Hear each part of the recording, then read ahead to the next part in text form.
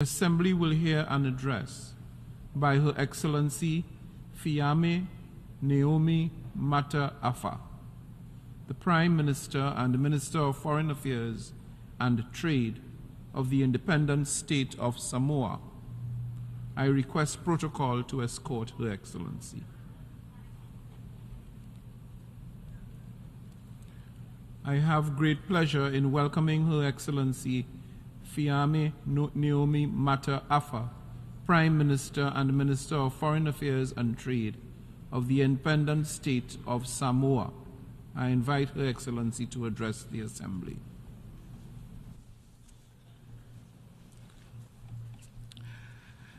Mr. President, Your Excellencies, and distinguished delegates, Samoa extends congratulations and best wishes to Your Excellency, Mr. Dennis Francis, on the assumption of the presidency of the 78th session of the General Assembly.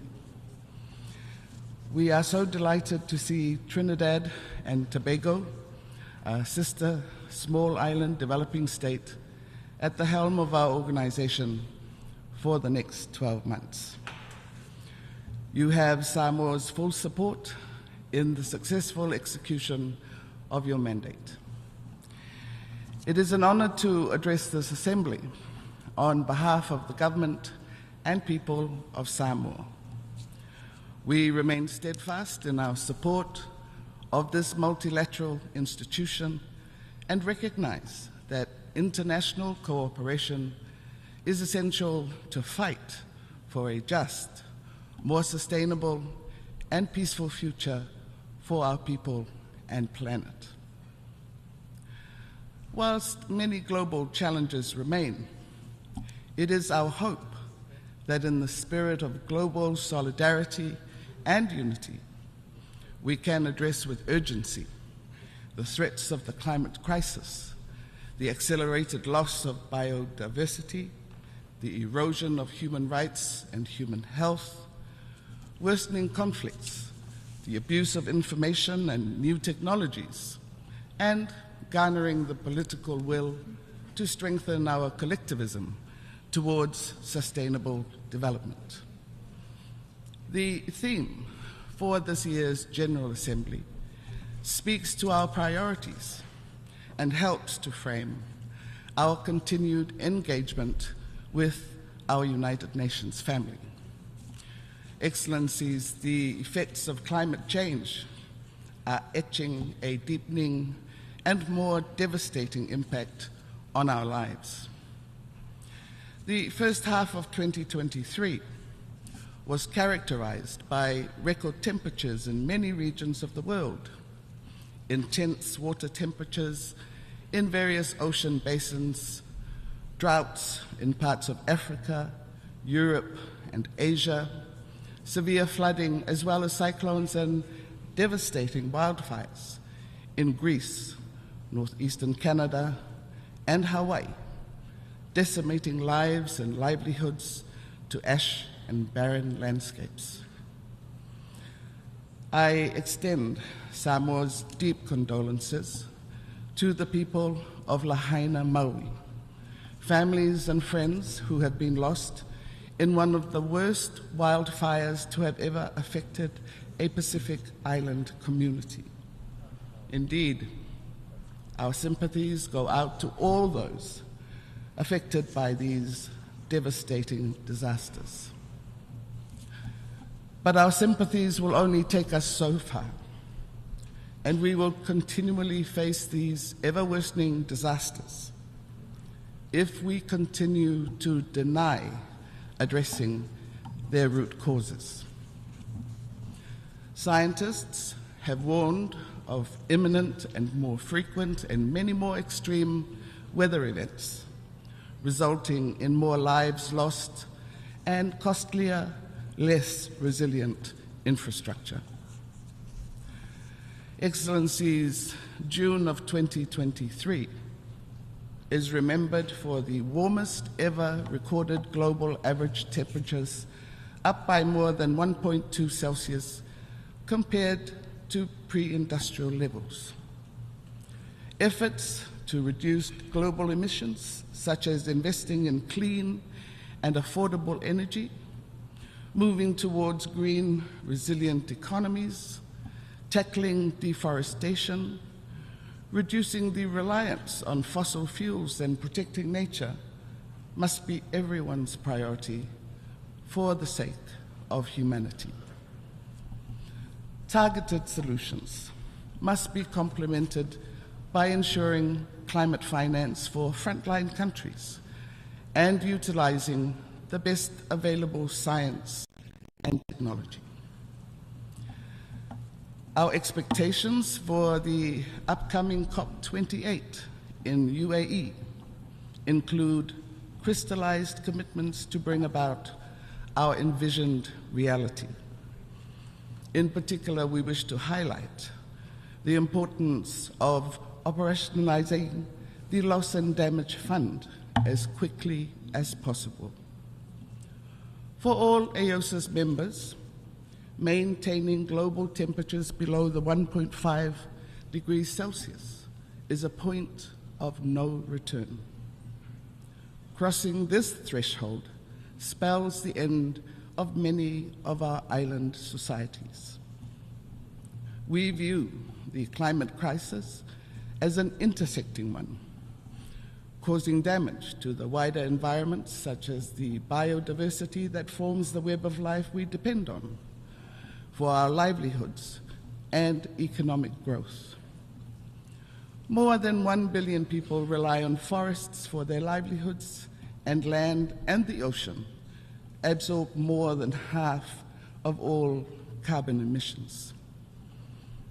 The climate problem is worsening as the world's natural carbon sinks, such as our oceans and rainforests, cease to spawn life.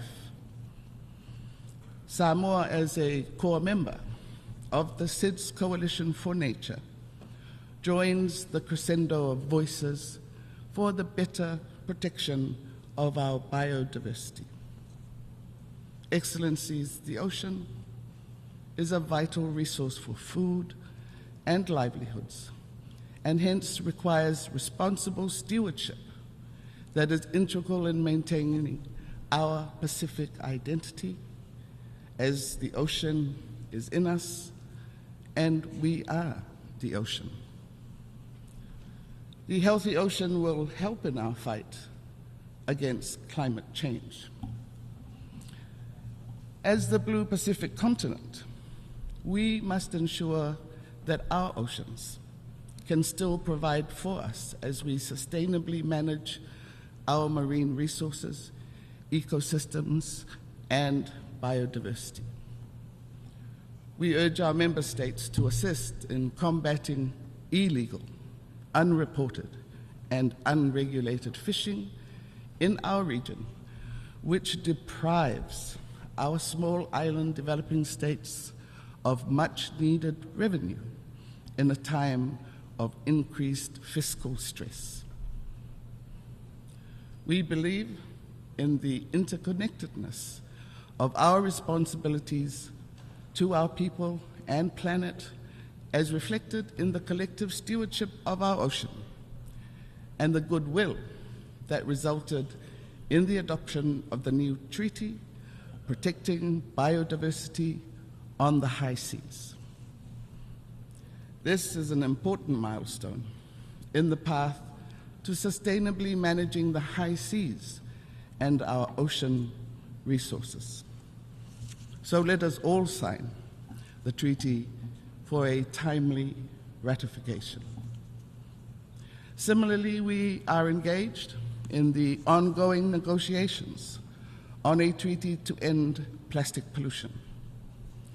The need to address the global plastic pollution problem, especially in the marine environment, is a priority as this is a threat to our ecosystems and health. Excellencies, non-communicable diseases are a priority area for Samoa and our Blue Continent. Currently, chronic NCDs are overtaking communicable diseases as the dominant health problem and are the leading causes of mortality, morbidity, and disability. At the national level, NCDs account for almost half of the deaths, premature deaths, in fact, in Samoa. We have one of the highest obesity rates, particularly among children. Current data, however, shows some positive trends in the falling prevalence rates of alcohol drinkers and increase in the prevalence of people who are physically active. These statistics are catalysts for programs to promote healthier lifestyles. The government of Samoa has made people-centered health services and NCD control a priority in its pathway for the development of Samoa of 2019 to 2025, and has also issued the National NCD Policy of 2019 to 2023. With support from its development partners, the Samoa government launched a comprehensive program in May 2020 with the aim to build people-centered and systematic NCD service provision to strengthen primary health care, empower communities, promote early detection and effective referral of NCDs, and increase population awareness of NCD risk factors. Samoa remains committed to the global fight against NCDs through scaled-up capacity building of all stakeholders, quality-assured data collection, and statistics for informed and forward-looking policy decisions, as well as strategic partnerships to mobilize resources and support. To help address the rising burden of non-communicable diseases, we believe that access to a balanced and nutritional diet is a national priority. It's important to return to locally produced, quality, fresh foods with less reliance on processed, imported foods. Nutrition and exercise in combination with other lifestyle changes will do more to curb NCDs, but these efforts must be enhanced by financial support for advocacy and capacity building of our health and educational professionals. We learned from the COVID pandemic experience that in the event of a global crisis, supply chain issues will disproportionately affect small island states in favor of larger markets. We targeted measures to enable self-reliance in terms of food production and responsible consumption, and the promotion of local food systems. In this area, we relied on our support from our partner agencies, such as the FAO, particularly in the promotion of transformative food systems. Excellencies, small island developing states, or SIDS, face a unique set of vulnerabilities which impede their ability to achieve sustainable development. Most SIDS, including Samoa, face high indebtedness, which is compounded every time there is rebuilding after a natural disaster. We know that natural disasters will increase in frequency and severity as long as climate change remains unaddressed. A multidimensional vulnerability index, therefore, will allow for the inclusion of more than just income-based criteria to assess eligibility for concessional finance. We are appreciative of the fact that the MVI is a tool that aims to create a richer lens on vulnerability and as SIDS, we look forward to early endorsement and implementation of the MVI. Excellencies, we believe that there are a great many opportunities which arise from an increasingly digitized world, especially in connecting our people in remote areas. We need to take better care of our citizens from the very real threats from cyber fraud and cyber attacks. We need assistance in ensuring that our infrastructure and financial institutions are safeguarded against cyber threats and that we can build our capacity to address and combat these threats. In this regard, we are mindful of the ongoing work of the open-ended working group on security of and in the use of information and communications technologies 2021 to 2025, which will report to the Assembly in 2025. Excellencies, we remain concerned that the war in Ukraine is still ongoing with no resolution in sight. We hope for a future of a world peace, free from conflict, high-tech cyber and electronic crimes, social media abuse and online child sexual exploitation, and threats of terrorism in any form. For a small island developing nation like Samoa, we rely on the collective responsibility of the global community to achieve this through international cooperation, compliance with international law, diplomacy, and with the UN Charter as our guide. Excellencies, we live in a highly contested region that is attracting intensified geostrategic interest. For small island countries in the Pacific like Samoa, security is more than geostrategic power. An expanded definition of security for the region reflects our desire to nuance our priorities and the demand for climate resilient and environmentally conscious infrastructure, rather than simply viewing them through a lens of strategic competition. In this way, we can ensure living in peace.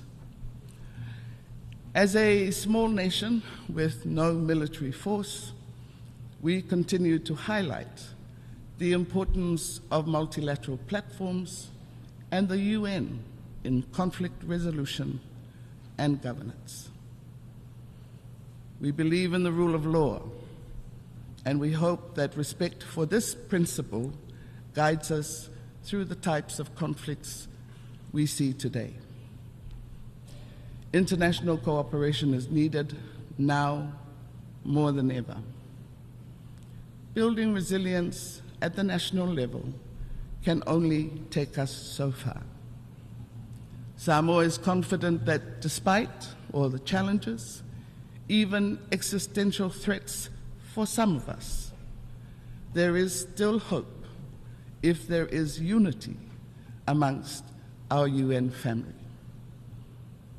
We have a moral obligation to change our world for the better and leave hope for our future generations. In closing, let me reaffirm Samoa's commitment to the United Nations and our conviction that it remains the foremost forum to address all issues that transcend national boundaries. We reiterate our call to the United Nations through its multiplicity of agencies to better understand our unique cultures, respect our diversity, and embrace our differences to help build a future we want through mutual and sustainable partnerships. Mr. President and Your Excellencies, I wish you all a successful 78th session of the United Nations Assembly, and I thank you again for this opportunity to address the Assembly.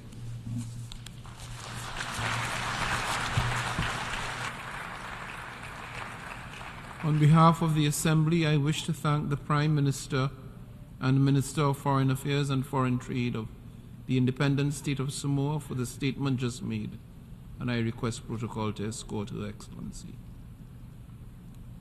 The Assembly will now hear an address by His Excellency Terence Michael Drew, Prime Minister and Minister of Finance, National Security and Immigration, Health and Social Security of St. Kitts and Nevis. I request protocol to escort His Excellency.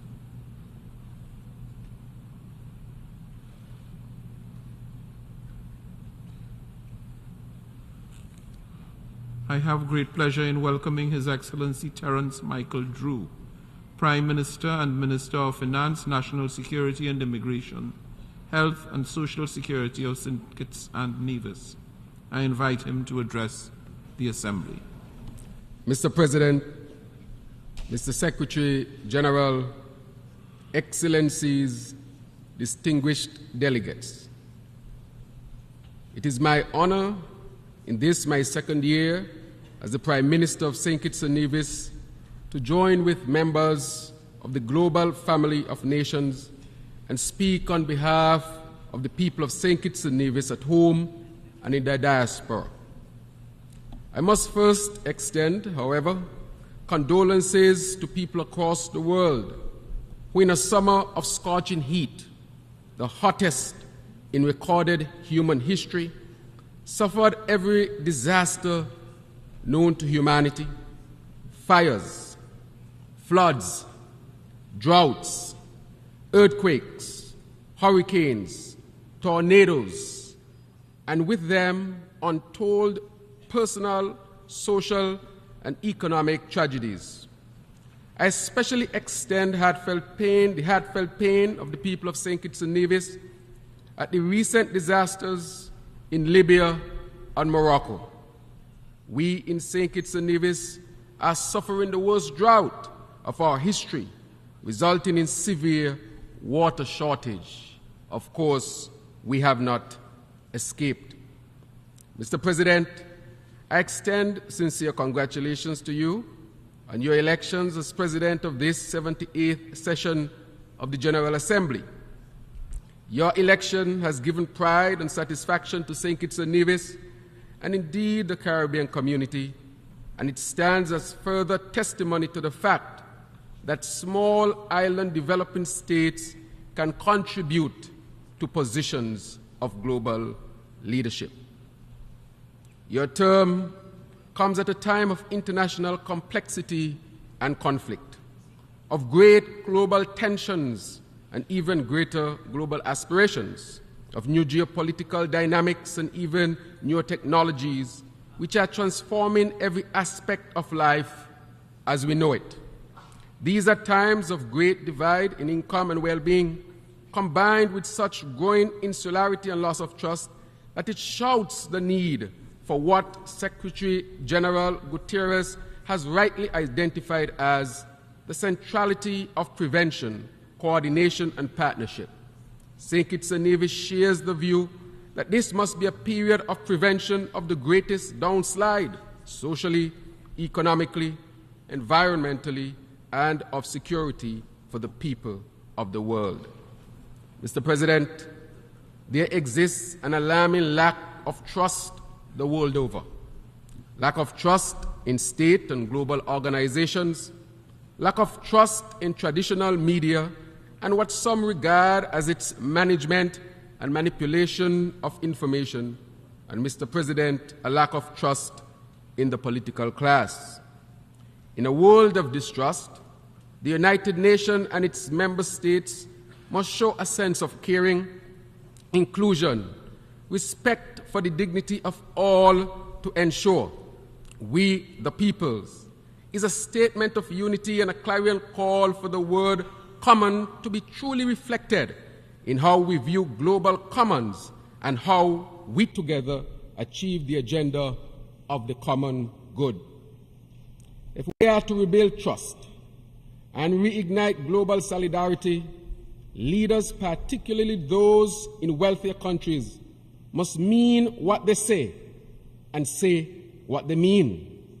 Developing countries are groaning under the weight of burgeoning challenges, not of their own making, and I would dare say some of which were inherited as a result of colonialization and transatlantic slave trade. Millions of Africans were uprooted from their homelands and transported across the Atlantic in the hulls of ships to be enslaved on plantations. This was the largest forced migration in human history, and it resulted in great wealth for some at the expense of the lives and dehumanization of African peoples. It must be noted that compensation was paid to plantation owners, while the survivors of this crime against humanity were left in suffering and were hindered in their socio-economic development. Thus, it is past time for reparatory justice. I therefore encourage all to work together constructively as partners in the pursuit of and respect for justice. For as Martin Luther King said, the arc of the moral universe is long, but it bends towards justice. The climate challenge must continue to be highlighted. The industrial behemoth countries and companies push SIDS and others to the front lines of climate change. They accept little responsibility for financing the adaptation and mitigation measures necessary for the survival of developing countries, which suffer the consequences of the lifestyles and industries of others. Consequently, countries like mine, which are unable to access concessionary funding, are forced to fix the climate crisis by obtaining loans at exorbitant rates from the very countries where the problem originated. Our carbon footprint as a country is very small, yet we face the existential threat of climate change. This is unjust. We therefore call for climate justice.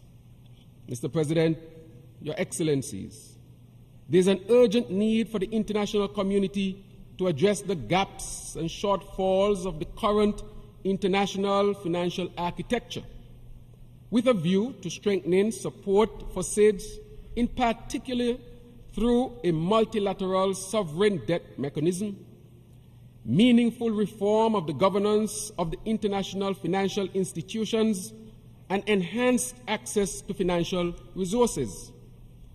I congratulate the World Bank on recent steps in the right direction. However, there is still much ground to cover if states like mine are not to fail and our economies and societies are to remain viable. I commend the Bridgetown initiative of my sister, Prime Minister Mia Mottley, as having the potential to effect the kind of changes that are essential to ensure equitable growth and sustainable development. Mr. President, I see as an outcome to addressing the issue of access to capital the development of a relevant and effective MVI, Multidimensional Vulnerability Index. I would like to caution, however, that to be effective, debt must be part of the metrics used for assessment and ranking of countries. Further, the risk and cost of wipe-out environmental events, those which in a single event or series of events literally wipe out 5% of GDP or more, as well as the capacity to recover from such events, are all important metrics if the MVI is to work. Mr. President, at the national level, our government has commenced efforts to further ensure the holistic and resilient development of our communities. This undertaking is articulated in our vision to transform our country into a sustainable island state by 2040 and demonstrates the determination with which we take ownership of our own destiny and pursue our sustainable development aspirations. Our vision is buttressed by the 7 pillars: food security, green energy transition, economic diversification, sustainable industries, the orange economy, COVID-19 recovery, and social protection. These overarching areas include environmental sustainability, sustainable lives and livelihoods, health and wellness, and fiscal and debt resilience. To this end, we have made strides towards geothermal energy production and utilized loans from the CDB for this national development project, along with collaboration with groups such as the Atlantic Council and the PAC 30 initiative. Healthcare delivery and management have been strengthened. We have learned the lessons of the pandemic and are now better prepared for the crisis in health, even though the work continues. We are also building more transparent and participatory governance structures, as demonstrated by the passing into law the Integrity in Public Life and Good Governance legislations. We have also developed programs for the most vulnerable and marginalized, specifically women, youth, the elderly, the disabled, and the Rastafari community. We want to ensure that St. Kitts and Nevis leaves no one behind. Mr. President, we aspire to create a society where our people can live in safety and security. However, we are plagued by the scourge that is the proliferation of illicit and untraceable weapons flowing into our region. States that manufacture these weapons must take greater responsibility to combat the illegal flows that can threaten our national and regional security and can have devastating socio-economic consequences. We cannot win this fight against the guns on our own. International cooperation is necessary if we are to ensure the protection of our societies and our people. To this end, we thank the United States for increasing its collaboration with the region and with my own country to deal with the illicit transshipment of guns and to buttress our overall national security apparatus. We must continue to work together to ensure continued success in this regard. Mr. President, it is of great concern that glaring global inequities persist and are growing wider despite sustained calls for global solidarity, action, and cooperation. For example, Venezuela has been placed in a precarious situation as a result of the application of sanctions, and its people continue to bear the brunt of these unilateral measures. We therefore strongly urge constructive dialogue between the governments of the Republic of Venezuela and the United States to relieve the hardships these impositions have caused the Venezuelan people. Further, it ought to be noted that while others benefit from access to Venezuela's natural resources, its Caribbean neighbors are denied as a result of these sanctions. Mr. President, continuing with inequities and the need for respect for sovereign states, Cuba, which has been a generous global partner, is caught in the clutches of an unjust and continuing economic, commercial, and financial embargo, which has caused suffering on a people who do not deserve it. The people of St. Kitts and Nevis stand in solidarity with the government and people of Cuba and call for the immediate ending of the embargo and the removal of Cuba from the unilateral list of state sponsors of terrorism. Mr. President, speaking to the issue of governments and peoples who are excluded from the full participation within the United Nations and the global multilateral systems. I recall the situation of Taiwan. Taiwan has proven itself to be a reliable development partner, which greatly contributes to collective efforts to address the pressing global issues of today.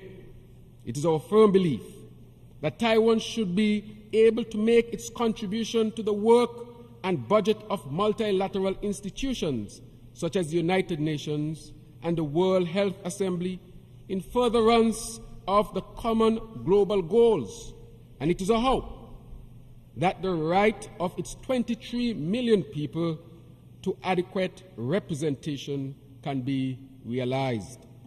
Moreover, we urge for peace in that region of the world, as war would result in severe consequences for all of us. Mr. President, closer home, the ongoing dire situation in our sister nation, Haiti, demands the sustained attention and support of the international community. Haiti, the first black republic in the Western Hemisphere, continues to grapple with unimaginable scale of human suffering. A political resolution is urgently needed, while also recognizing that appropriate measures must be taken to reverse Haiti's legacy of underdevelopment. We cannot move forward on the acceleration of the Agenda 2030 if we continue to knowingly and deliberately leave some people behind. Mr. President, we are living in a world in flux, where new emerging poles and spheres of influence are challenging the existing so-called rules-based order. New currencies are being internationalized, new trade routes are taking shape, and new security, political and economic blocs are emerging to drive geopolitical advantage. The voice of the Global South is growing bolder, with increasingly louder rumblings among powerful blocs calling for change. The need for an enhanced role and presence of developing countries from the Global South within the UN Security Council could not be more compelling. And we are convinced that in the face of these complex changes, the reform of the Security Council is necessary to better reflect contemporary geopolitical realities and enhance its effectiveness. In conclusion, this reform is critical. Let us consider a reset. On the heels of the 40th anniversary of independence of my country, the 40th anniversary, we declare that there should be a reset. We can consider it here, for it gives us the opportunity to establish an improved path to what we seek to achieve as an assembly. For today, at a time that is as challenging as it is exciting, we stand at the juncture of what is and what could be.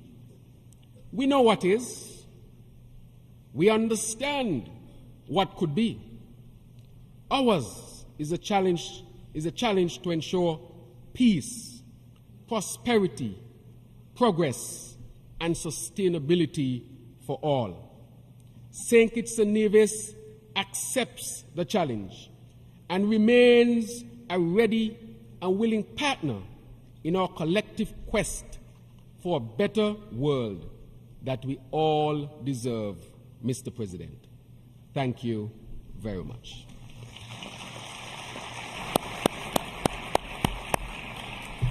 On behalf of the Assembly, I wish to thank the Prime Minister and Minister of Finance, National Security, Immigration, Health and Social Security of St. Kitts and Nevis for the statement just made, and I request protocol to escort His Excellency.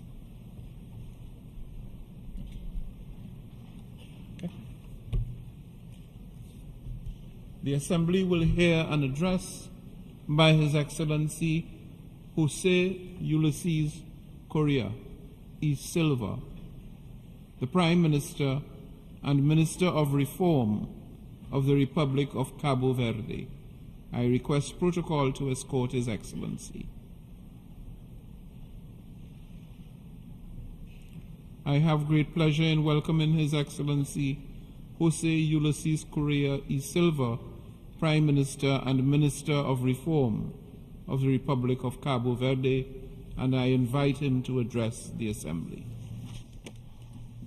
Senhora Presidente, gostaria de saudá-lo em nome Mr. do povo de Cabo Verde. President, I would like to greet you on behalf of the people of Cabo Verde. We have engaged in the session's general debate with a view to accelerating action on the Agenda 2030 and its sustainable development goals. The theme of the general debate must indeed mobilize nations toward peace, prosperity, progress, and sustainability for all. Excellencies, the world has experienced periods of intense crisis.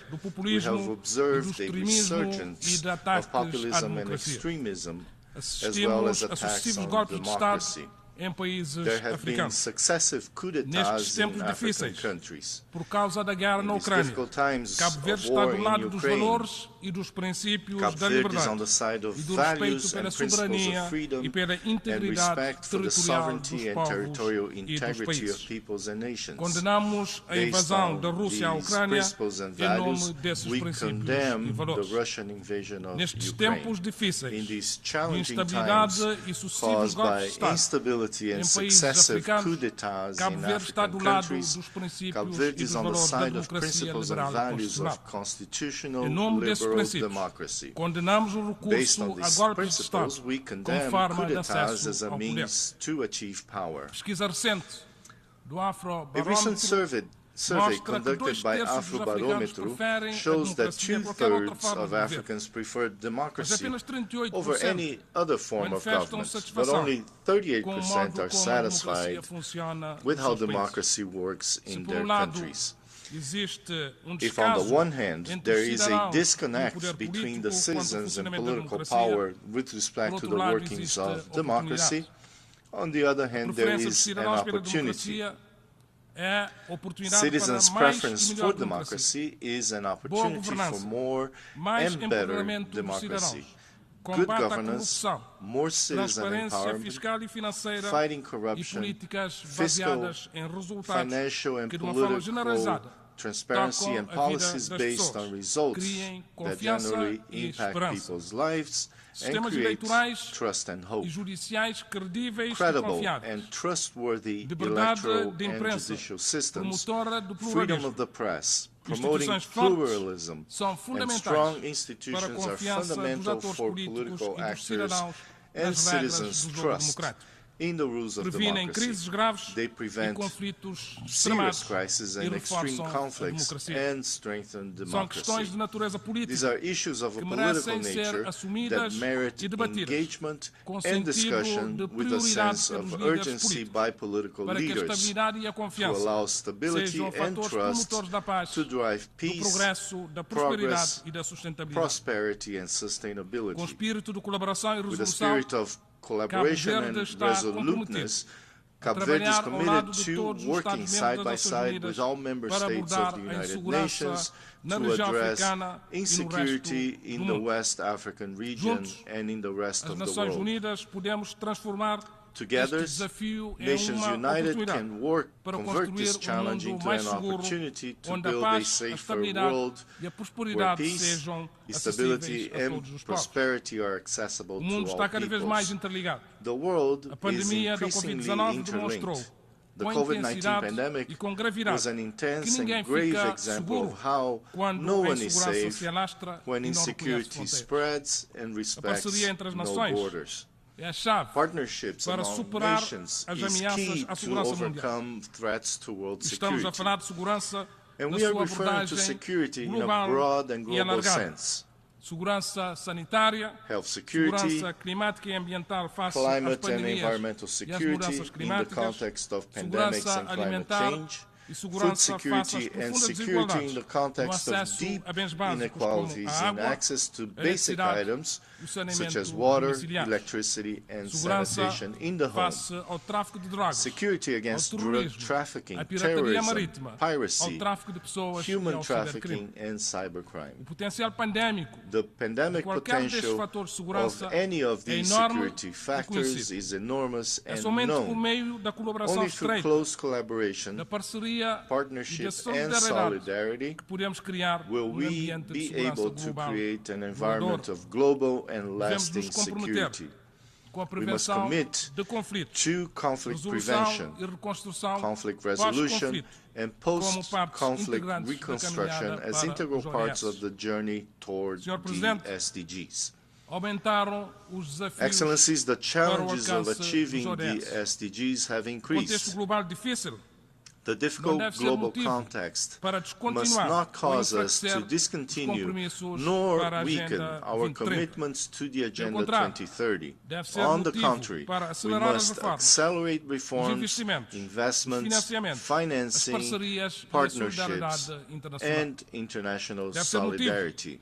para implementar reformas We na must arquitetura implement financeira internacional. reforms in the international Motivo financial para architecture. operacionalizar We must instrumentos de financiamento operationalize climático e climate ambiental. and environmental financing Motivo para instruments. aumentar We substancialmente must os direitos substantially especiais de increase special com drawing rights simplificação and das regras para simplify a sua the emissão e rules atribuição. for their issuance Motivo and para attribution. aliviar a dívida We must dos provide países menos debt desenvolvidos. relief to the Deve ser least motivo para developed uma countries. representação justa e relevante We must have dos fair países africanos and relevant no Conselho das representation of Nações, African countries nomeadamente in ao the nível do community Conselho da of Segurança, nations, das Nações including Unidas the e das United instituições Nations financeiras Security internacionais, Council como and o Banco international Mundial e o financial Fundo Monetário institutions Internacional. such as the World Bank Deve ser and motivo the IMF. para alcançar decididamente, We must para avançar decisively decididamente move the com o índice de multidimensional vulnerabilidade vulnerability multidimensional index forward e a sua aplicação and pela its application comunidade by the internacional international como community critério as a de acesso criterion a for financiamento access de baixo to custo low cost e and de longo long-term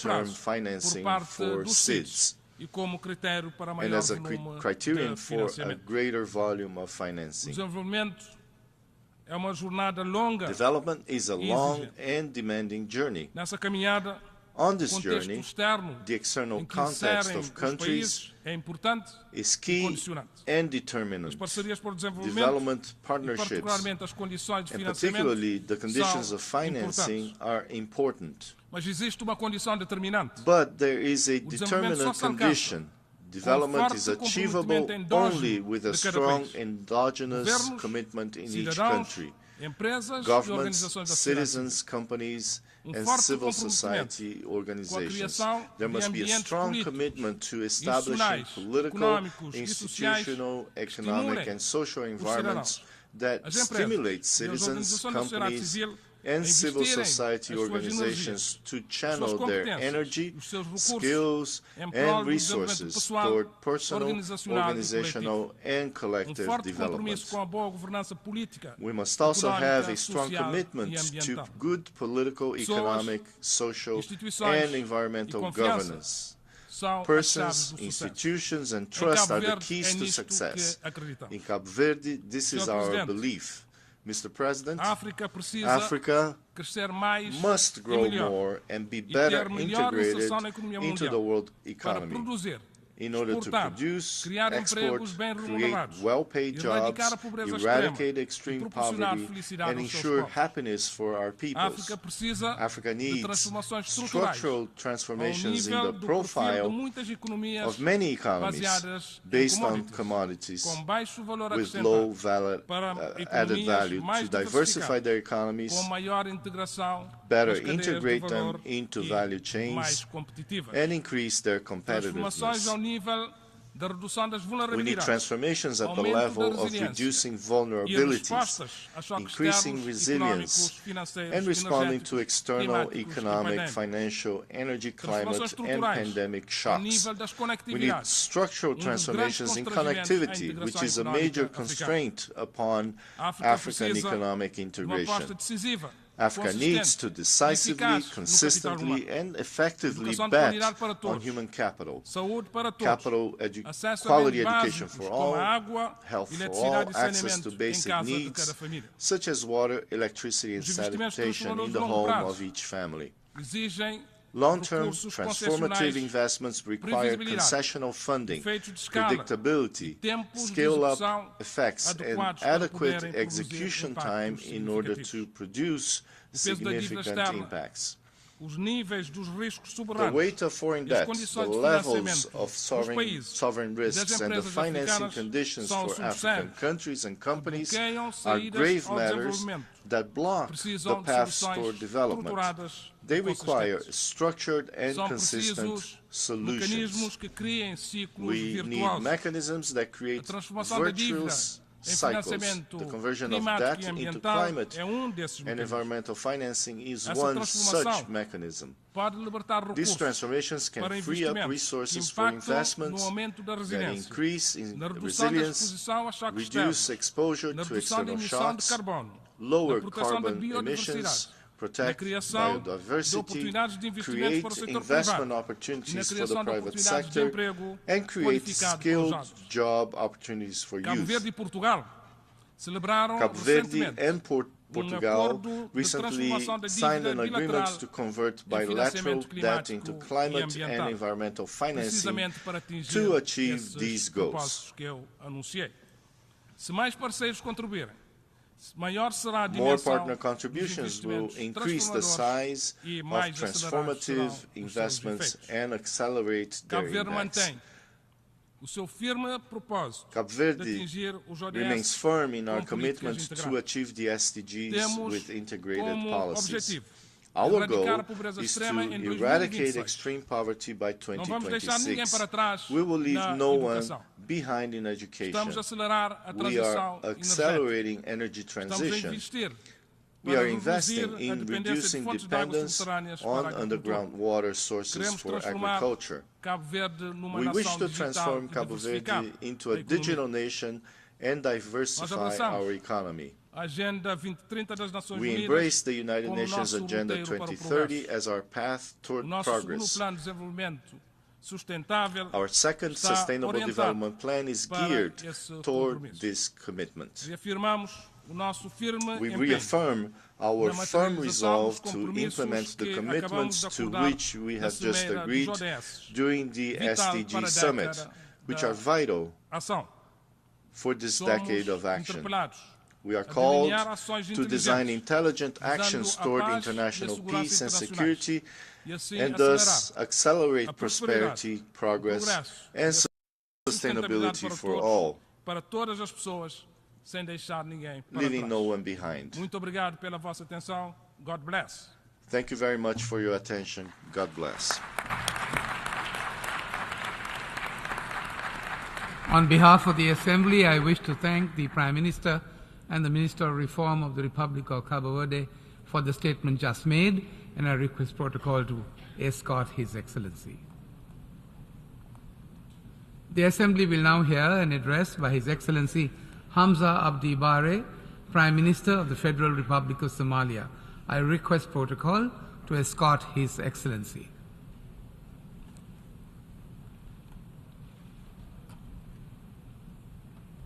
I have great pleasure in welcoming His Excellency Hamza Abdi Bare, Prime Minister of the Federal Republic of Somalia, and invite him to address the Assembly.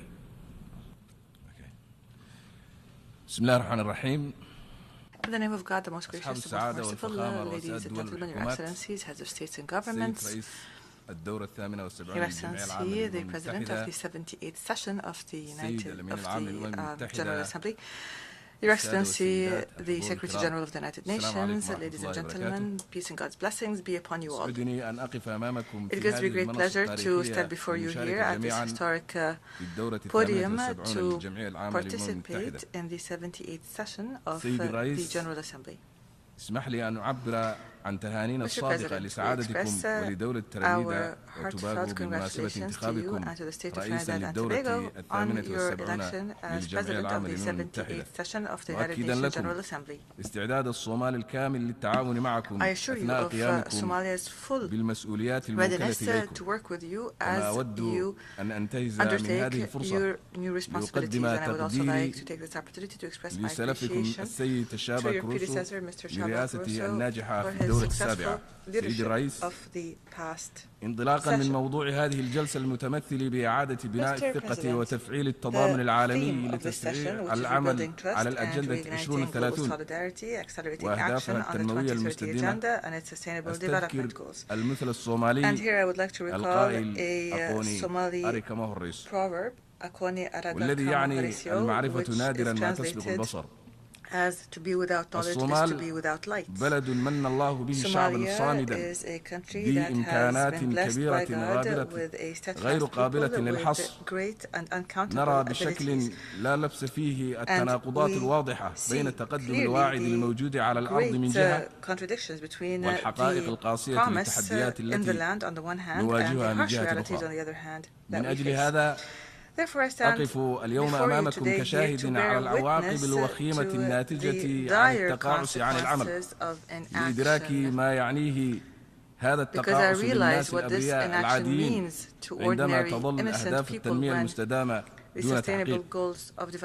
وبينما نحن في منتصف هذه المرحلة، مرحلة تنفيذ أهداف التنمية المستدامة، يتعين علينا أن نكون قادرين على إضفاء طابع التجدد والتعجيل على أعمالنا، حيث انتهى وقت الرضا عن الذات، إذ أن الأجيال الصاعدة تتطلع منا كقادة ودول ومؤسسات تعزيز الجهود من أجل الوصول إلى الحلول المبتكرة لمشاكلنا وأزماتنا، ومن ثم إقامة شراكات فعالة لتحويل الوعود إلى سياسات والتزامات وإلى إجراءات ملموسة.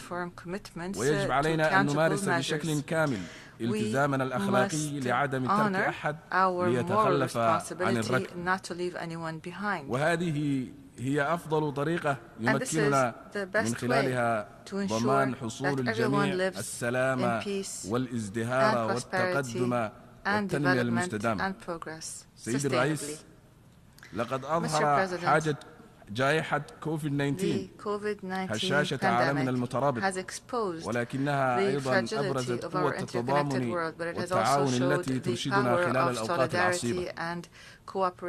لقد كشفت هذه التجربة المؤلمة عن فجوات في القدرة على تعبئة الموارد وفي آليات التأهب والاستجابة للوقاية من الأوبئة، وعليه وبناء على ما يتطلبه من تقديم استجابة عادلة وعاجلة لحالات الطوارئ العالمية من القيادة، يجب علينا أن نتبع نهجا يضم المجتمع بأكمله. ولهذا السبب نوصي ببناء منصات لتنسيق السياسات على المستويين العالمي والإقليمي وتجميع الموارد والخبرات لتعزيز نظام الوقاية من الأوبئة والتأهب، علما بأنه يجب على هذه المنصات تبني نهجا يحقق المساواة وأهداف التنمية المستدامة كمبادئ أساسية لتعزيز قدراتنا الجماعية على اكتشاف مثل هذه الصدمات والاستجابة لها والتعافي عنها وتعزيز التضامن العالمي. فكما أظهر التباين والتفاوت في تعبئة الموارد خلال فترة الجائحة، فإن الحاجة إلى إعادة هيكلة النظام المالي العالمي لم تكن أكثر إلحاحا من أي وقت مضى، إذ أننا نعيش في عالم واحد مترابط يتقاسم سكانه تطلعاتهم وتحدياتهم بالشكل المماثل. ولهذا فإننا في حاجة ماسة إلى تبني نظام مالي قادر على تغيير هذه الحقائق الملموسة والمؤلمة. فلقد حان وقت التجاوز، فلقد حان الوقت لتجاوز الهياكل التي عفى عليها الزمن وتصحيح المظالم التاريخية من أجل صياغة نظام مالي يتماشى مع قيم الرخاء المشترك والتقدم الجماعي. سيد الرئيس، السادة والسيدات الكرام، لا يمكننا زرع بذور الاستقرار والتقدم إلا في الأراضي التي تغذيها مبادئ الشورى والشمولية. واليوم يواجه عالمنا تحديات غير مسبوقة، حيث أن معدلات العنف آخذة في الارتفاع بشكل خطير، والتقنيات الجديدة مثل الذكاء الاصطناعي تخلق لنا جميعا دون استثناء مخاطر جديدة مروعة، إذ أن الازدياد الملحوظ في النزاعات المسلحة والانقلابات العسكرية خاصة في القارة الأفريقية مبعث قلق خطير. لما لهذه الصراعات من تأثير مدمر على حياة المدنيين، ولما تؤديه من انتشار النزوح والفقر على نطاق واسع، وهي الأمور كلها لا يزال الصومال يكافح من أجل التعافي منها. وفي ضوء الأحداث العالمية الأخيرة والتي تعيد إلى ذاكرتنا بماضينا الأليم، فإننا ندعو إلى وقف فوري وشامل للعنف والدمار، كما ندعو إلى الالتزام بالمبادئ الديمقراطية وحماية النظم الدستورية الضامنة للحريات المدنية. سيد الرئيس، في عصر يتسم بتزايد الكراهية والعنف، فإن الصومال ومن منطلق مبادئ الدين الإسلامي الحنيف وبتقاليده وتراثه يقف كمدافع ثابت عن مبدأ التسامح بين أصحاب الديانات وتعزيز التفاهم المتبادل بينهم. إننا ندين بشكل صريح لا لبس فيه التمييز العنصري والاضطهاد الذي يستهدف المجتمعات الإسلامية في كثير من أرجاء العالم، ونؤمن إيمانا راسخا بأنه لا يمكننا شق طريقنا نحو عالم متناغم إلا من خلال احتضان التنوع والقضاء على التحيز. وتظل قضية فلسطين التي لم تحل وصمة عار على ضمير الجماعي، مؤكدين لكم بأن الصومال سيواصل دفاعه عن الحقوق غير القابلة للتغير للشعب الفلسطيني الشقيق وتقرير مصيره، مؤكدا دعوته في قضية حل الدولتين العادلة والذي يحترم حدود 1967 ميلادي. إن تضامننا مع فلسطين هو شهادة على التزامنا الثابت بالعدالة وحماية حقوق الإنسان. إن الصومال يرحب بالخطة الجديدة للسلام والتي قدمها الأمين العام للأمم المتحدة أنطونيو غوتيريس، حيث أنها تذكير بأن الصراعات تنشأ من عدم معالجة المشاكل الناتجة عن عدم المساواة. ونحن نتفق تماما على ضرورة بذل الجهود لمعالجة الأسباب الجذرية للصراعات من خلال التنمية الشاملة والحوار وحماية حقوق الإنسان.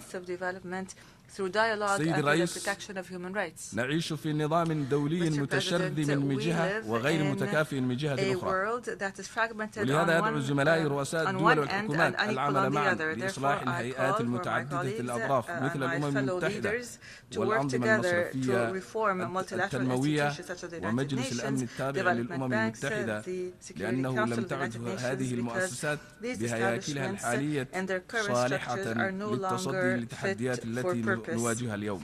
وعليه يجب علينا جميعا أن نبدأ بشكل جماعي في تنفيذ أجندة جماعية تجعل هذه المؤسسات أكثر شمولا وشفافية وخضوعا للمساءلة وملائمة لأغراضها وأهدافها ومقاصدها. إن قمة المستقبل التي تبناها الأمين العام للأمم المتحدة تقدم فرصة نادرة لمعالجة هذه الأهداف المشتركة، وندعوكم لمناصرة السلام والعدالة والقانون لوضع الأساس لعالم يتم فيه حل الصراعات من خلال الدبلوماسية والوسائل السلمية. سيد الرئيس، يشكل تغير المناخ تهديدا وجوديا للبشرية جمعاء، وهو تحد لا يعرف حدودا ولا يستجيب لردود معزولة، ولا يمكن معالجتها إلا من خلال العزيمة الموحدة. إن الأحداث المناخية المتضرفة وارتفاع درجة الحرارة وحرائق الغابات المشتعلة التي تلتهم مجتمعات بشكل غير متوقع وفي كثير من الأحيان خارج عن التنبؤات تبعث لنا كلها تذكيرات واقعية بأن عواقب التقاعس عن العمل الجماعي المسؤول لم تعد مصدر قلق بعيد. وفي السنوات الأخيرة وقع الصومال بين حلقة مفرغة من الجفاف الطويل والفيضانات المدمرة التي أودت بحياة الآلاف وشردت الملايين، ومن الظلم إلى حد كبير أن تتحمل الصومال الدولة التي تساهم بالحد الأدنى من انبعاثات الكربون عالميا وطأة الآثار السلبية لتغير المناخ. ومن هذه المنصة ندعو المجتمع الدولي إلى دعمنا في معالجة هذه القضية الملحة وتعزيز قدراتنا على الصمود في مواجهة تغير المناخ. السيد الرئيس، ليس هناك دولة أكثر فقرا مقارنة بوضعها في الستينيات من الصومال، ومع ذلك أحرز الصومال في العقد الماضي تقدما ملحوظا نحو السلام والاستقرار، وبدأنا نشهد نموا اجتماعيا واقتصاديا نوعيا وملموسا.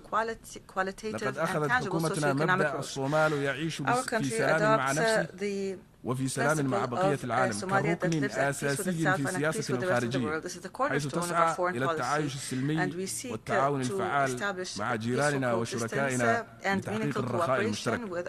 وعلى الصعيد المحلي اتخذنا نهجا تصالحيا للتوصل إلى تسويات سياسية وتعزيز التماسك الدائم داخل مجتمعنا، في حين أخذنا بيد من حديد لاجتثاث التطرف والقضاء عليه. وقد شهدت حملتنا الأخيرة ضد الإرهاب نقلة نوعية ضد الإرهابيين عسكريا وماليا وإيديولوجيا، ونجحت في تطهير أكثر من 45% من المناطق التي كانت تحتلها في السابق جماعة الشباب الإرهابية في أقل من عام واحد. سيد الرئيس، لقد أثبتت مساعينا خلال العام الماضي بأنه مع الالتزام والتصميم والتعاون الفعال مع الشركاء والمجتمعات المحلية لن يكون لدى الإرهابيين حجر يختبئون تحته. ولهذا ندعو إلى ضرورة استخدام نهج مماثل للقضاء على الإرهاب الدولي، كما يجب علينا ضمان الاندماج الفعال للمجتمعات المحلية وحماية حقوقها من خلال توفير العدالة النافذة وسيادة القانون. وهنا أود أن أغتنم هذه الفرصة للإشادة بشجاعة وتضحيات البعثة الاتحاد الأفريقي الانتقالية في الصومال، كما نشكر البلدان المساهمة بقوات وجميع شركائنا وحلفائنا على دعمهم الأخوي. وتلتزم الصومال بالتنفيذ الكامل لخطة الانتقال الأمني وتولي المسؤوليات الأمنية الكاملة بعد خروج الكامل القوات الأفريقية بحلول Somalia is committed to the full implementation of the security transition plan and in taking over full security responsibilities once ATMIS forces depart by the end of December 2024. Here I would like to reiterate Somalia's call for the complete and unconditional removal of the arms embargo that has been imposed by the Security Council since 1992. It is the longest lasting and the widest and most comprehensive arms embargo in the world, keeping in mind that Somalia today has the necessary administrative systems that are strict in controlling the possession, use and storage of firearms. Lifting this embargo would allow us to combat terrorism more effectively and build a peaceful and prosperous future for our people. Ladies and gentlemen, Somalia looks forward to a bright and prosperous future as we grow closer towards three important milestones. The first one is achieving or meeting the requirements of the heavily indebted poor countries initiative. We have reached the point of decision in this initiative, and we expect to reach the point of completion by the end of this year in a manner that would pave the way to providing debt relief for Somalia and unchaining the vital resources in Somalia that would allow it to achieve self-development. The second milestone is the post-terrorism stage. فبينما نواصل حملتنا بقوة للقضاء على الإرهاب من وسطنا، فإننا متفائلون بالفرص التي لا نهاية لها لتحقيق التقدم الاجتماعي والاقتصادي في بلد خال من التهديدات الأمنية. الثالثة، الوصول إلى مرحلة ما بعد أتمس القوات الأجنبية وتحمل الدولة الصومالية المسؤولية الكاملة عن أمنها، والذي هو خطوة مهمة نحو إعادة تأكيد سيادتنا وإعادة تأسيس العقد الاجتماعي مع مواطنينا وتعزيز مجتمع مسالم ومتماسك. ونحن على استعداد للانضمام مرة أخرى إلى المجتمع العالمي كشريك نشط ومنتج. ونحن وندعو المجتمع الدولي للانضمام إلينا في هذه المرحلة وأن تكونوا جزءا من نجاحنا. سيد الرئيس، سيدات والسادة، في الختام، الصومال بلد جميل غني برأس مال طبيعي وبشري. أبوابنا مفتوحة على مصراعيها أمام أي جهد تعاوني للاستثمار في إمكاناتنا المتنوعة وتحقيق الرخاء المشترك للجميع. استثمر في الصومال، استثمر في المستقبل. السلام عليكم ورحمة الله.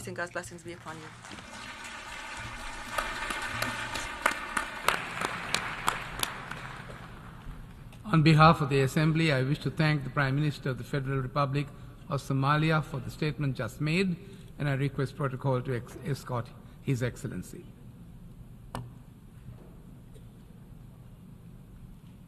I now give the floor to His Excellency Salomaksai Kamasit, Deputy Prime Minister and Minister for Foreign Affairs of the Lao People's Democratic Republic.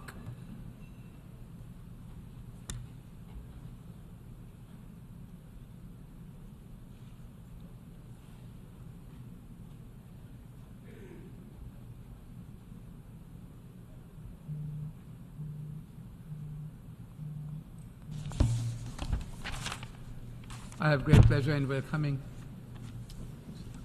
Mr. President. At the outset, I would like to extend my profound congratulations to His Excellency Dennis Francis on his election as President of the 78th session of the United Nations General Assembly, and I wish him a very successful presidency. Today, the international community is facing a multiple crisis at a level we had never experienced before. Following the negative impacts of COVID-19 pandemic, the major challenges facing developing countries varies from an increasing extreme poverty, external debt, and unjust international financial architecture to extreme natural calamities, external debt, unjust international financial architecture to extreme natural calamities as seen in many parts of the world, especially the recent natural disasters that occurred in Morocco and Libya. I join other speakers in expressing our sympathy and condolences to the people of Morocco and Libya. This has already been compounded by regional tensions and unilateral measures as a result of geopolitical rivalry. All this has not only hampered the hard-earned development progress during the last decades, but also threatened the survival of humankind. At this critical juncture, the most appropriate solutions are needed in order to address such challenges. It requires unified and collective actions that are guided by the principles enshrined in the United Nations Charter, and we must firmly uphold multilateralism in tackling them. To save our world from another catastrophe, our shared wisdom and united political determination are more critical than ever. This must be done by putting aside any unilateral interests and resolutely avoiding greater confrontation and division among the UN member states. To this end, the United Nations must be reformed in a way that it can effectively fulfill its mandate. We need the UN that is more relevant and effective in the rapidly changing geopolitical landscape and be able to address the challenges threatening international peace, security, and sustainable development. We believe that we are now better equipped to tackle global challenges, which include, among others, scientific, technological advancement, innovation. Yet, without common design, shared responsibilities, and collective action, the most vulnerable people in the world will continue to be left behind. Mr. President, resolving global conflict and disputes by peaceful means is the only viable way to ensure long-lasting peace and coexistence. In this regard, we urge an immediate end to the conflict in Ukraine through peaceful dialogues, without which we all would continue to be impacted. We also demand a peaceful solution to the Middle East problem. The Lao PDR calls for all parties concerned to resume dialogue and restore mutual trust for solving the long overdue Palestinian issue through the establishment of two sovereign states coexisting peaceful in line with the relevant UN resolution. Like many others, the Lao PDR believes that unilateralism, particularly unilateral cohesive measures, not only contravenes the principle of the UN Charter and international law, but also severely cause negative consequences to innocent people, hinder international development of many developing countries. In this regard, my delegation continues to join global call for lifting the economic embargo against Cuba and removing it from the list of state sponsors of terrorism, as well as ending all unilateral cohesive measures. Mr. President, approaching the midpoint of implementation of 2030 Agenda for Sustainable Development, many countries are still lagging behind. Therefore, we must further strengthen and scale up our collective efforts, which include harnessing scientific and technological achievements to accelerate sustainable development and unleash new impetus for innovation-driven growth. At the G77 in China summit held in Havana last week, heads of state and governments of developing countries echoed that science, technology, and innovation, including information and communication technologies, have become fundamental to addressing global challenges and are one of the driving mechanisms of transformation to accelerate progress towards achieving 2030 Agenda. In this context, global governance system based on science, technology, and innovation is essential to identify problems and find effective solutions for sustainable economic development, environment conservation, poverty reduction, and addressing inequality. Likewise, to scale up the implementation of SDG, the UN development system, development partners, and international financial institutions must act together in a more coordinated manner. The UN development system at all levels must also play an essential role in resource mobilization and coordination, including supporting countries in special situations, namely LDCs, LLDCs, and SEEDs, to address their specific challenges. It is evident that one of the key obstacles to SDG implementation has always been insufficient financing. Let me quote the call by the UN Secretary General Guterres: "The global financial system is biased, morally bankrupt, and skewed to benefit wealthy countries." End of quote. This is a clear signal that the reform of the international financial architecture is an urgent and long overdue task. And this cannot be done without strengthening the participation of developing countries in international economic decision-making, norm setting, and global economic governance in order to adapt to the challenging global economic landscape. Mr. President, the SDG is not just a global development goal, but for the Lao PDR, it is a national commitment.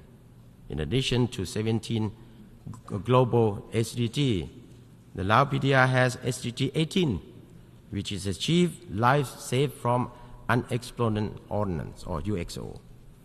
Although most of its indicators have advanced to different degrees, the UXO remains a threat to our national development and poses an obstacle to other SDG. We therefore take this opportunity to call for continued support and assistance from the international community to address these prolonged and challenging tasks. For the remainders of SDG, their integration into our national strategies signifies our unwavering dedication.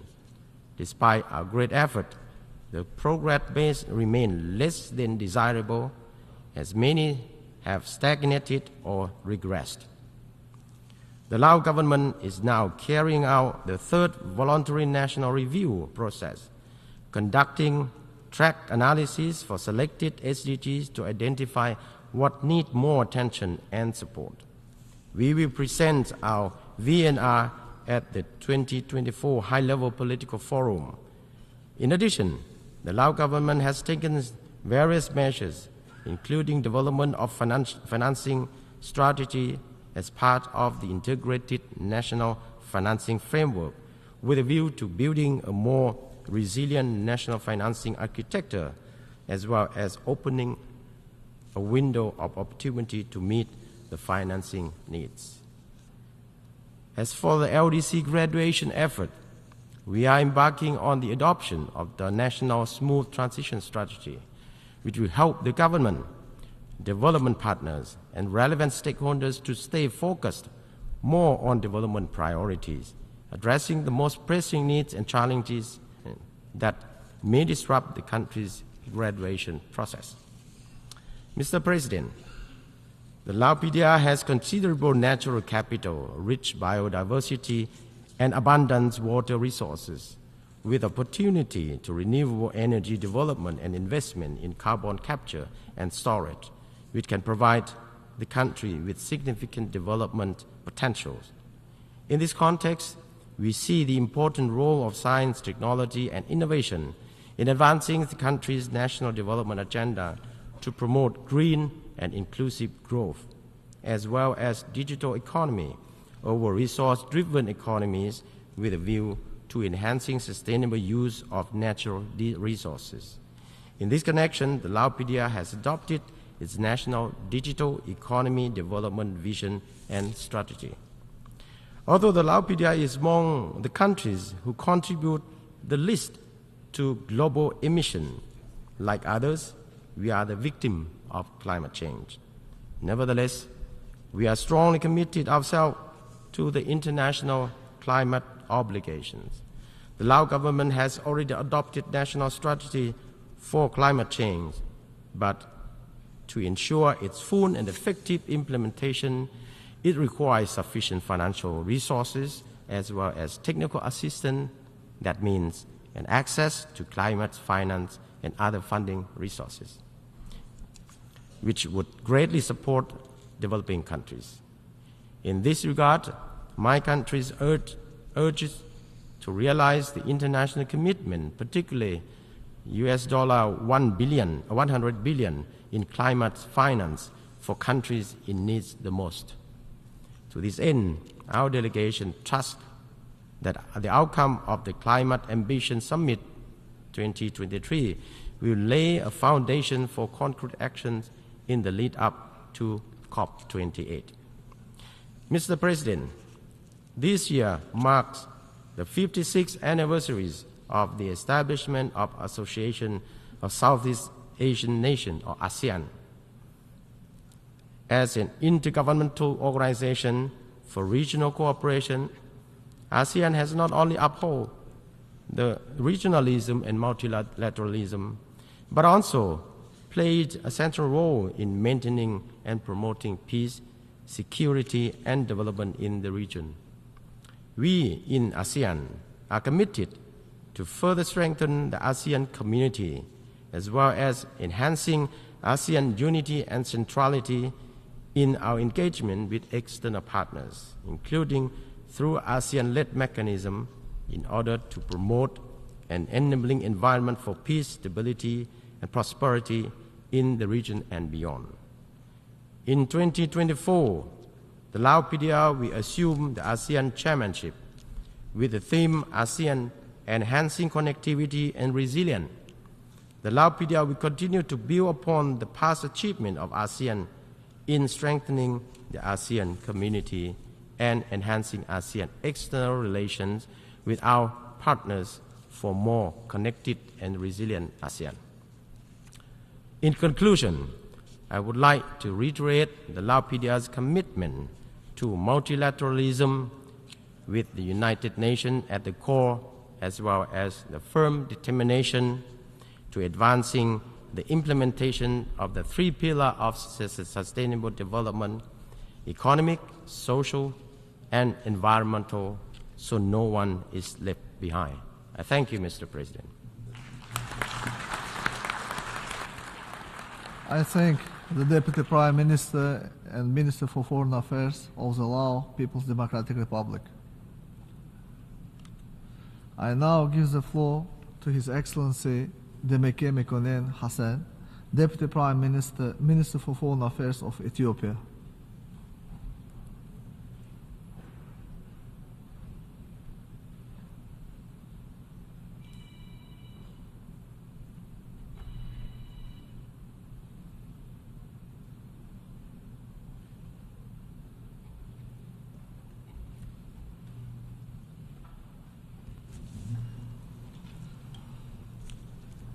ክቡር ፕሬዝዳንት፣ ክቡራን የሀገራት መሪዎች፣ Mr. President, ክቡር የተባበሩት መንግስታት Excellencies, Heads of State and Government, የተከበራችሁ Excellencies, Secretary General of the United Nations, distinguished delegates, ladies and gentlemen.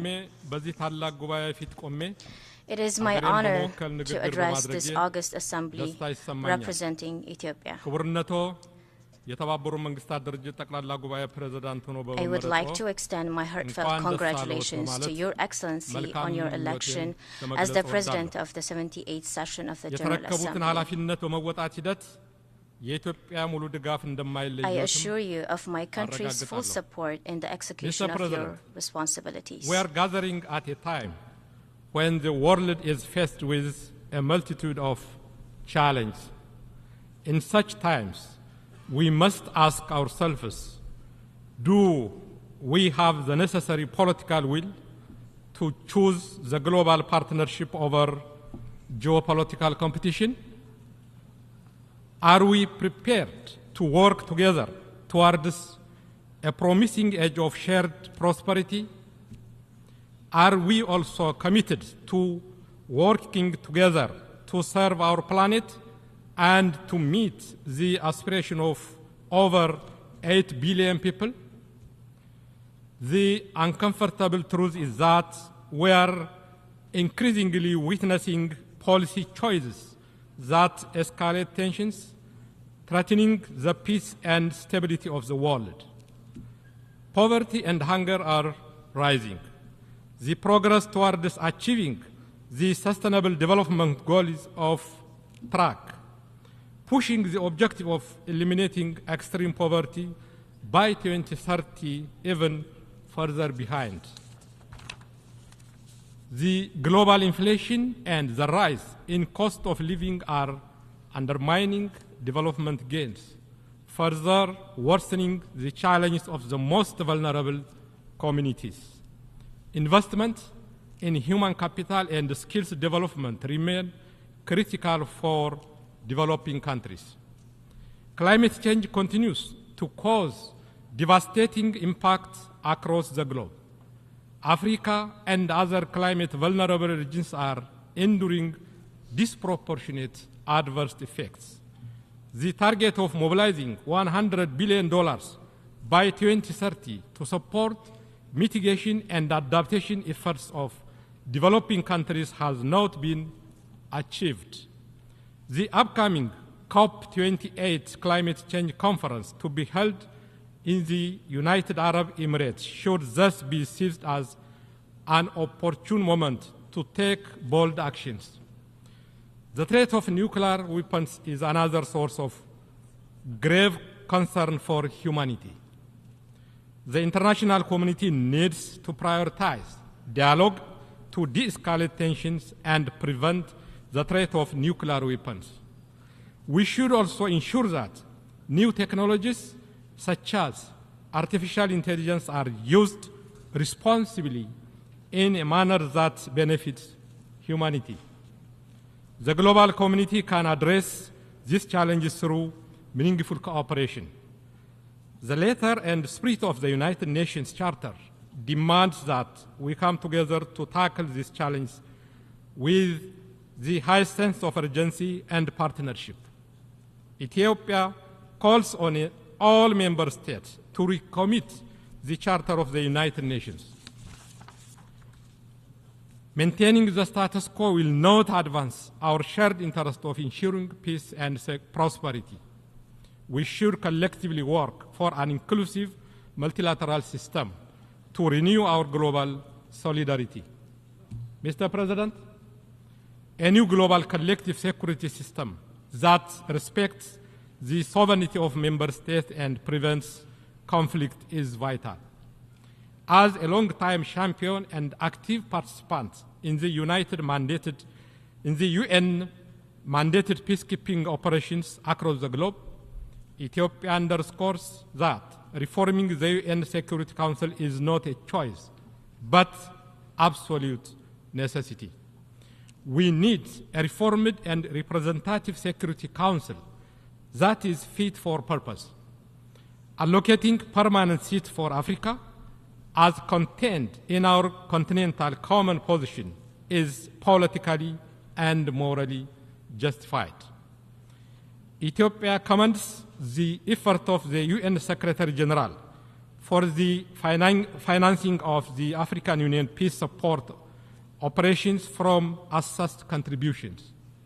National ownership of security responsibilities is imperative.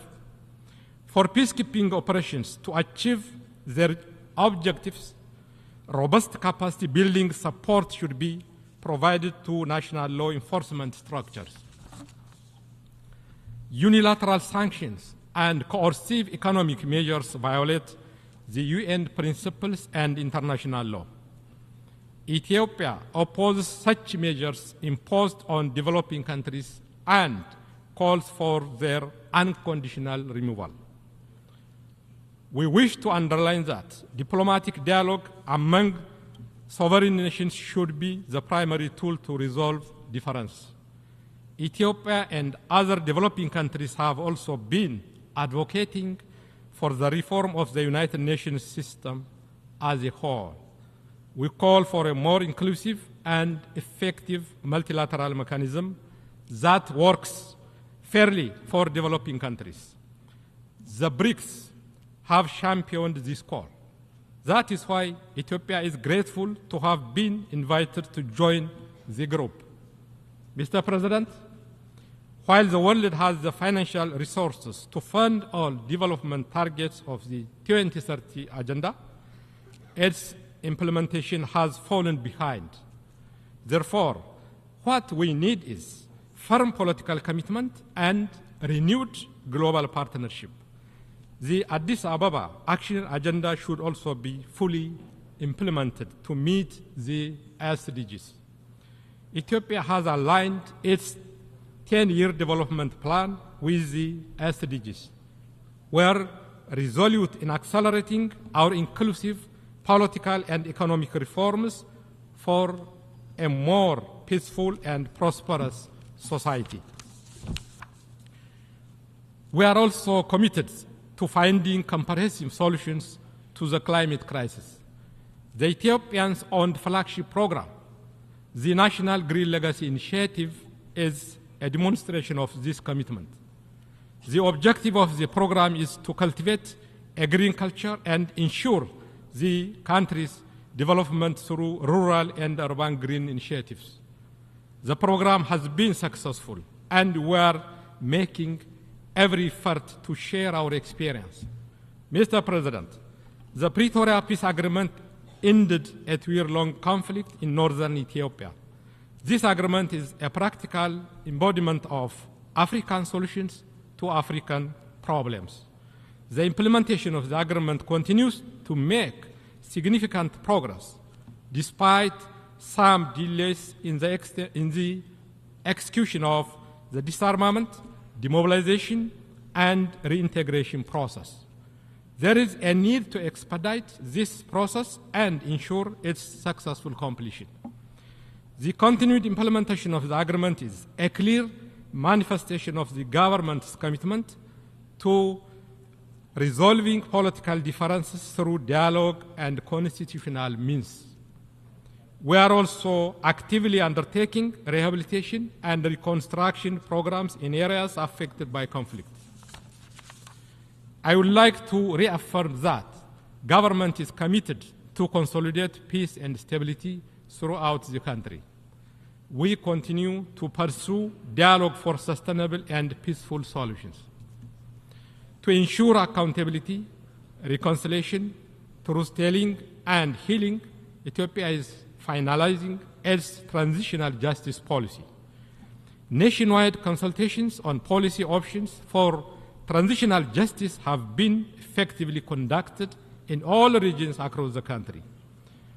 Through the National Dialogue Commission, Ethiopia has also embarked on inclusive dialogue to address past and present societal concerns.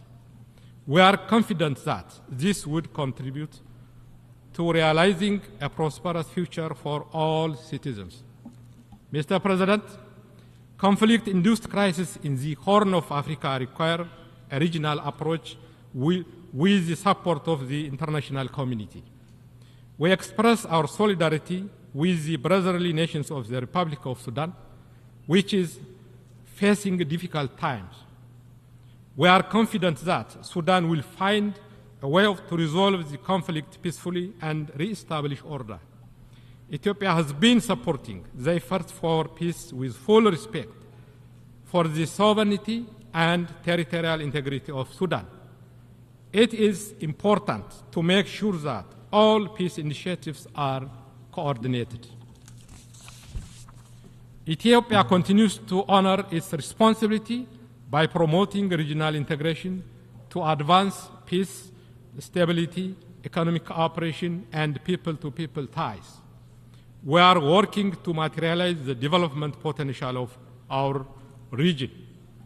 Ethiopia is determined to cooperate with its neighbors to expand trade, investment, and regional integration through infrastructure development, efficient logistics, and connectivity.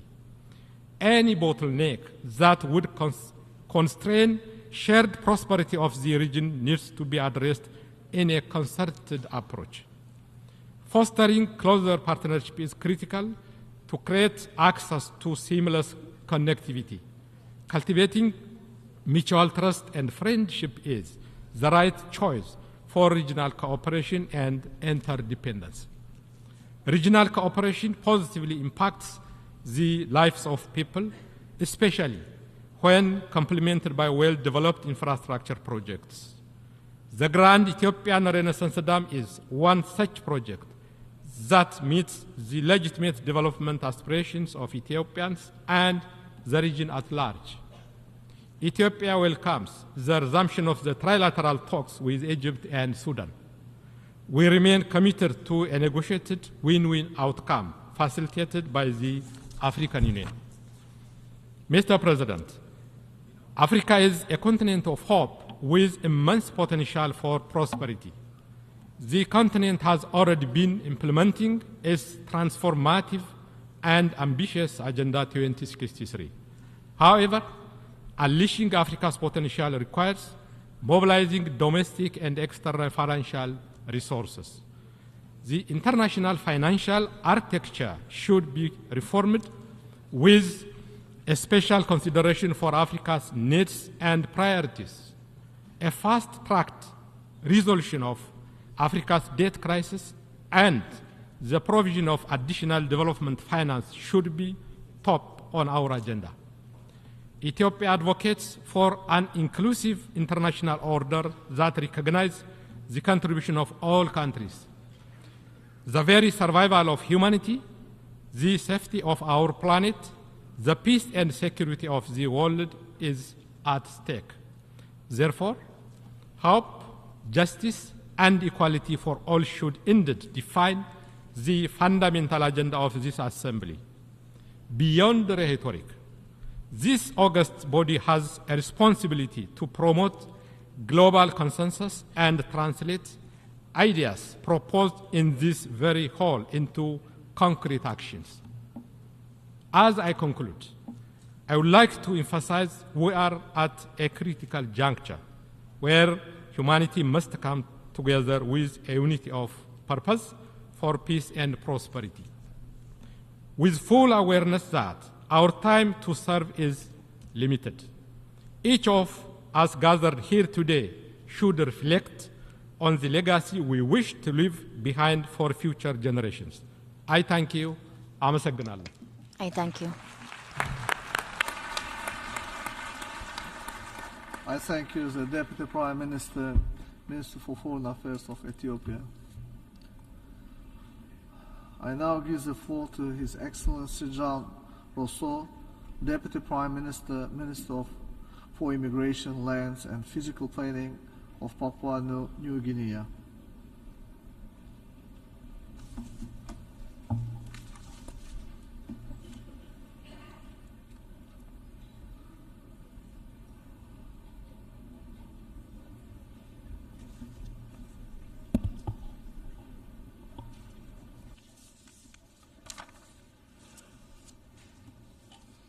His Excellency Mr. Dennis Francis, President of the General Assembly, His Excellency Mr. Antonio Guterres, Secretary General of the United Nations, distinguished heads of state and government, Excellencies, ladies and gentlemen.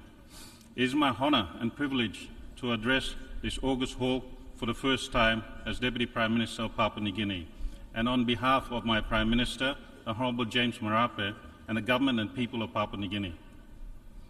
I congratulate you, Mr. President, and the government and people of Trinidad and Tobago on your successful election to preside over the new term of the General Assembly's work.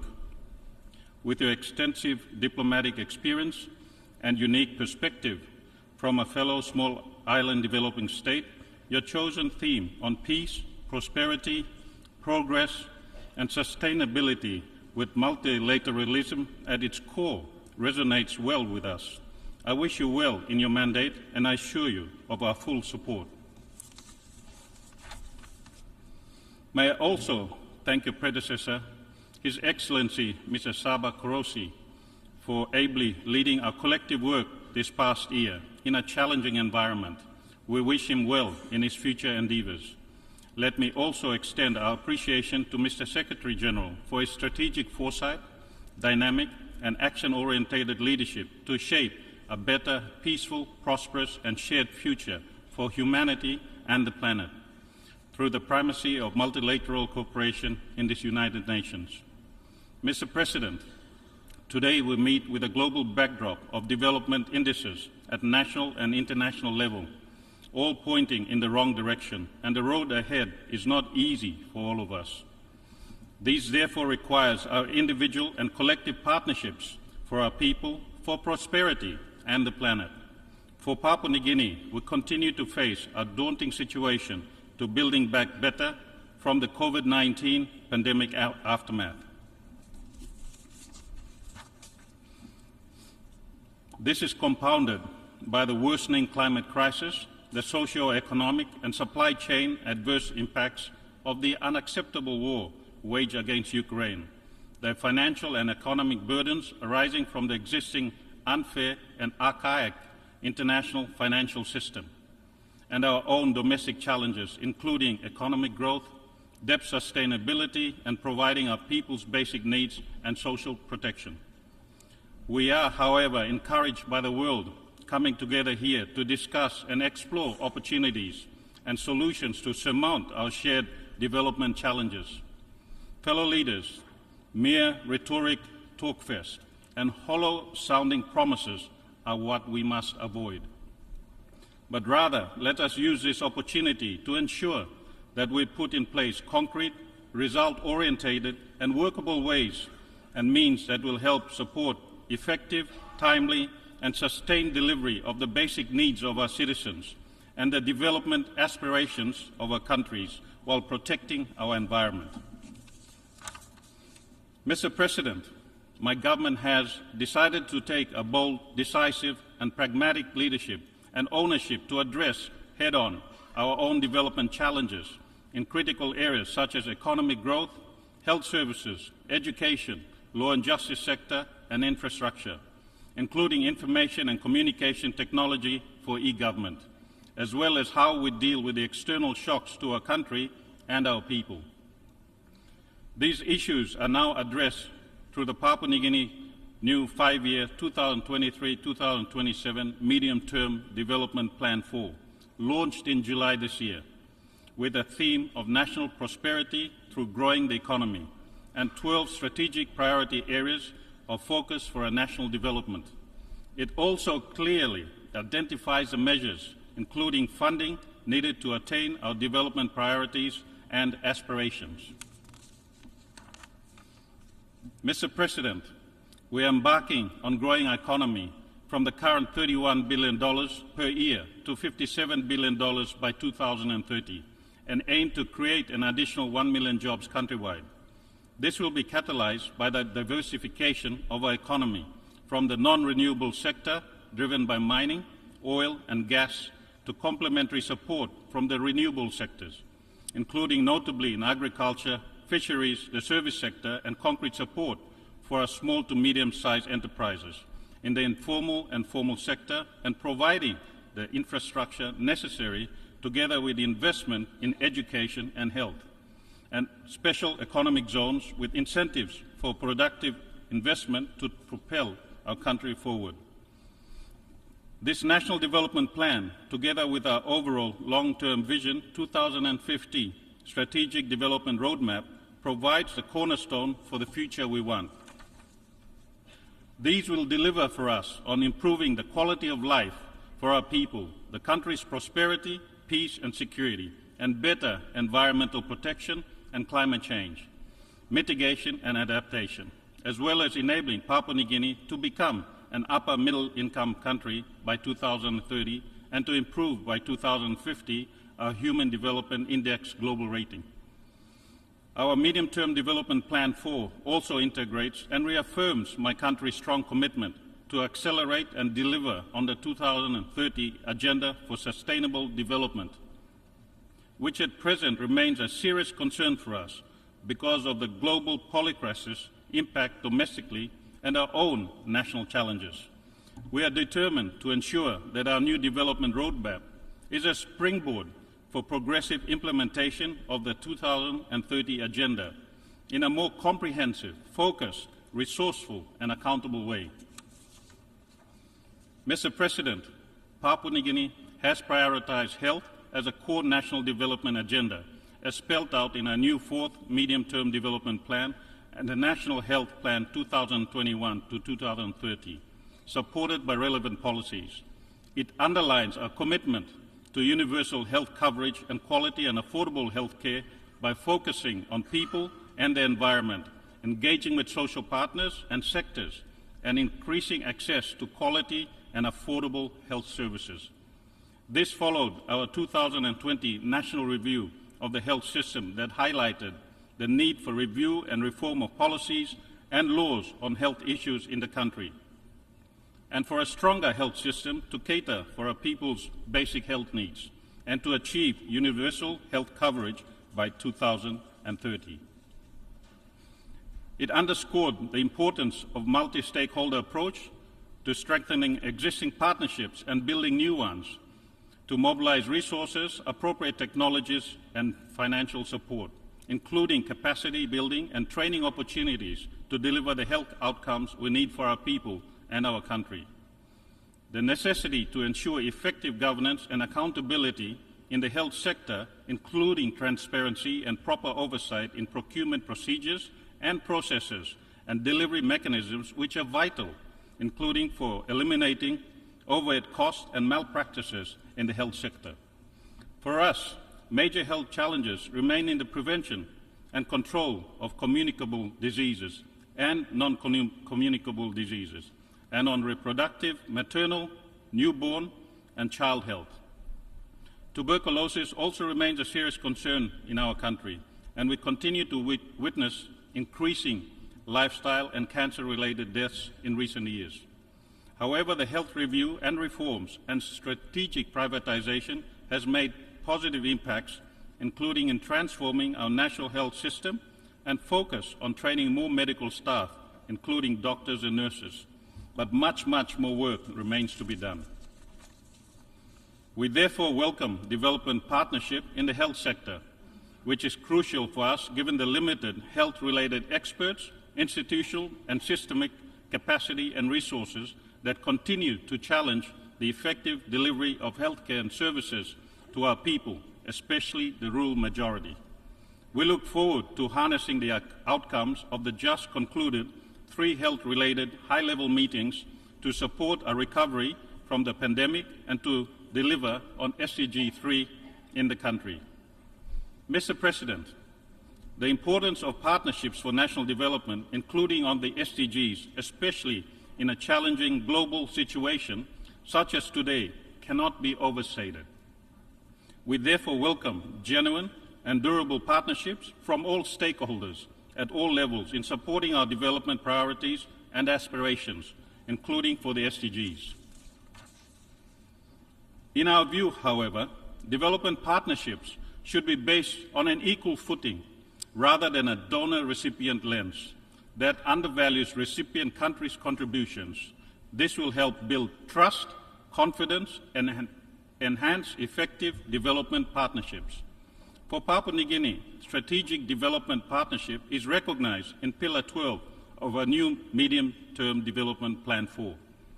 We call on all our development partners to ensure that their official development assistance to Papua New Guinea is aligned under this framework with our own national development agenda priorities that averts unnecessary parallel efforts and for cost-effective partnerships for mutually beneficial outcomes to be achieved.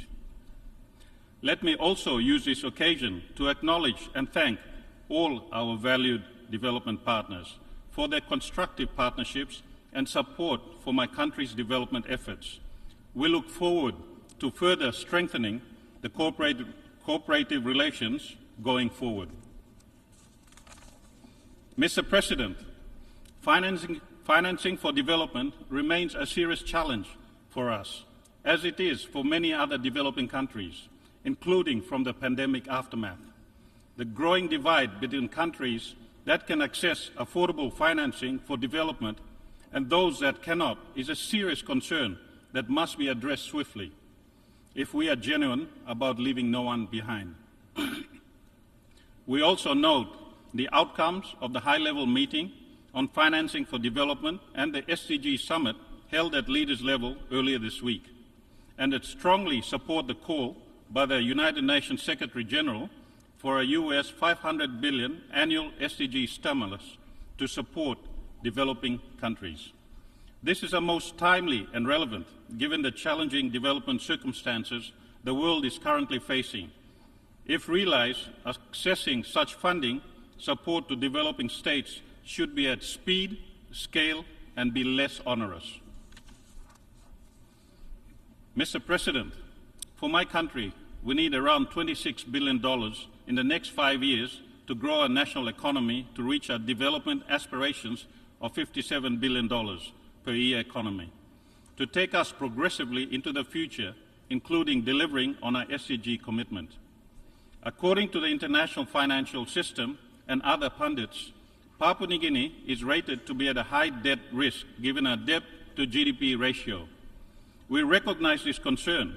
However, we need to fund our development framework and its effective implementation to cater for our growing population demands.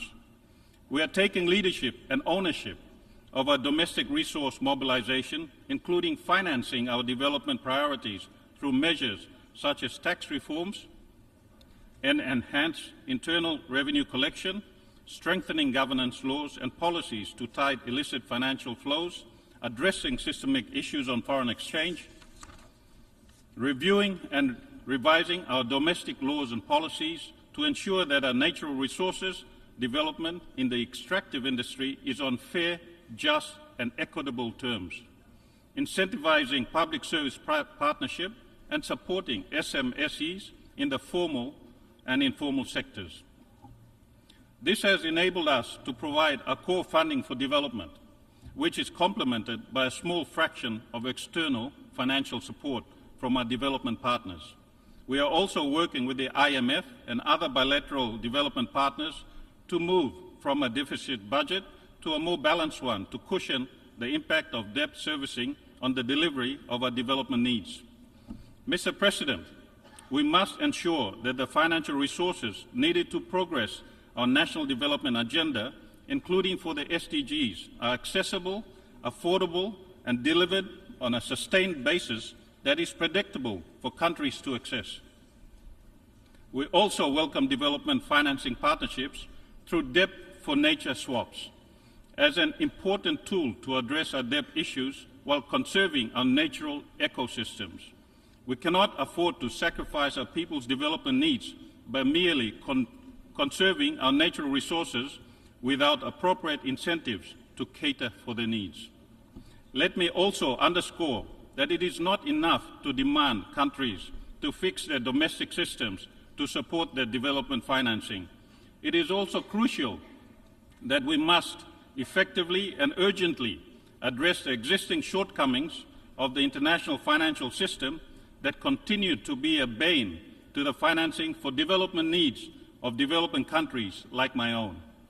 We therefore join other countries and the Secretary General to call for the urgent and comprehensive reform of the international financial architecture to address the economic and financial challenges facing developing nations, especially small island developing states just like mine. Mr. President, Papua New Guinea further calls on the international financial institutions and development partners to use the final report and recommendations of the high-level panel of the Multidimensional Vulnerability Index as a tool to adequately account for the key factors of vulnerability, such as the adverse impacts of climate change and natural disasters, into their decision-making, rather than relying on the GDP, GNI per capita as the sole measure of a country's development. We also strongly support the Bridgetown Initiative as a part of the reform of the global financial system to improve the response to the climate crisis and the particular development challenges, including access to affordable financing and debt relief. Mr. President, an ongoing concern for my country in the context of financing for development is the unintended consequences arising from anti-money laundering laws from the international perspective. As a small economy that is primarily rural and cash-based, anti-money laundering laws impede development growth in my country. We need to ensure that the application of one-size-fits-all money laundering laws does not continue to be a hindrance to the economic growth and sustainable developments of small developing countries like ours. This, however, does not imply our derogation of duties in upholding the rule of law, but rather to ensure the financing we need for national development does not become a victim of these such laws. Mr. President, the ongoing extreme and increasingly tragic weather and slow onset events multiplied across the world, which Secretary General Guterres aptly called the era of global boiling has arrived, emphasizes to all of us the critical need to confront and address the climate crisis swiftly. From our highlands region to the coastal lowlands and offshore in our island communities, the ravages of the climate crisis, as seen in natural disasters, droughts, sea level rise, and food insecurity, and also the impact on our economy, continues unabated despite our negligible greenhouse gas emissions. This provided the backdrop to our own second National Climate Summit held last week in our capital with our development partners on what we must do nationally and with other stakeholders going forward. We applaud the United Nations Secretary General's strong and dedicated leadership on climate change, including for the Climate Ambition Summit held earlier this week. We also commend United Arab Emirates and Egypt as incoming and outgoing COP presidents, respectively, for the ministerial meeting on loss and damage, and look forward to further engage on it at COP28.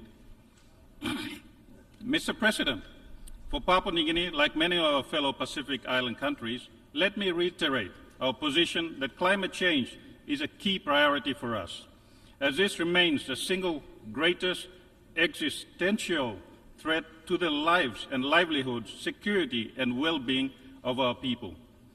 The critical importance and urgency to limit global warming to 1.5 degrees through rapid, deep and sustained reductions in greenhouse gas emissions cannot be overstated enough. This is critical to the survival of our smaller island nations in the Pacific. That is why Papua New Guinea strongly supported our Melanesian neighbour, Vanuatu's landmark General Assembly resolution adopted last March on an advisory opinion from the International Court of Justice on climate change and look forward to its outcome. As host to 7% of the world's biodiversity, Papua New Guinea has an important role, and our evolving national plans, policies, legislations, and partnerships on climate change underscores this strong commitment. This is reflected yet again in our new Medium-Term Development Plan 4, Strategic Priority Area 10 on climate change and natural environment protection. Mr. President, Papua New Guinea is indeed pleased to note that we have made much national progress on the climate change front, which we take pride in, given our efforts so far as implementing our targets under the nationally determined contributions. At the Climate Ambition Summit, Papua New Guinea announced our national commitments towards a 1.5 degrees global temperature goal and for climate justice. In brief, these included, inter alia, our milestone achievement in June 2022 of our 2050 net zero target, the completion and launching earlier in the year our 2022-2030 National Adaptation Plan on climate resilient agriculture, infrastructure and transport and health sector responsiveness to climate sensitive diseases, and the political commitments to use our marine and terrestrial natural resources to address climate change, including for just transition to renewable energy. Mr. President, we therefore call again on, firstly, high carbon emitting nations and developed country economies to do better, much, much more better. Secondly, developed countries must urgently deliver on the climate finance commitment of USD 100 billion per year and ensure that the distribution of these funds is equitable, accessible, and timely. Thirdly, for international financial institutions and development partners, including the Green Climate Fund, to ensure that countries like mine have timely access to climate finance for mitigation, adaptation, and loss and damage in order to accomplish just transition and ensure resilience against the effects of climate change. Fourthly, we welcome international support for investments in downstream processing of our natural resources to make the transformation we need to further support our enhanced climate ambition for the global temperature goal and for climate justice. At the Pacific regional level, Papua New Guinea urges the international community to contribute to the Pacific Resilience Facility, a regional financing facility set up to address disasters and climate change threats in our blue Pacific continent, and thank our development partners who have contributed to it.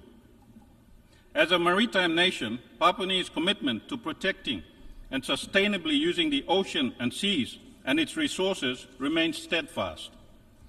Our medium-term development plan for strategic priority areas 10 on climate change and natural environment protection underscores this point. Not only does the ocean serve as a vital source for carbon sink, but it is also our main source for economic benefits, revenue generation, and daily sustenance of food and income for our people and our communities. As an example, our water supply 18% of the global tuna catch and 15% of the global tuna trade. We therefore strongly support and welcome the milestone adoption in June this year of the new global treaty on the conservation and sustainable use of marine biological diversity of areas beyond natural jurisdiction.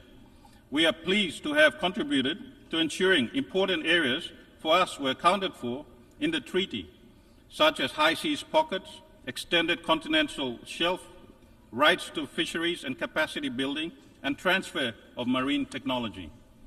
Mr. President, the BBNJ Treaty also complements our own National Protected Areas Policy and National Oceans Policy, as well as our Pacific Regional 2050 Strategy for the Blue Pacific Continent.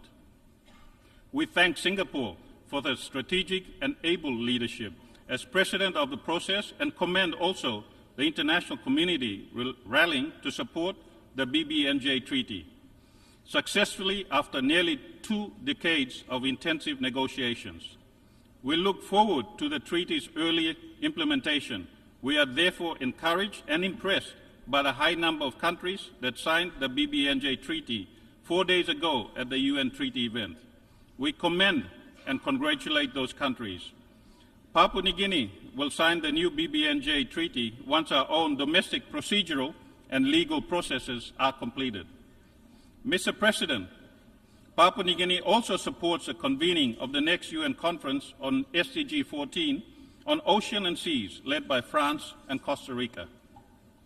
We are also supportive of the global efforts for a new binding global instrument on plastic pollution to further protect our marine ecosystem, and will do our part to see this to a successful conclusion and eventual implementation. Also, as an integral part of our stewardship of the ocean and seas, my government hosted the biennial 8 Pacific Tuna Forum 16 days ago, supported by our fellow Pacific countries, including our regional and sub-regional organizations, the private sector, and academia, where the current status of the tuna industry in our region and its sustainability was discussed. Papua New Guinea, like many other small island developing states, is increasingly concerned with the rising sea levels related to climate change that is threatening the lives and livelihoods of not just our coastal communities and the country's land territories and consequent economic and other losses, but more fundamentally, the human rights of our people affected by sea level rising. Existing international law does not address this serious concern. We welcome the ongoing important work of the International Law Commission on this issue, and we are committed to contributing further to it. In view of this, Papua New Guinea, together with our fellow Pacific Island Forum members, are progressing efforts for another landmark forum leaders' declaration on statehood and protection of persons in the face of climate change-related sea level rise.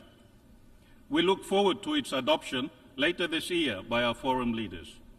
We call on our development partners to work closely with us in equal partnership in further strengthening the protection and sustainable use of the oceans and the seas. Mr. President, at a time of challenging global and national circumstances, given the evolving multiple crises, the protection and promotion of human rights, particularly for women and girls and those in vulnerable situations, must remain central for the international community. For Papua New Guinea, we have a strong commitment to this important issue. This is aptly demonstrated most recently by our Medium-Term Development Plan 4, under Strategic Priority Area 11 on population, youth, and women's empowerment.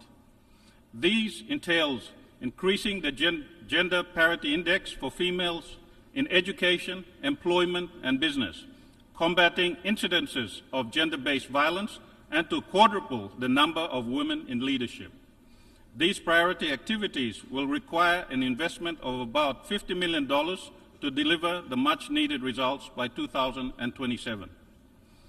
We are also continuing to work through our bipartisan parliamentary committee on gender-based violence, led by 7 members of parliament, with the welcome and valued support and partnership of the European Union and the UN system, particularly UN Women, UNFPA and UNDP, under the Spotlight Initiative, which was launched in March 2020. This addresses evidence-based approach to unequal power relations between men and women, with focus on gender equality and women's empowerment. We have made good progress in areas including reforms in laws and policies and justice, health and community sector services, policing, medical and socio-psychological services, accessing legal support services, and shelters for gender-based violence survivors. However, much more work remains to be done, and we are committed to doing our bit and part going forward. We are also working with the UN Human Rights Treaty bodies on our outstanding report on the Convention on the Elimination of Discrimination Against Women. We thank our valued development partners in these efforts and also welcome others to join us to strengthening human rights in general and more specifically for our women and girls. Mr. President, the urgency and the need for a new agenda for peace, as called by the UN Secretary General in his Our Common Agenda, is timely, and its importance for the peace and security of the world cannot be overstated. Papua New Guinea strongly supports the Secretary General's call. This has given the sobering and increasingly worrisome disrespect for international law, including the UN Charter by certain states, the geopolitical tensions and divide, simmering and unresolved conflicts, associated human rights violations, escalating nuclear weapons threats, and mistrust between and within countries. Without peace and security, our development aspirations under the 2030 Agenda and our respective development frameworks will be that much more difficult to achieve. This is a recipe for catastrophic outcomes that none of us would want. Mr. President, never again must we repeat the horrors of the 2 world wars. We are seriously concerned about moves by certain countries for the use of nuclear weapons. Such threats are unacceptable and therefore condemned in the strongest possible terms. It is incumbent on all of us to rally together in peaceful dialogue as common humanity under the banner of the United Nations to responsibly address all these issues. For my country, peace and security issues are a priority, and this is addressed through the law and justice sector under our medium-term development plan, strategic priority areas 5 and 6. Our strong commitment to peace and security has enabled us to increase funding and investment for capacity building and training in our country on our law and justice sector. For us, our founding foreign policy of friends to all and enemies to none continues to be a guide in our foreign relations conduct. Our national interests are economic, trade, and friendly relations with all nations. We are not interested in taking sides. Papua New Guinea has also learned from our own internal situations the importance of peace by peaceful means. It is in this spirit that we continue to engage in our Bougainville peace process, which remains a high priority for our country. It continues to be addressed under the parameters of our Constitution and the mutually agreed peace process roadmap that can deliver for us peaceful and lasting political solutions. We are grateful for the continuing valued and constructive support of the UN system, including the Secretary General's Peace Building Fund and other development partners in the Bougainville peace process, and also for the other new initiatives in 2 other parts of our country.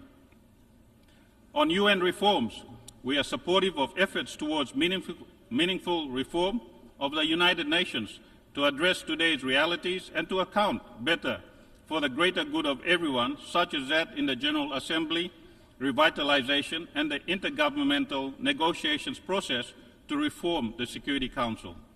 We, however, cannot afford to have lengthy and inconclusive reform processes such as that of the IGN on Security Council reforms.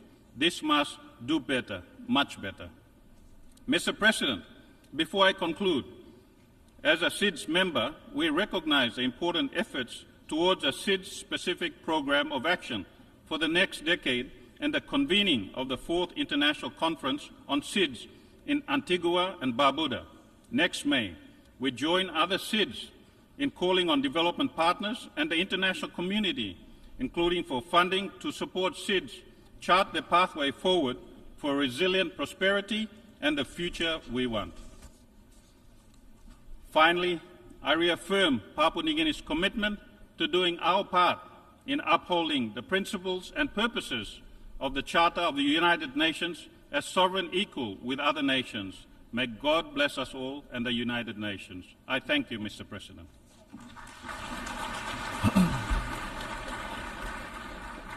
I thank you, the Deputy Prime Minister, Minister for Immigration, Lands and Physical Planning of Papua New Guinea. I now give the floor to His Excellency Jahun Bayramov, Minister for Foreign Affairs of Azerbaijan.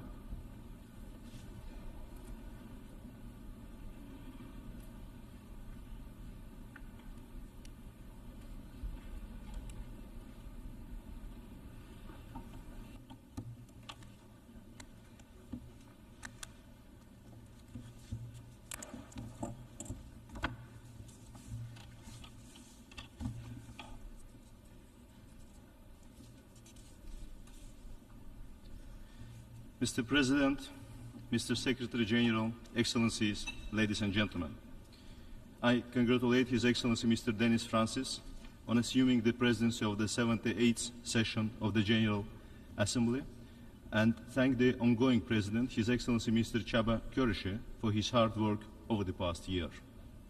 Ladies and gentlemen, the world continues to face a multitude of challenges that transcend boundaries. From exacerbating climate change trends to rooted poverty, rising tensions, and ravaging pandemics, these challenges plague us all, regardless of our background or location, and require bold and concerted actions. The current state of international politics is becoming increasingly fragmented, leading to division and erosion of multilateralism. The growing trend of intolerance and discrimination, in particular Islamophobia, and alarming surge in hate speech are disturbing. To curb this challenge, with centuries-long tradition of diversity and multiculturalism, Azerbaijan firmly believes in fostering dialogue, mutual understanding and respect among different cultures and religions. The government of Azerbaijan has consistently promoted intercultural and interfaith dialogue through significant global initiatives such as the Baku Process and Peace for Culture. Amidst the growing challenges, it is paramount that the United Nations continue to galvanize international solidarity and cooperation. The UN has a mandate to ensure that every nation has an equal voice and is treated on the same footing. The UN Charter principles and purposes are binding worldwide and must be applied consistently, not selectively. Azerbaijan advocates for a reinvigorated and reformed multilateral system with the UN as at its core, underpinned by strict adherence to and non-selective application of the norms and principles of international law. We look forward to the summit of the future as an opportunity to reinvigorate global action and reflect on collective commitment to the UN Charter and multilateralism.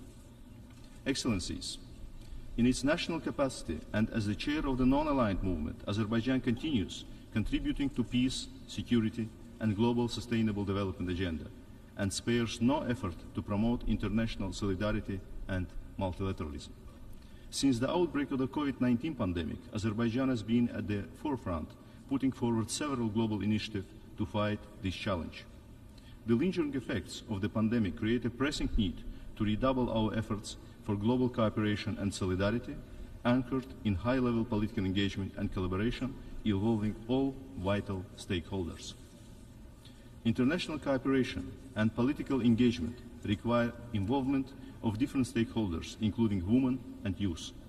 Azerbaijan made this a key focus point of its NAM chairmanship through the foundation of the NAM Youth Organization with a permanent secretariat in Baku under the Shusha Accord and initiation of the establishment of the NAM Women Platform. Azerbaijan also spearheaded the foundation of the NAM parliamentary network. We must strengthen joint effort in tackling the pandemic's consequences and consolidate efforts for global recovery from COVID-19. In light of this, the President of Azerbaijan initiated establishing a UN high-level panel on post-pandemic global recovery. In March 2023, we hosted the NAM Contact Group Summit in response to COVID-19, where the President of Azerbaijan, in his capacity as the NAM chair, declared 2 global calls to support the post-pandemic recovery of Africa and small island developing states. Azerbaijan announced allocation to each of these calls as the first donor. Since 2020, Azerbaijan provided humanitarian, economic, and technical assistance worth of $300 million to over 130 nations. Ladies and gentlemen, as we approach the midterm of the 2030 Agenda for Sustainable Development, many parts of the world struggle to achieve our shared vision of future. It is imperative that we concertedly confront these challenges. Since their adoption, Azerbaijan has been a passionate supporter of promoting and implementing the SDGs universally. We have been pursuing transformational changes in remodeling our economy, focusing on sustainability, inclusive growth, social justice, and clean energy. Azerbaijan's GDP has tripled in less than 2-decade span. Poverty went down from 49% to 5%. The external public debt is expected to be some 10% of the GDP for 2023, one of the lowest globally. The clean environment and green growth became one of the 5 priority areas of our new national development strategy. Azerbaijan voluntarily pledged to reduce greenhouse gas emissions by up to 40% by 2050 and established a green energy zone in its Karabakh and eastern Zangezur regions. Azerbaijan's roles in global energy security has further expanded from traditional crude oil supplier into a reliable natural gas provider. With the completion of the Southern Gas Corridor, the biggest infrastructure project in Europe, Azerbaijan is now the natural gas supplier of 5 more European countries, in a time when European energy security faces unprecedented challenges. Currently 7 countries receive natural gas from Azerbaijan, and in the near future this will increase to 10 European countries. The projected increase in renewable electricity production will allow Azerbaijan to become an exporter of green electricity to European countries through the landmark trans-regional Black Sea submarine cable project that Azerbaijan embarks on with partner countries. Azerbaijan is also a key player in the development of trans-regional connectivity projects. In 2022, we have increased the transit flow by 70% through boosting investments in transportation infrastructure and widening cooperation with our regional partners. Mr. President, despite unprecedented suffering, deprivation, and devastation that the people of Azerbaijan were subjected to due to the 30-year-long military occupation, Azerbaijan initiated a normalization agenda and offered peace to Armenia based on equal and reciprocal respect for legitimate interests of both sides through mutual recognition of and respect for each other's sovereignty, territorial integrity, and inviolability of borders. Over the past few months, thanks to concerted efforts of international partners, negotiations have intensified and yielded limited but promising results. Yet what we observe is replication by Armenia of the past pattern to imitate talks, backtrack from previously undertaken commitments at the last minute and commit political, military, and other provocations at every negotiation stage to evade taking concrete decisions. As such, the efforts for durable peace between Azerbaijan and Armenia have again become hostage to Armenia's policy of revanchism. For almost 3 years, since November 2020, more than 10,000 strong armed formations equipped with heavy offensive weaponry were sustained by Armenia in the sovereign soil of Azerbaijan, including by abusing the Lachen Road in an attempt to fuel separatism. In this period, while being engaged in negotiations, we have been consistently drawing the attention of all international actors involved into the normalization process and the wider international community to the serious threat stemming from the non-fulfillment of Armenia's commitment and urging for peaceful solution. While our legitimate and fact-based concerns were acknowledged behind the closed doors, it failed to be translated into real steps and targeted public messages to persuade Armenia to honor its commitments. Consequently, Armenia felt emboldened and once again fell into the illusion that it would be better off by opting for status quo based on illegal military presence and line of contact logic in the sovereign territory of Azerbaijan. Armenia further embarked on igniting tension through a global campaign of manipulation and disinformation, targeting the sovereignty and territorial integrity of Azerbaijan and blatantly interfering with internal affairs. For months now, Armenia mobilized all available resources for a manipulation campaign based on fabricated allegations of blockade, humanitarian crisis, or ethnic cleansing. For this purpose, Armenia recklessly politicized and essentially abstracted the delivery of goods to the Karabakh region of Azerbaijan for its agenda of separatism and blocked consistent efforts of several international actors to find legitimate and practical solutions through dialogue. On September 18, simultaneous delivery of humanitarian goods through Agdam and Lachin, which was offered by Azerbaijan months ago and positively received by all involved international actors, was finally conducted by the ICRC, as Armenia had to withdraw its weeks-long obstructions. Azerbaijan, like wider international community, welcomed this development, hoping that it would finally lead to the escalation on the ground and pave the way for restoring the focusing on pressing issues pertinent to interstate normalization. Yet Armenia failed to meet these expectations for yet another time and resorted to military provocation in an attempt to continue its blame game against Azerbaijan.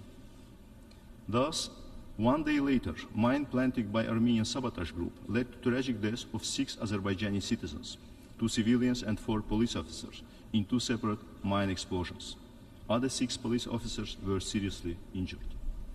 In response, Azerbaijan launched local counter-terror measures to neutralize illegal armed formations, to preserve its sovereignty and territorial integrity, and to protect the safety and security of its residents.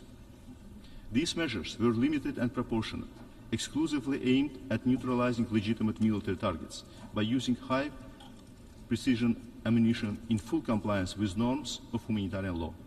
All measures were taken to avoid collateral damage. In less than 24 hours, the horrific scale of illegal militarization of territories of Azerbaijan became clear, with neutralization of more than 90 military outposts, 20 combat vehicles, 40 artillery pieces, 30 mortars, 6 electromagnetic warfare systems, and 2 anti-aircraft missile systems. More evidence is being collected now as disarmament continues on the ground. No sovereign state would tolerate illegal military presence on its soil, nor did Azerbaijan. The counter-terror measures taken by Azerbaijan achieved the set goals. Armenia and its subordinate illegal regime were forced to agree to disarm, disband all illegal structures, and withdraw from Azerbaijan. The reason why it did not happen peacefully lies in brazen disregard by Armenia and lack of adequate action by involved third-party facilitators. Excellencies, as counter-terror measures halted, Azerbaijan has now embarked on practical implementation of disarmament, demobilization, and reintegration efforts on the ground. The long overdue meeting of the Special Representative of the Government of Azerbaijan with representative of Armenian residents finally took place on September 21 in the city of Yevlakh. The dialogue will continue as a format to directly discuss the plans of the government for reintegration, as well as to address the issues related to restoration and operation of infrastructures and the delivery of humanitarian goods for public services. The central government institutions have expeditiously started to implement necessary humanitarian support measures. All efforts have now been mobilized to address the immediate needs of the local civilians. On this point, I wish to reiterate that Azerbaijan is determined to reintegrate ethnic Armenian residents of the Karabakh region of Azerbaijan as equal citizens. The constitution, the national legislation of Azerbaijan, and the international commitments we have undertaken provide the solid ground to this end. Excellencies, despite all serious challenges stemming from Armenia's destructive position, Azerbaijan once again reaffirms its readiness for a genuine dialogue and negotiations with Armenia on the basis of equal and reciprocal respect for each other's legitimate interests. We continue to firmly believe that there is a historic opportunity for both Azerbaijan and Armenia to establish good neighborly relations and coexist side by side in peace as two sovereign states within their internationally recognized borders. It is high time to seize this opportunity. For that, it is necessary for Armenia to finally realize that rejecting the offer for just and equal peace in expectation of better conditions in the future to achieve revanchist purposes is not viable and has no chance to succeed. Verbal statements by the leadership of Armenia on recognizing the sovereignty and territorial integrity of Azerbaijan, including the Karabakh region, must be transformed into tangible steps. Meaningful engagement by international actors that are able and willing to support Azerbaijan and Armenia in this hour in a fair, impartial, and unbiased manner is critical. It is equally important for all those who are unable to be an honest broker to refrain from projecting their short-sighted agendas into this process. All efforts need to be mobilized to build upon the already achieved progress and finalize the normalization process without further delay. Azerbaijan is determined and steadfast to promote the normalization agenda. Mr. President, along with the interstate process of normalization with Armenia, Azerbaijan launched a large-scale rehabilitation and reconstruction efforts to eliminate the harsh consequences of the 30-year-long military occupation of our territories.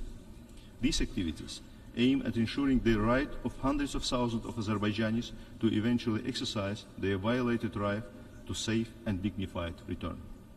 Thanks to the tireless efforts taken by the government, life now returns to the territories that have experienced unprecedented vandalism in 30 years of Armenia's military occupation. The first groups of displaced families have already returned to their places of origin. Regretfully, the massive contamination of territories of Azerbaijan with landmines and other explosive devices remains a significant obstacle to smooth progress of rehabilitation and reconstruction. This contamination is posing a threat to those returning home after being displaced for 3 decades. The refusal of Armenia to share all maps of mined areas and the continued planting of landmines, installation of booby traps and other explosives, even after the declaration of cessation of all military activities, further aggravates the situation and increases the human toll. Since November 2020, 315 individuals have fallen victim to landmines planted by Armenia. Some mines were transferred to the territory of Azerbaijan and planted therein after the signing of the trilateral statement. Given the ongoing landmine problem in Azerbaijan and the challenges national agencies face in addressing it, there is an urgent need for increased international support to strengthen Azerbaijan's humanitarian mine action capacity. Such support would not only aid in the mining effort but also contribute to the global campaign against landmines and demonstrate a commitment to peace and cooperation in the region. Dear colleagues, ensuring justice concerning serious war crimes and crimes against humanity is vital in healing the wounds of the past conflict. While accountability and redress ensure the rights and interests of the victims, they are also critical prerequisites on the path to genuine post-conflict normalization and reconciliation. Over more than 30 years of aggression and occupation, Armenia subjected Azerbaijani cultural heritage to desecration and destruction. This included numerous monuments of world and national importance: mosques, temples, mausoleums, museums, art galleries, archaeological sites, and libraries. The fate of almost 4,000 citizens of Azerbaijan, including 719 civilians who went missing during the conflict, remains unknown.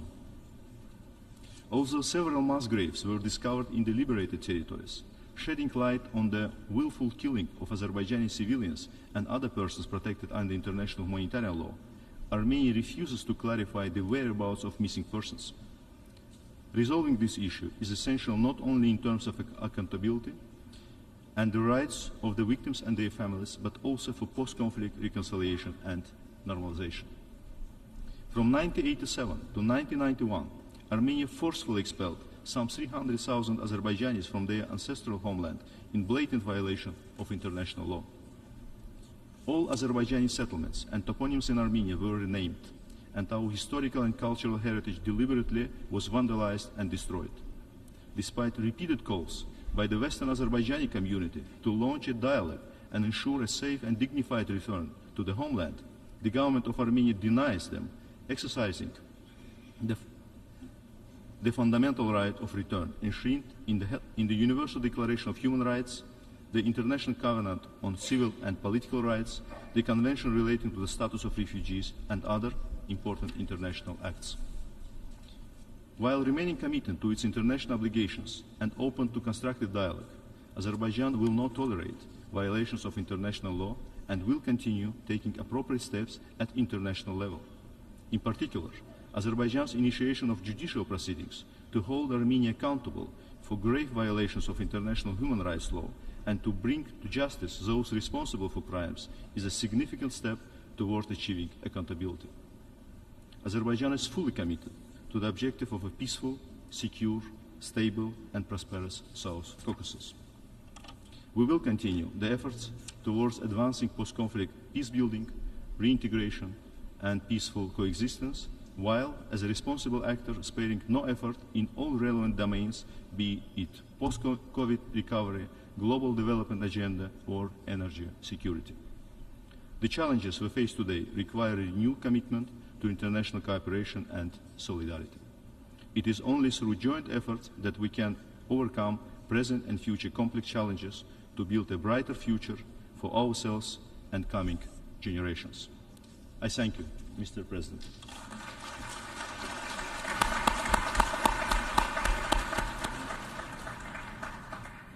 I thank the Minister of Foreign Affairs of Azerbaijan.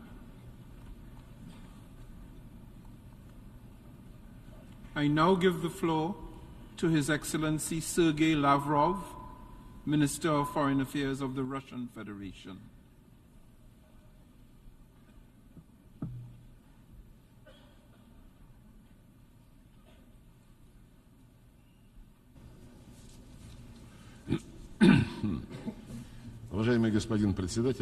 Mr. President, ladies and gentlemen, in the statements of many previous speakers, the idea that our shared planet is experiencing irreversible changes was mentioned. Right in front of our eyes, there is a new world order being born.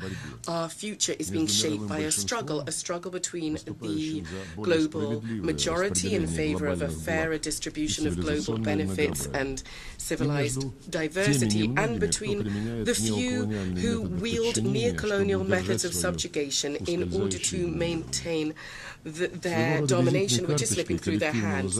The collective West has a calling card, and it has long been to reject the principle of equality and their total inability to reach agreement. Being used to looking down at the rest of the world, Americans and Europeans make all sorts of promises, and they take on commitments inter alia, written ones and legally binding ones, and then they just don't fulfill them. As President Putin pointed out, the West is one that is truly an empire of lies. Russia, like many countries, knows about this firsthand. In 1945, when we, along with Washington and London, together were vanquishing the enemy on the front in the Second World War, our allies in the anti-Hitler coalition were already making plans for an unthinkable military operation. That's what it was called, against the Soviet Union. 4 years later, in 1949, the Americans drafted a drop-shot operation to make mass-scale nuclear strikes on the USSR. These ghastly, senseless ideas did remain on paper. The USSR created its own weaponized retaliation. It took the Cuban Missile Crisis of 1962, when the world was on the brink of nuclear war, for the idea of deploying it, and the illusion of victory stopped being the basis of the military planning strategy of the US. At the end of this Cold War, the Soviet Union plays a decisive role in reuniting Germany and agreed upon parameters for the new security architecture in Europe. Furthermore, the Soviet and then the Russian leadership was given concrete political assurances regarding the non-expansion of the NATO military alliance to the east. The relevant records of these negotiations are both in our and Western archives, and they're in open access. But these assurances by Western leaders were just deception. They in no way intended to uphold them. Furthermore, they were never bothered by the fact that by expanding NATO towards Russia's borders, they violated official commitments that were made at the highest level in the OSCE, commitments not to strengthen their own security to the detriment of the security of others, and not to permit the military political domination in Europe of any country, group of countries or organization. In 2021, our proposals to conclude treaties on mutual security guarantees in Europe were rudely rejected without any change to the status of Ukraine being outside the alliance. The West continued its ongoing militarization of a Russophobic Kiev regime that was brought to power as a result of a bloody coup, and to use this to wage a hybrid war against our country. Something that has been unprecedented since the end of the Cold War was a recent number of joint exercises between the US and their European NATO allies inter alia to develop scenarios for the use of nuclear weapons in the Russian Federation. The stated aim of inflicting a strategic defeat on Russia, and once and for all, this became crystal clear, the fact that they are clearly hell-bent on their own impunity, and they are bereft of their basic desire for self-preservation. Headed up by Washington, NATO countries not only are expanding and modernizing their offensive capabilities, but also are shifting the into space and the information sphere. A new dangerous manifestation of the expansionism was extending the alliance's area of responsibility to the entire eastern side of the world, using the pernicious slogan of the indivisibility of security, the Eurasian and Indo-Asian Pacific region. To this aim, Washington is creating its subordinate military, political alliances like AUKUS, the Troika of the US, Japan, and the Republic of Korea, the Quartet, Tokyo, Seoul, Canberra, and Wellington, by pushing the participants of these structures to practical cooperation with NATO. This is bringing its infrastructure into the Pacific area. It is obvious that such efforts are targeted against Russia and China, and on the collapse of the inclusive regional architecture of ASEAN.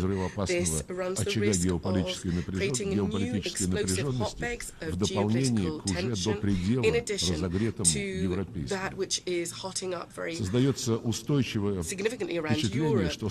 One certainly has the impression that the US and the Western collective that is fully subordinate to it had decided to turn the Monroe Doctrine into a global one.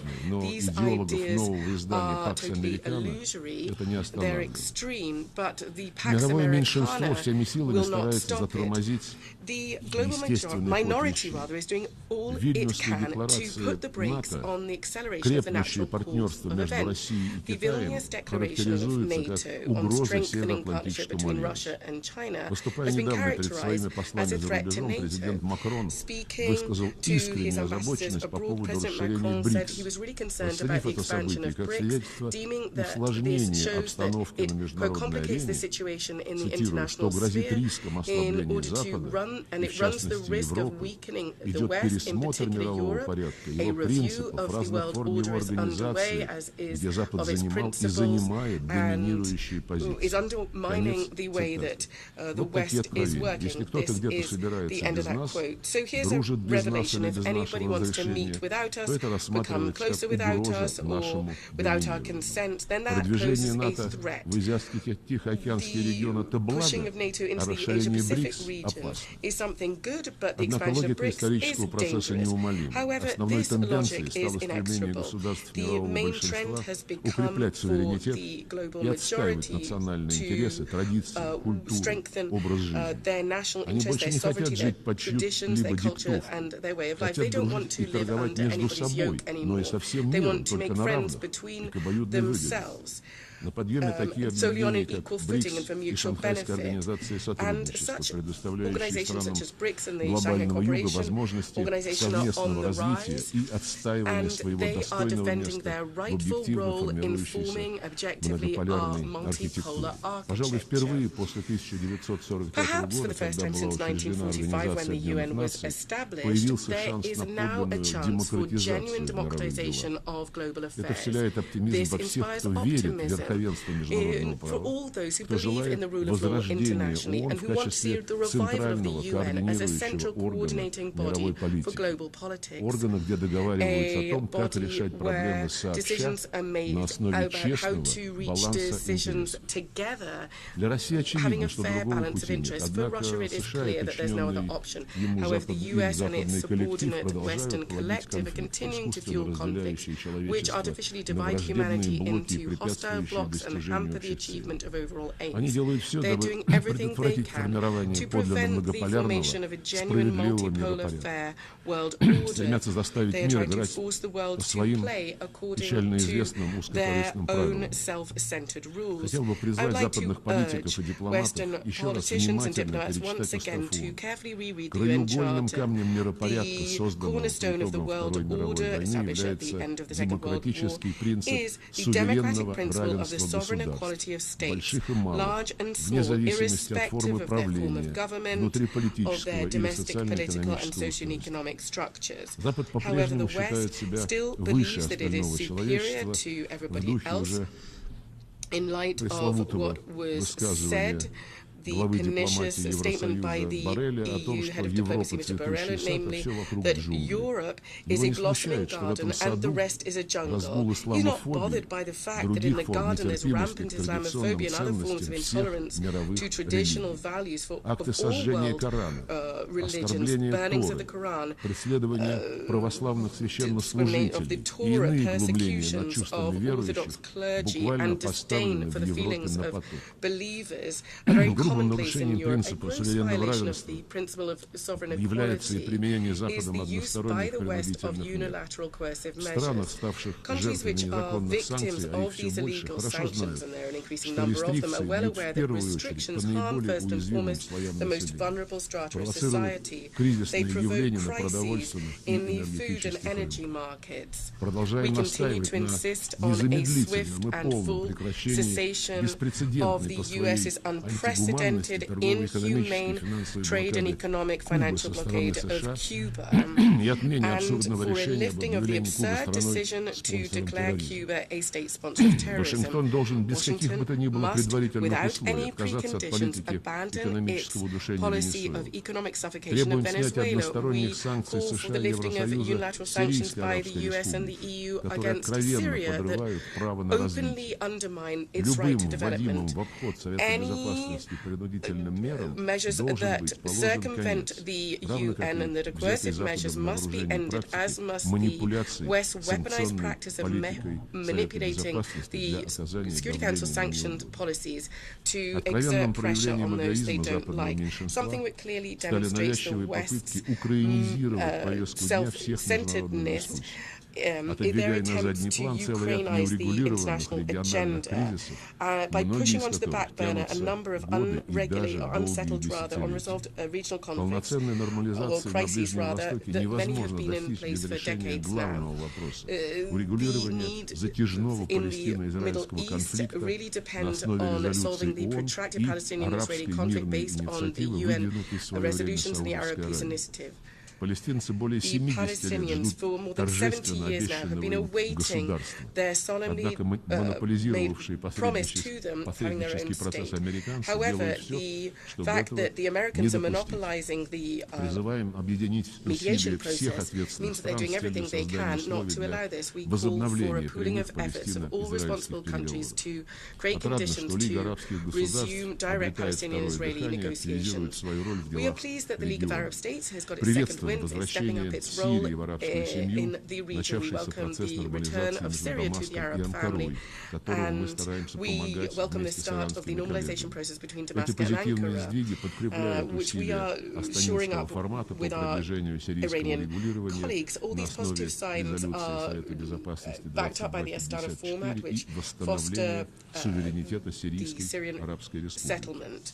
We do hope that with the assistance of the UN, the Libyans can prepare for general elections in their long-suffering country that for more than 10 years has not got back on its feet after the NATO aggression that destroyed their state and opened the floodgates for the spread of terrorism to the Sahel region and waves of millions of illegal migrants to Europe and other areas of the world. The analysts have said, as soon as Muammar Gaddafi abandoned his military nuclear program, he was destroyed. Thus, the West has created astonishing risk for the entire nuclear non-proliferation regime. We're concerned by Washington and its Asian allies whipping up hysteria on the Korean Peninsula, where the strategic capabilities of the US are building up. The Russia-Chinese initiative to deem humanitarian and political challenges as a priority have been rejected. There's been a tragic development of the situation in Sudan. There's nothing other than the impact of the failed Western experiment to export its liberal and democratic dogma to the country. We support the constructive initiatives to speed up regulation or rather settlement of the domestic Sudanese conflict by providing assistance to have direct dialogue between the warring parties. When we see the nervous relation of the West to recent events in Africa, particularly Niger and Gabon, one cannot fail to recall how Washington and Brussels responded to the bloody coup in Ukraine in February in 2014. A day after agreement was reached on settling under EU guarantees the issues, but unfortunately the opposition just trampled on this. The US and its allies supported the coup, hailing it as a demonstration of democracy. We cannot fail to be concerned by the ongoing deteriorating situation in the Serbian province of Kosovo. NATO supplying arms to the Kosovo and helping them to establish an army grossly violates the key resolution of the Security Council 1244. The whole world can see how in the Balkans the sad story of the Minsk agreements in Ukraine is being repeated. There, I recall, there was stipulation for a special status for the republics in Donbass. However, Kiev openly sabotaged this with the support of the West. Just now as well, the EU does not want to force its Kosovo protégés to implement the agreements that were made between Belgrade and Pristina in 2013 to set up a community of Serbian municipalities of Kosovo. These would have special rules regarding their language and their traditions. In both cases, the EU acted as a guarantor for these agreements. Apparently, they share the same fate. You just need to look at the sponsor and you see the result. Now Brussels is imposing its mediation services, so-called mediation services on Azerbaijan and Armenia, along with Washington, and this is... And in fact, Yerevan and Baku actually did settle the situation. So the time has come for mutual trust building. There are Russian troops who will certainly help this. Now, talking about decisions of the international community that remain on paper, we call for a completion once and for all of the process of decolonization.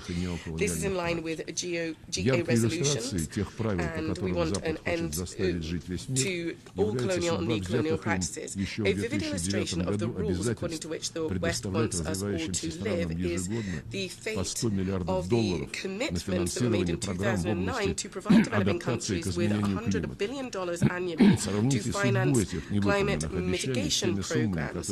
If you compare that fate with the unkept promises, and its unkept promises, with the sums that the US, NATO and the EU has spent on supporting the racist regime in Kiev, according to reports, $170 billion since February 2022, you'll understand what the enlightened West really thinks.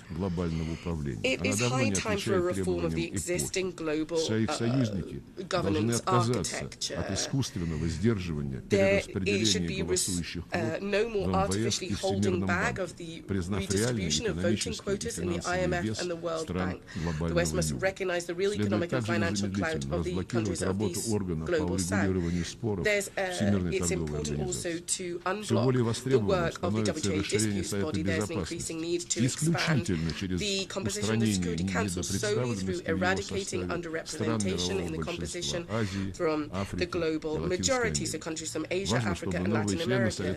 It's important that the new members of the Security Council, both permanent and non-permanent, are able to use their authority in their own regions as well, and in global organizations such as the Non-Aligned Movement, G77 and the OIC. It is high time to look at fairer ways of making up the UN Secretariat. One criteria that's been in place for many years, or rather all the criteria that have been in place for many years, do not reflect the actual clout of states in global affairs and artificially ensure excessive dominance of citizens of NATO and EU countries. This disproportionate situation is made even worse by the system of permanent contracts, which links people to positions in host countries of headquarters of international organizations, the overwhelming majority of which are in the capitals that promote Western policies. A new type of UN reform is needed, where there are no leaders and followers or teachers and students, when all questions are resolved based on consensus, reflecting of balance and of interest. For example, this is really borne by BRICS, which has expanded its authority, in particular following the Johannesburg summit. And also at the regional level, there has been a clear renaissance of the African Union, CELAC, the Ligue Arab States, the GCC and other structures in Eurasia. A harmonization of integration processes is underway as part of the Shanghai Cooperation Organization, ASEAN, the CSTO, the Eurasian Economic Community, and the CIS, the Chinese Belt and Road Project. Natural formations for a greater Eurasian partnership is underway as well. This is open to all associations and countries of our shared continent without exception. These positive trends, unfortunately, are being undermined by increasingly aggressive policies by the West and their attempts to maintain their dominance. It is in the common interest to avoid a fragmentation of the world into isolated trade blocs and macro regions. But if the US and its allies do not want to negotiate on making global processes free, or fair rather, and equal, the rest will have to draw their own conclusions and will have to make their own socio-economic and technological development, not dependent on their neo-colonial instincts of their former neo-colonial powers. The main problem with the West, the main problem lies with the West because developing countries are prepared to negotiate. For example, in the G20, and we see clearly that the G20 must and should avoid politicization. It should be able to be engaged in methods to develop mutually acceptable ways of governing the world economy and finances. It's important to have dialogue, and we mustn't miss this opportunity. All these trends must fully be borne in mind by the UN Secretariat. Its statutory aim is to seek consent from all member states within the UN and not on the sidelines thereof. The UN was founded following the Second World War, and any attempts to revise this would undermine the foundations of the UN as the representative of a country that made a significant contribution to defeating fascism and the Japanese militarism. I would like to draw attention to the egregious phenomenon of rehabilitating Nazis and collaborators in Europe, in particular in Ukraine and the Baltics. A particularly concerning fact is for the first time last year there was a GA resolution to combat glorification of Nazism, but for the first time this was voted against by Germany, Italy and Japan. This regrettable fact calls into question the true repentance of these states for the mass crimes carried out against humanity by them during World War II. It also runs counter to the conditions under which they were accepted into the UN as fully fledged members. We strongly urge you to pay particular attention to this metamorphose that runs counter to the position of the global majority and to the principles of the UN Charter. Mr. President, today humanity, as it has done in the past, is at the crossroads. It is entirely up to us how history will play out. It is in our shared interest to prevent a downward spiral into large-scale war and to prevent the final collapse of the mechanisms for international cooperation that were put in place by our predecessors. The SG put forward an initiative next year to hold a summit of the future. This can only be successful by having a fair balance of interests of all member states with the respect of the intergovernmental character of our organization. At our meeting on the 21st of September, the members of the Group of Friends in Defense of the Charter actively discussed the opportunities for achieving this. As Antonio Guterres said at the press conference on the eve of this session, and I quote, "If we want peace and prosperity based on equality and solidarity, then leaders have a particular responsibility to achieve compromise when designing our common future for our common good." End of quote. This is an excellent response to those who divide the world up into democracies and autocracies and dictate their neocolonial rules to others. Thank you very much. We thank the Minister of Foreign Affairs of the Russian Federation. I now give the floor to Her Excellency Retno Lestari Prisansari Madusi, Minister of Foreign Affairs of Indonesia.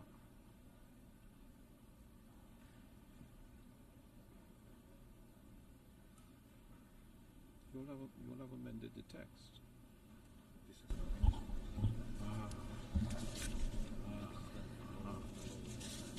Yeah. Bismillahirrahmanirrahim.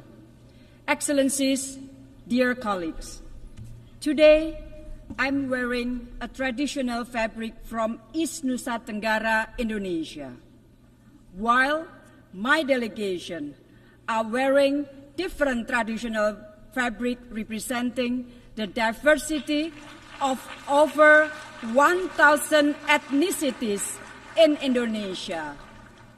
We are diverse, but we are one.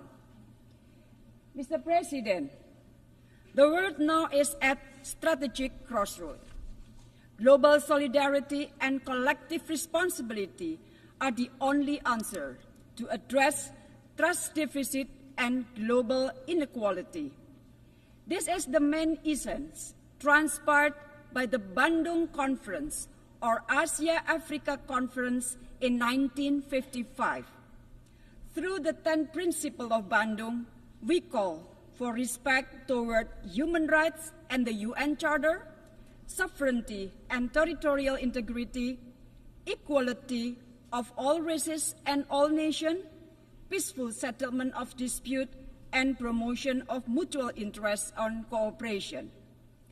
The Bandung Conference reminded every of their equal rights and responsibility in maintaining peace and stability, mainstreaming win-win cooperation, and championing solidarity. Indonesia bring along the Bandung spirit when we presided the G20 last year, chairmanship of ASEAN this year, during President Jokowi's visit to Africa last month, and we will bring this spirit everywhere we go, including to this UNGA. The Bandung spirit enables Indonesia to listen and become part of solution. For Indonesia, global leadership should not only be about power or about the influence to dictate others. Instead, global leadership should be about listening to others, building bridges, respecting international law consistently, and put all nations equally. Mr. President, Excellencies, rebuilding trust and reigniting global solidarity is the theme for this year's UNGA. This theme is timely and on point. We are again at the strategic crossroad as in 1955. Trust deficit reappears, lack of solidarity resurfaces. This situation has hampered the attainment of SDGs, especially for countries in the Global South. The question is, do we really have the commitment to rebuild trust, to reignite global solidarity, to attain the SDGs target together? Will our presence today at the UNGA really bring commitment and show readiness toward a global unity and collective responsibility? Standing before this esteemed Assembly of the UN, we said a lot of good words and promises. Let us now be honest with ourselves. Do we do what we said we would do? If all of us are committed to do what we said and say what we do, I'm sure the current world situation will not be like what we see right now, where trust deficit is running deep, where differences are soaring high and sharp, where wars and conflict are tearing us apart. The problem is that we do differently than what we said. We say differently about what we did. We do not walk the talk. Mr. President, Excellencies, against this backdrop, I would like to share some thought on how we can rebuild trust and reignite global solidarity in line with what we envision through the Bandung spirit. First, forging collective global leadership. The fate of the world cannot be defined by the mighty few. A peaceful, stable, and prosperous world is a collective right and responsibility of all countries, big and small, north and south, developed and developing. We all must do our part and work together toward this common goal. And this can only be achieved if all of us adhere to the same rules of the game. We must uphold respect for international law, particularly fundamental principle of sovereignty and territorial integrity. This will ensure that disputes will be settled on the negotiating table rather than at the battlefield. A collective responsibility is also needed to the people of Palestine and Afghanistan. For far too long, we have allowed our Palestinian brothers and sisters to suffer. Indonesia will not back an inch in our support for Palestinian statehood. In Afghanistan, Indonesia will do its utmost to help the Afghan people and ensure the rights of women and girls are respected, including their right to education. Second, advocating development for all. Colleagues, every country has the same right to develop and grow. But the global architecture of today only benefits the selected few. Trade discrimination against developing countries continues to happen. Global supply chain is being monopolized by certain countries. Many developing countries may not meet the SDGs by 2030. They also struggle with foreign debt and development financing. All of this would contribute to eroding trust and solidarity. Therefore, it is time for us to make a real change. Industrial downstreaming must not be an exclusive call of developing countries. Developed countries should also support this call to build a stronger future together. The same ideals are applicable in our fight against climate change and sea level rise, as well as safeguarding biodiversity. Indonesia has led by example by fulfilling its international obligation, including being among early signatories of the BBNG agreement. But developing countries cannot do this by themselves. We need developed countries also to fulfill their responsibility, including on climate financing, green investment, and transfer of technology. Technology and innovation should not be exclusive for the selected few. Access to safe and secure digital technology for developing countries, including AI, is crucial for future sustainable growth. This is time to practice what we have preached. Third, reinforcing regional cooperation.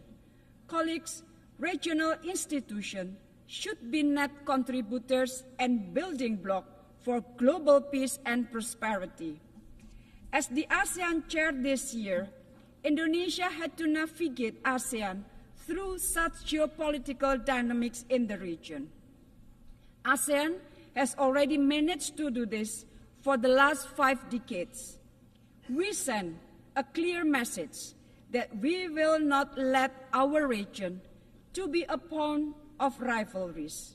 Instead, Southeast Asia must be an epicentrum of growth where all countries can benefit meaningfully. Inclusivity will forever be the pillar of our region's architecture building. It is sufficient to say we managed to pull through. ASEAN have maintained its unity and established a long-term vision for ASEAN 2045. ASEAN have reinforced its centrality in strengthening regional resilience and preparing for economy of the future. ASEAN have initiated closer partnership with the Pacific Island Forum and the Indian Ocean Rim Association for a stable and peaceful Indo-Pacific. We translated the ASEAN outlook on the Indo-Pacific into concrete and inclusive cooperation. On Myanmar, implementation of the 5 points of consensus remains the main reference. ASEAN continues to urge the military junta to implement it.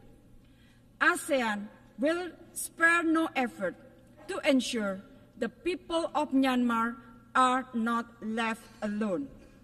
Mr. President, before I conclude, I wish to underline a point on the reform of our multilateral system.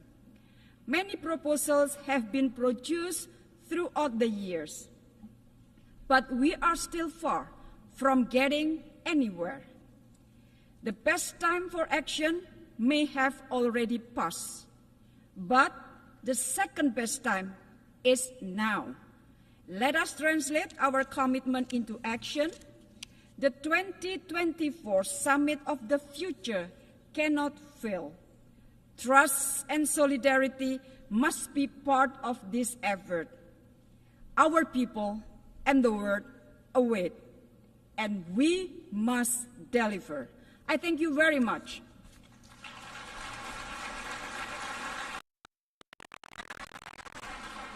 I thank the Minister of Foreign Affairs of Indonesia. I now give the floor to Her Excellency Alicia Bárcena Ibarra, Minister of Foreign Affairs of Mexico.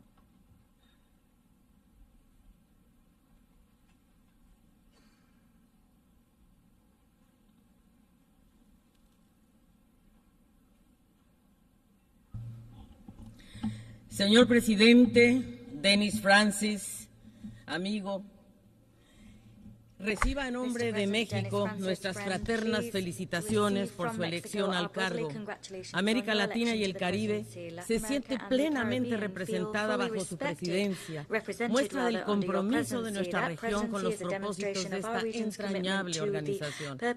Señor Presidente, jefes de Estado, colegas, ministras, ministros, excelencias, hoy Naciones Unidas tiene ante sí un reto de enormes proporciones para cumplir con la esencia de su mandato preservar a la humanidad del flagelo de la guerra, promover y proteger todos los derechos humanos, asegurar la vigencia del derecho internacional y promover el bienestar de las personas con sostenibilidad ambiental.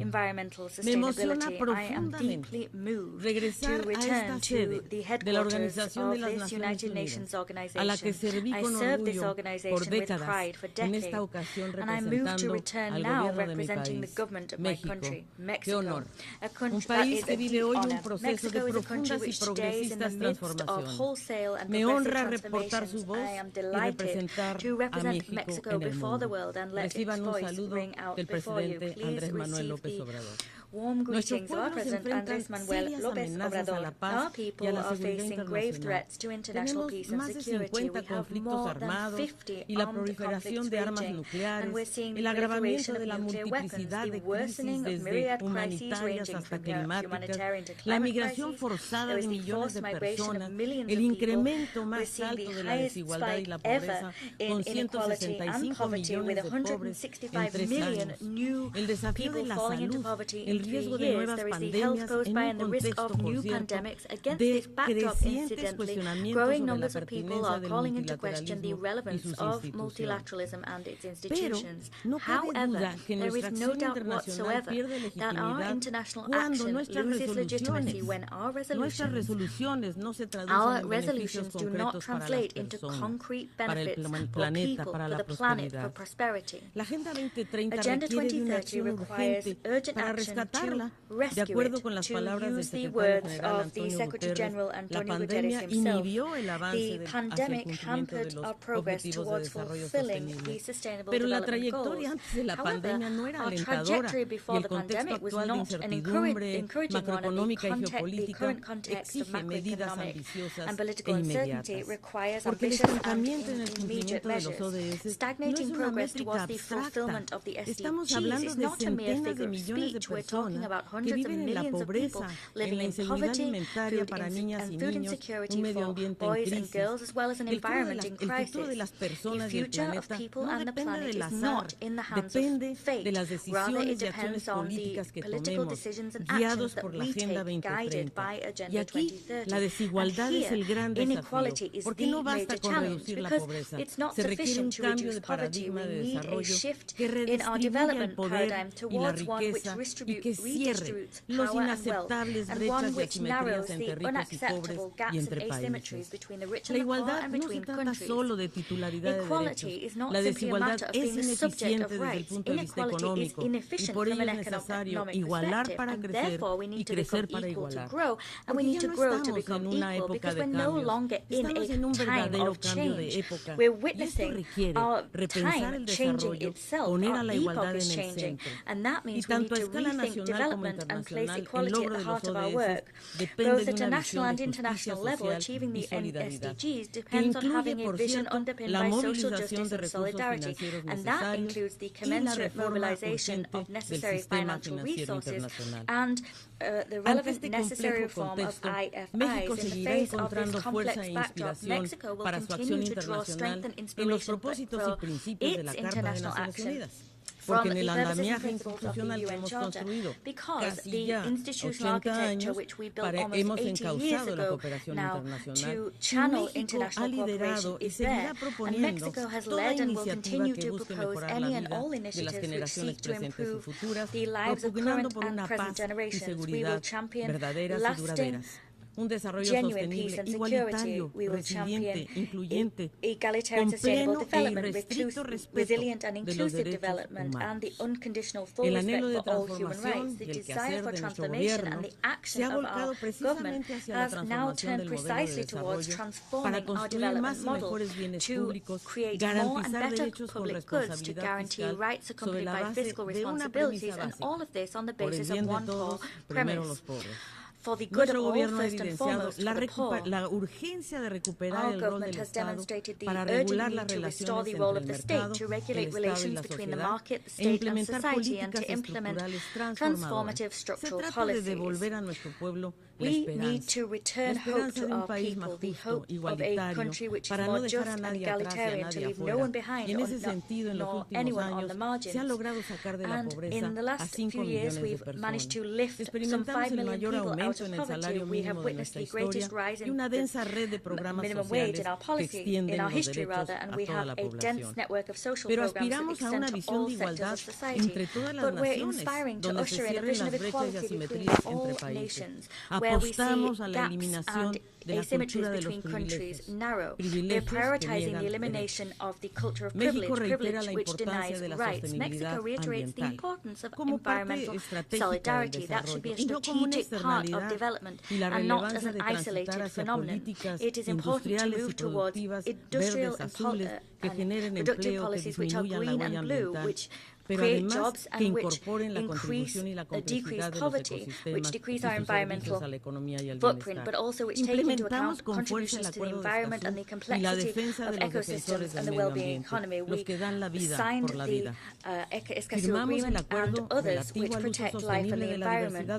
We are proud to have signed the BBNJ Agreement, and we hope to see its timely entry into force. Dear friends, climate change is the greatest market failure of all time. That was said by Nicholas Stern. Today it is one of the greatest global risks. Estimates of the costs of the effects of climate change demonstrate that it will not only affect economic growth, but it will also affect the most vulnerable sectors of our societies. We reiterate our commitment to make progress with the Paris Agreement, but we emphasize the importance of having financing in place to tackle climate change and of giving priority to adaptation, in particular and especially to support the most vulnerable nations in our region, the Caribbean first and foremost. On the margins of this General Assembly, Mexico participated in the SDG Summit, the Financing for Development Dialogue, the Climate Action Summit, and the preparatory meeting for the Summit of the Future. We are championing wholesale reform of the international financial architecture. This reform must address the deeply rooted asymmetries between countries. It must prioritize heavily indebted countries with new instruments, with the redistribution of special drawing rights to widen the fiscal space of developing nations. It should also prioritize debt relief in exchange for environmental services, debt for climate swaps. We endorse the Bridgetown 2.0 initiative proposed by Barbados. Latin America and the Caribbean learned a very tough lesson during the pandemic because there was a lack of global solidarity, and we saw the prevailing urgent need that we today have to, from within CELAC, champion initiatives such as the Plan for Health, Self-Sufficiency, the Regional Medicines Agency, and the Climate Adaptation Fund. In this regard, we support our dear Ralph Gonzalez as President of CELAC. Mexico seeks agreements on all issues on the multilateral agenda because we're interested in reconciling positions without leaving anyone on the margins, but we're living in unprecedented times which require greater will to come to the fore, to give voices to all in the Global South. Mexico belongs to the Global South indeed, through history and conviction. Consequently, Mexico is considering participating in the debates and work of G77 plus China on those issues and in those fora in which we could contribute to strengthening the negotiating position of the Global South.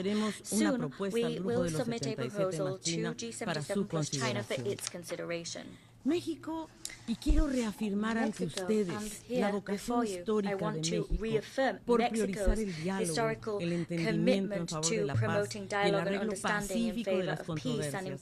Se trata de una vocación que se nutre en nuestras más hondas convicciones para la defensa decidida de las mejores causas de la humanidad.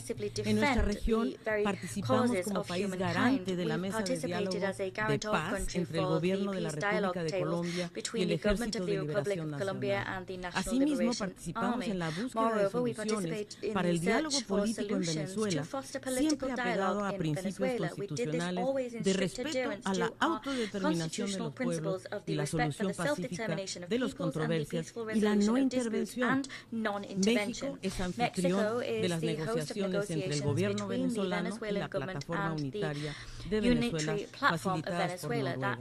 Respaldamos la implementación de los acuerdos firmados en implementation of agreements signed in November 2022 in Mexico City, and we are keeping the doors open for the resumption of this process and for the achievement of a solution for the benefit of all Venezuelan people. Turning now to the conflict between Ukraine and Russia, our stance is entirely devoid of ambiguity. We condemn Russia's invasion of Ukraine because it violates the United Nations Charter and international law, and because of the unspeakable suffering it has wrought on millions of people, especially girls and boys.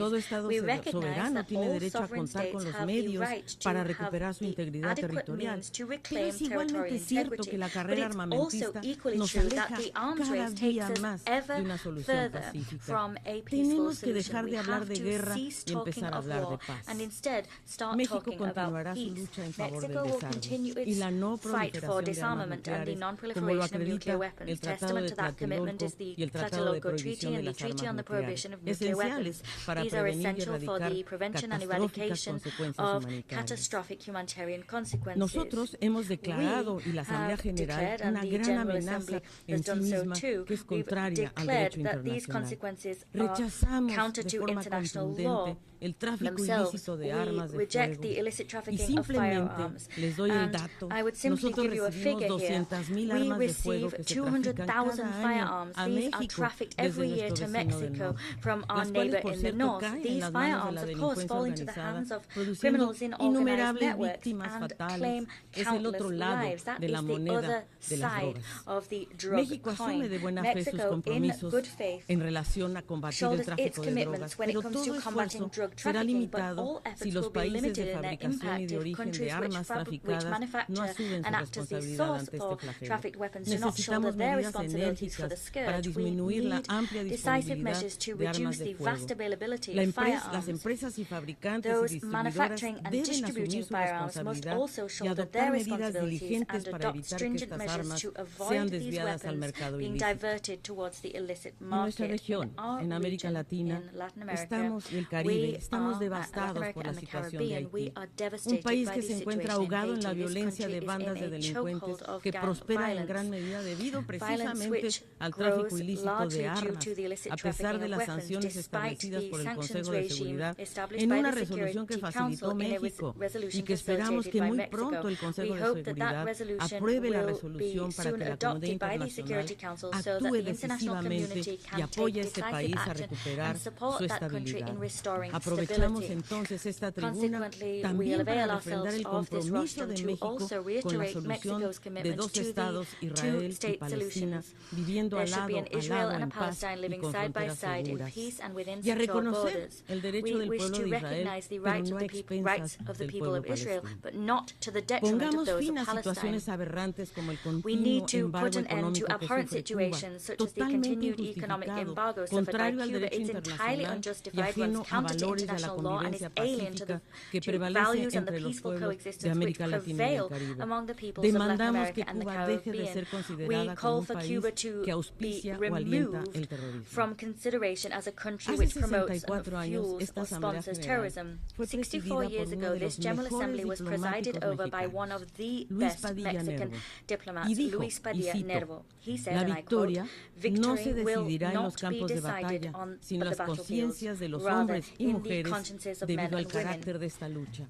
Las mejores armas de las democracias son los principios morales, el escrupuloso respeto de los tratados y el principio de que las dificultades y controversias de los países no se deben resolver por las armas, sino mediante la negociación. México aspira a ser un actor que promueve la paz por el derecho y haremos todo lo que esté a nuestro alcance para apoyar los esfuerzos genuinos de diálogo entre las partes en conflicto y para conducir, por cierto, a la solución pacífica, porque la política exterior de México se basa en la renuncia de la guerra como política, como instrumento de política internacional. Y como bien dijo nuestro célebre diplomático Genaro Estrada, así lo dijo, la política exterior se basa en la renuncia de la guerra. Y por eso en el hall de la entrada, aquí cuando ustedes entran a esta asamblea, se encontrarán una losa de obsidiana, que es una piedra sagrada que los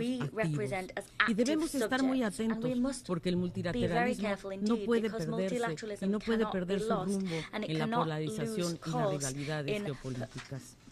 Si las Naciones Unidas no cumplen con su mandato de paz y desarrollo, alimentaremos la insatisfacción y el desconcierto y sufrirán las instituciones internacionales que hemos construido. Apostamos por un multilateralismo cercano a la gente, oportuno y eficaz, comprometido con la provisión de bienes públicos globales.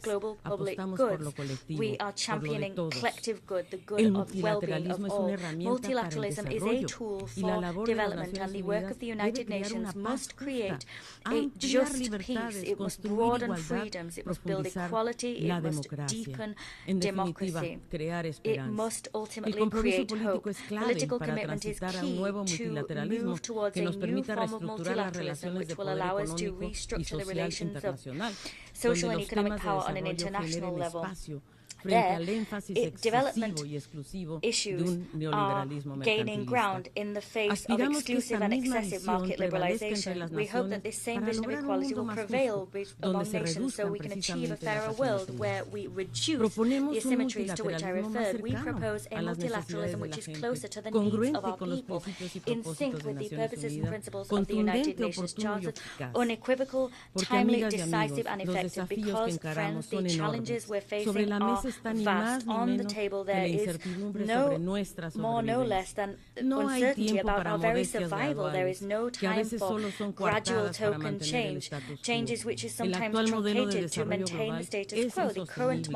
La promesa de un progreso inevitable e ilimitado se ha topado con el muro inconmovible de la naturaleza. El 2030 está a la vuelta de la esquina y los mínimos esenciales que convenimos en el 2015 están frustrados. Por eso debemos contagiarnos de rebeldía y sentido de urgencia. Es en esta generación y en sus líderes sobre quien recae la responsabilidad irrenunciable de atejar el desastre que la ciencia nos ha descrito. Y no será con pequeños pasos que lo lograremos, no será con la parca timidez que intenta discreta no incomodar la estructura de We cannot do this timidly in a discreet fashion or without plunging power into difficulty, because power and the status quo has brought us to this point. We need to be brave, audacious, courageous. We need to have the egalitarian and just rights cannot be tradable commodities.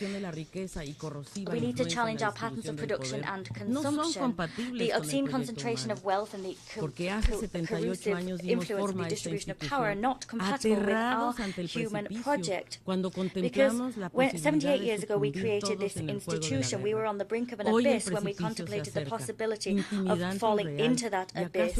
Today the abyss is growing ever nearer, it's intimidating and real, and it's terrifying. Our efforts must meet that challenge and avoid that fall.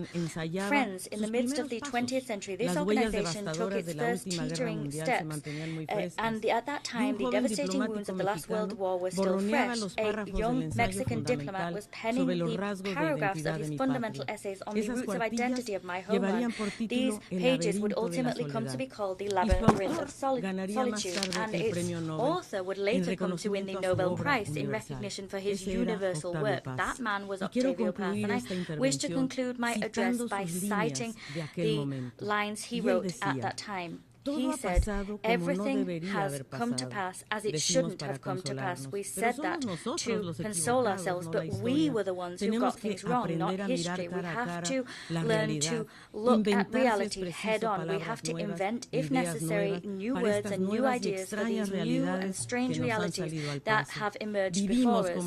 We are, like the rest of the planet, at a decisive and deadly juncture. We are orphans of the past, and we have a future before us yet to be invented. Universal history is a task of us all. It is our labyrinth, a labyrinth of all men and women. And for this task, guaranteeing new generations a world of possibilities, we need to do that and emerge together from this labyrinth. And to do that, you will always be able to count upon the commitment of Mexico. Thank you. I thank the Minister of Foreign Affairs of Mexico.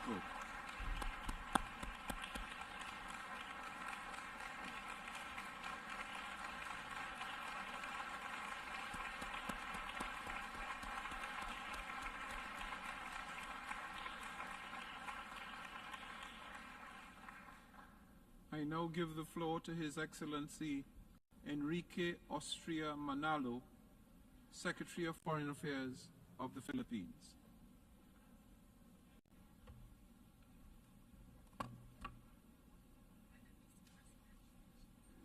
I thank the Secretary.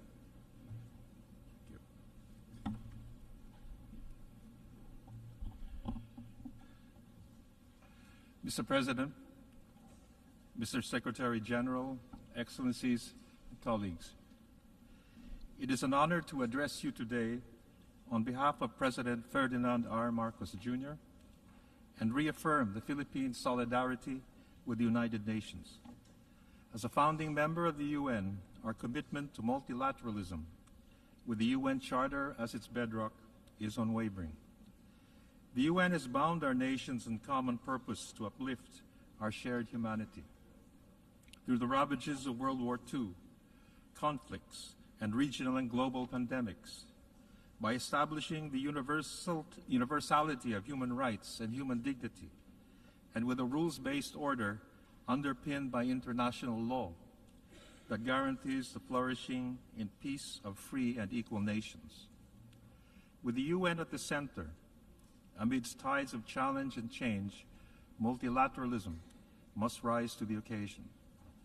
The UN spirit calls upon us to respond decisively to existential threats such as global warming, degrading ecosystems, diseases, and food insecurity, and to reclaim the power of dialogue and diplomacy as we manage new complexions of conflict and strategic competition. We must configure our work to the realities of our time, placing people and communities at the heart of our agenda, refocusing consensus through differences, and recognizing the agency of many voices, not only the powerful few, in shaping our shared future. The theme of this year's assembly frames a global conversation on solidarity and trust as essential enablers of global action. Greater solidarity and trust also arise as outcomes of shared triumphs. They thrive more when multilateralism works.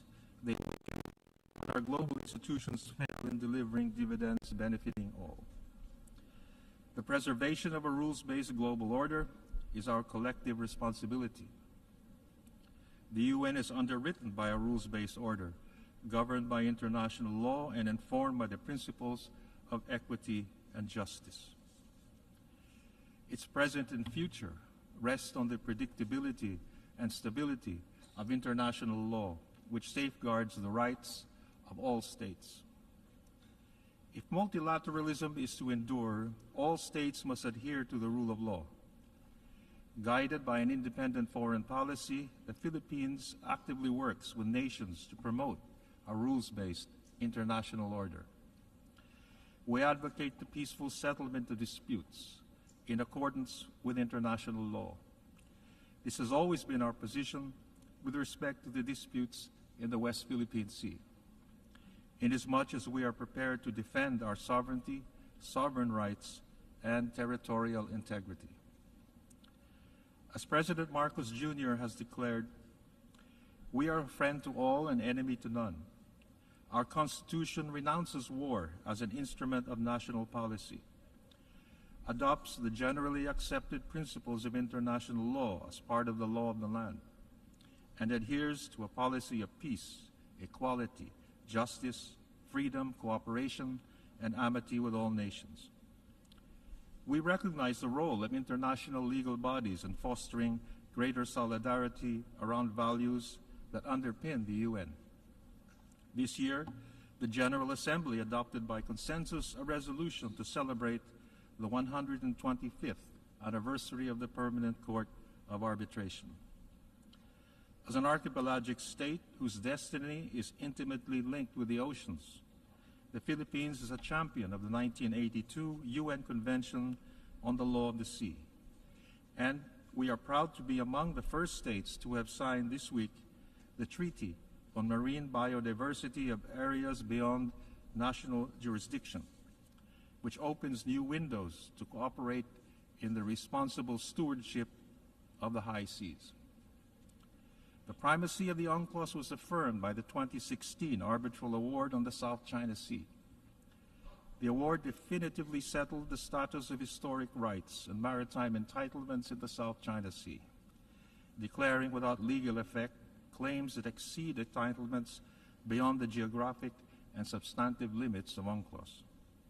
For the past 7 years, we have celebrated the award, which is now part of international law. Adherence to international law contributes to keeping the Indo-Pacific, with the ASEAN at the center, free and open, stable and peaceful. In line with this, we are guided by the ASEAN outlook on the Indo-Pacific. Excellencies, Mr. President, during the Cold War, the Philippines shepherded the 1982 Manila Declaration on the peaceful settlement of international disputes, convinced that our world should not descend again into large-scale conflict when the possibility of nuclear catastrophe loomed. Humanity remains in a state of danger from too many destructive and disruptive weapons now in existence. With thousands of nuclear warheads still present and the Fissile Material Cutoff Treaty unrealized, heightened arms races and new ways of warfare, including in the cyber and space domains, have transformed the strategic landscape of the 21st century. All the more, the rule of law must reign. President Marcos Jr. at this assembly last year called for rules and norms for the responsible use of emerging technologies. The Philippines is working with partners for rules to govern lethal autonomous weapon systems. And in this regard, we are hosting an Indo-Pacific meeting in December. We advocate the peaceful uses of outer space, the elaboration of the principle of due regard in space domain, and greater responsibility among states to reduce space threats, including debris from rocket launches. We call for UN partnerships that guarantee that new technologies are not weaponized or misused in any way to subvert democracy and freedom, to challenge international humanitarian law, and to exploit the vulnerable and violate human rights and human dignity. Mr. President, we are profoundly concerned over how extreme weather events have caused too much human suffering across the globe, reminding us of three realities. One, climate change is evolving into a full crisis. Number two, the fight against global warming and sea level rise is a race against time. And number three, effective climate action requires stronger multilateral cooperation. We need decisive, responsible, just and sustainable solutions that look after populations and protect persons that have contributed the least to global warming, but have the highest vulnerability by their geography. This is the meaning of solidarity and climate action. More than a decade ago, the Philippines pioneered a resolution in the Human Rights Council that drew attention to the impact of climate change on human rights. And though we are heartened that the link is now acknowledged, much more remains to be done. We join the call for industrialized countries to abide by their obligations under the UNFCCC and the Paris Agreement. And we look forward to COP28, adopting decisions on the Loss and Damage Fund and other climate financing mechanisms. We thank Vanuatu and the core group of states for rallying the UN to bring the question of state obligations relating to climate change to the ICJ. The Philippines will actively participate in the proceedings. And we are in solidarity with island states taking part in the ITLOS proceedings on obligations relating to climate change and the marine environment under UNCLOS. Cognizant that the future will see more climate-induced migration and displacement, as acknowledged in the Global Compact for Migration, the Philippines and the IOM convened a ministerial Asia-Pacific roundtable on climate change and migration earlier this week in New York. With the Asia-Pacific Ministerial Conference on Disaster Risk Reduction to be held in Manila in 2024, the Philippines aims to bridge effectively disaster risk resilience with the climate agenda. Excellencies, we are now in the home stretch for securing SDG outcomes globally. The 2030 Agenda for Sustainable Development is well integrated in the Philippine mid- and long-term development plans. And we can unlock opportunities for the Philippines and developing countries, including middle-income countries, to advance South-South cooperation and meet development goals across the world. As a middle-income country, we support initiatives to make international financial and development mechanisms more attuned to the needs of middle-income countries. Our partnerships should bridge development divides. Our collaboration for the future should make our societies more resilient, more cohesive, and more humane. And as I stated at the SDG Summit earlier this week, if we work together, sustainable is attainable. Mr. President, the continued reform of the UN development system is key to ensuring that the UN delivers transformative development outcomes. The UN and its specialized agencies and funds have the duty of providing efficient, coherent, and accountable support to host states, with the latter's consent and in accordance with their national development priorities. Solidarity sets the ground for international cooperation as we reinforce the global health security system following the lessons of the COVID-19 pandemic. The Philippines, together with like-minded states, has called for equity in the provision of vaccines and resilient health services in the negotiations on the Global Pandemic Treaty. We must never again witness a global emergency of such scale wherein those most in need will be provided for last. The Philippines supports the Contingency Fund for Emergencies, the COVAX facility, and other mechanisms that harness the power of partnerships to address persistent health challenges and emergencies. We affirm that health is primordial to our human development agenda. And we are all indebted to Filipino healthcare workers at the front lines of the pandemic throughout the world. We honor the many who lost their lives in the service of our common humanity. The pandemic compelled the international community, especially countries of destination, to recognize the contributions of migrants to their societies and to protect their rights. The Global Compact is the roadmap for this. Mr. President, Excellencies, this year marks the 75th anniversary of the Universal Declaration on Human Rights. The Philippines was an active member of the first UN Commission on Human Rights that drafted this seminal document, represented by the late General Carlos P. Romulo, a former president of this assembly.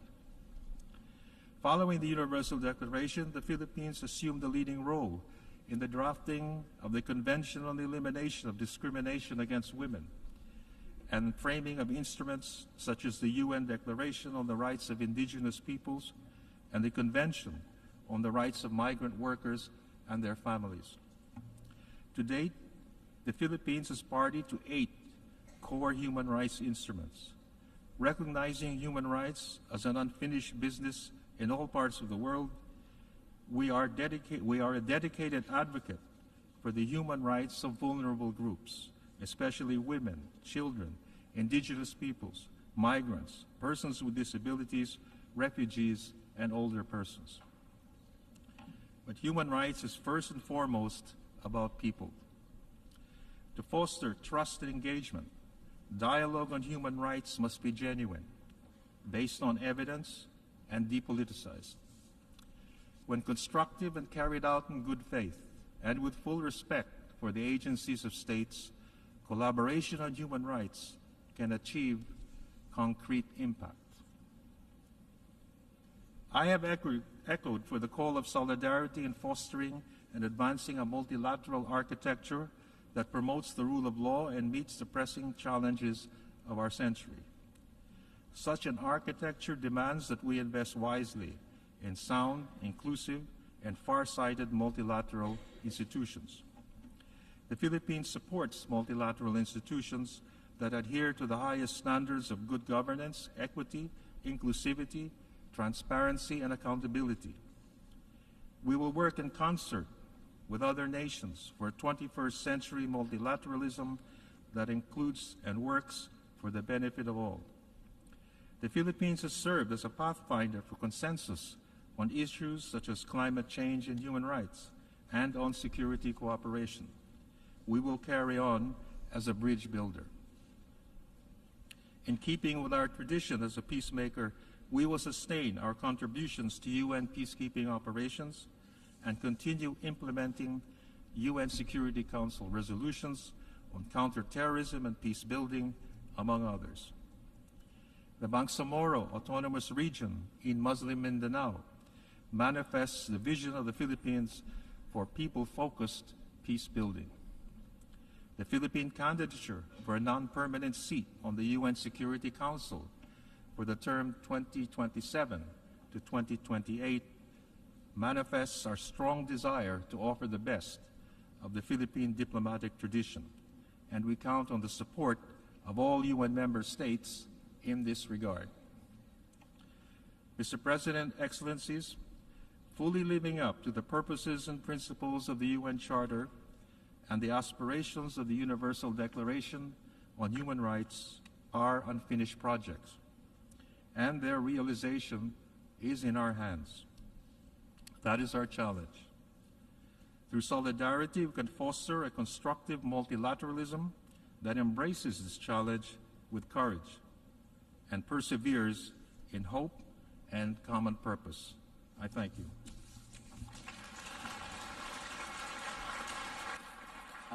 I thank the Secretary for Foreign Affairs of the Philippines.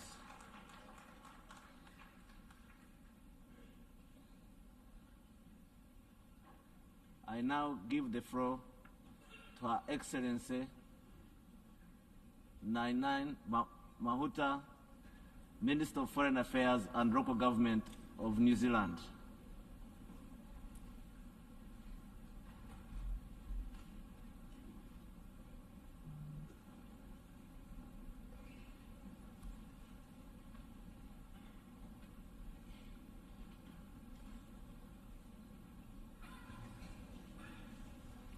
Ko tahi anō te koha o te ngire e kuhu ai, te miro mā, te miro whero, te miro pango. Kia mau ki te ture, te whakapono, ko te mea nui, kia mau ki te aroha. There's only one eye of the needle through which the white, the red and the black threads must pass. Hold fast to the law, faith and above all else, love. These opening words taken from my ancestor remind me that no matter where we are from around the world, we are bound by a shared spirit of humanity. Can I acknowledge the Lenape people on whose tribal lands we stand? Tēnā koutou katoa.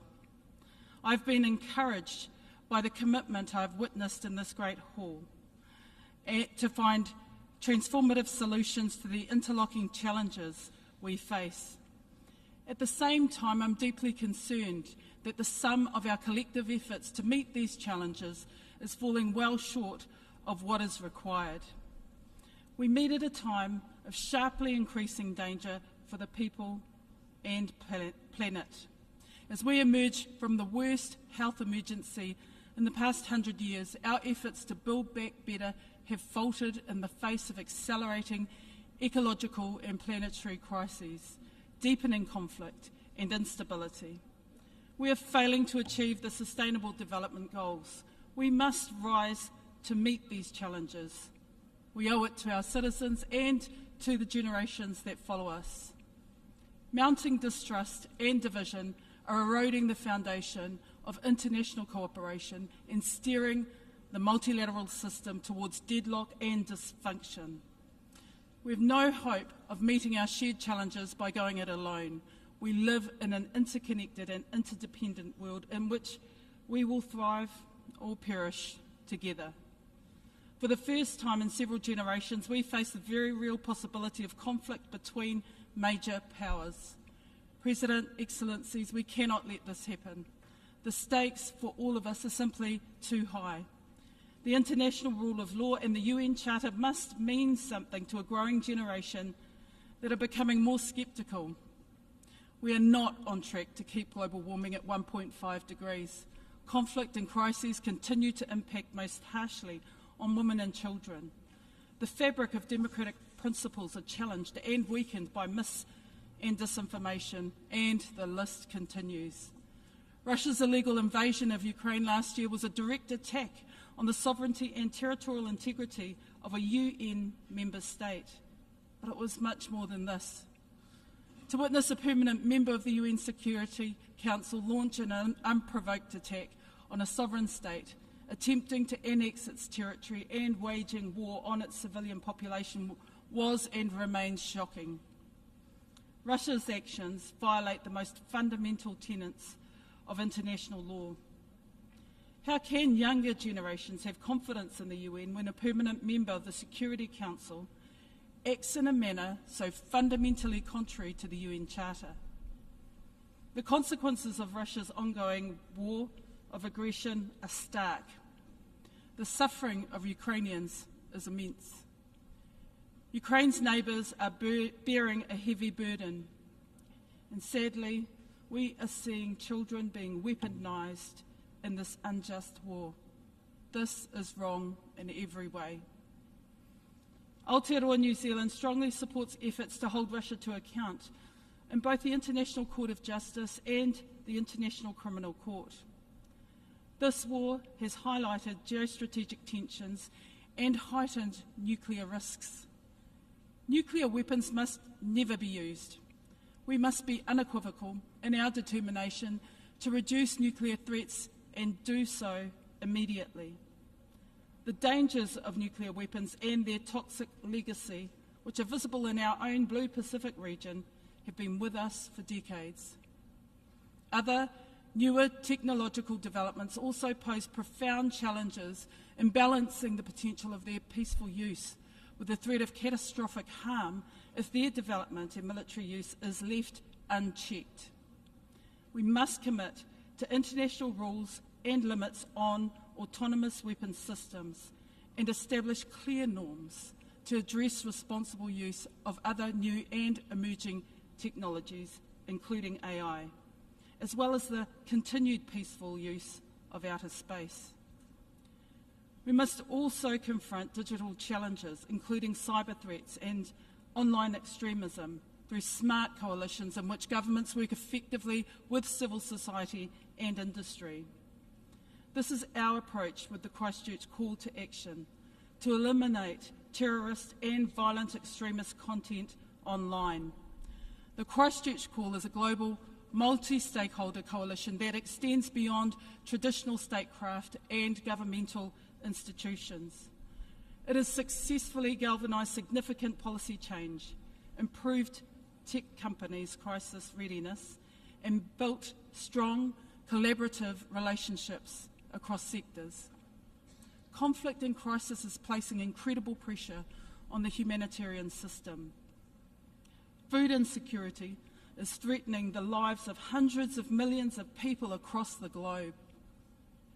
Let me be clear, food is not a weapon and hunger is not a tool.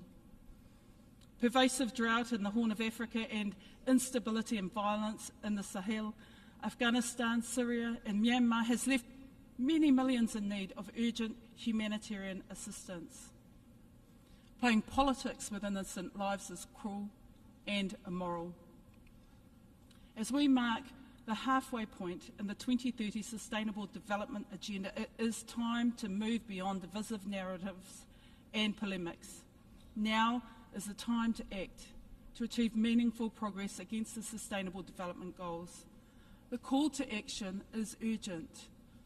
Last December, we celebrated the 75th anniversary of the Universal Declaration of Human Rights. We reaffirmed our unwavering commitment to speak out against violations of human rights wherever they occur. There is no hierarchy when it comes to human rights abuses. We need to resist attempts to undermine or hollow out existing commitments. Aotearoa New Zealand will continue to fiercely protect the rights of women and girls. President, New Zealand has long and deep connections to the Pacific through language, our peoples, our oceans, history, culture, politics and shared interests. We also have a strong connection to the wider Indo-Pacific region. We are concerned that the order that has underpinned prosperity and security in our region for most of the past 7 decades is increasingly fraying. We do not believe that recent events witnessed in other parts of the world need to become the inevitable trajectory of our Blue Pacific region. Diplomacy is our strongest tool. Peace and stability is our goal.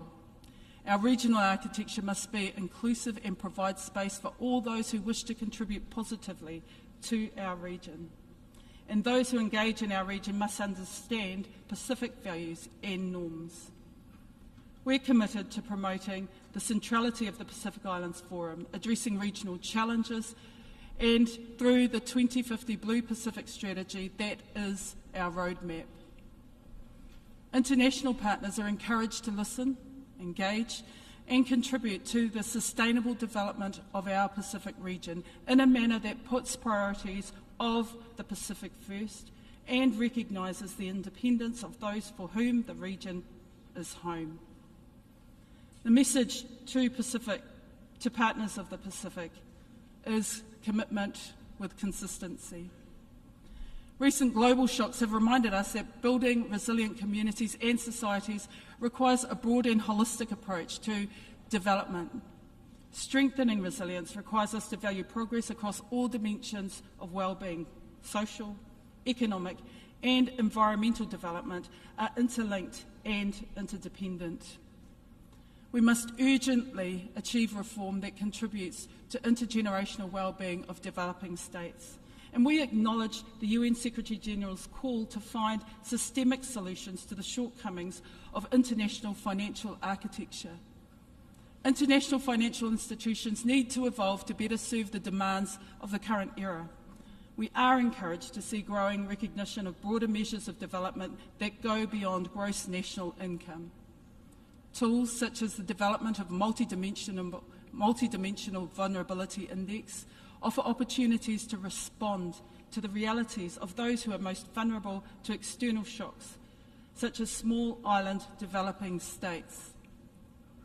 Sustainable development will only be achieved if the international community delivers on its commitments to those who are experiencing the violent realities of climate change. Climate change is the greatest existential threat facing the planet, our planet. A stable climate is essential to a stable future. New Zealand is committed to playing its part in global efforts to combat the triple planetary crisis of climate change, pollution, and biodiversity loss.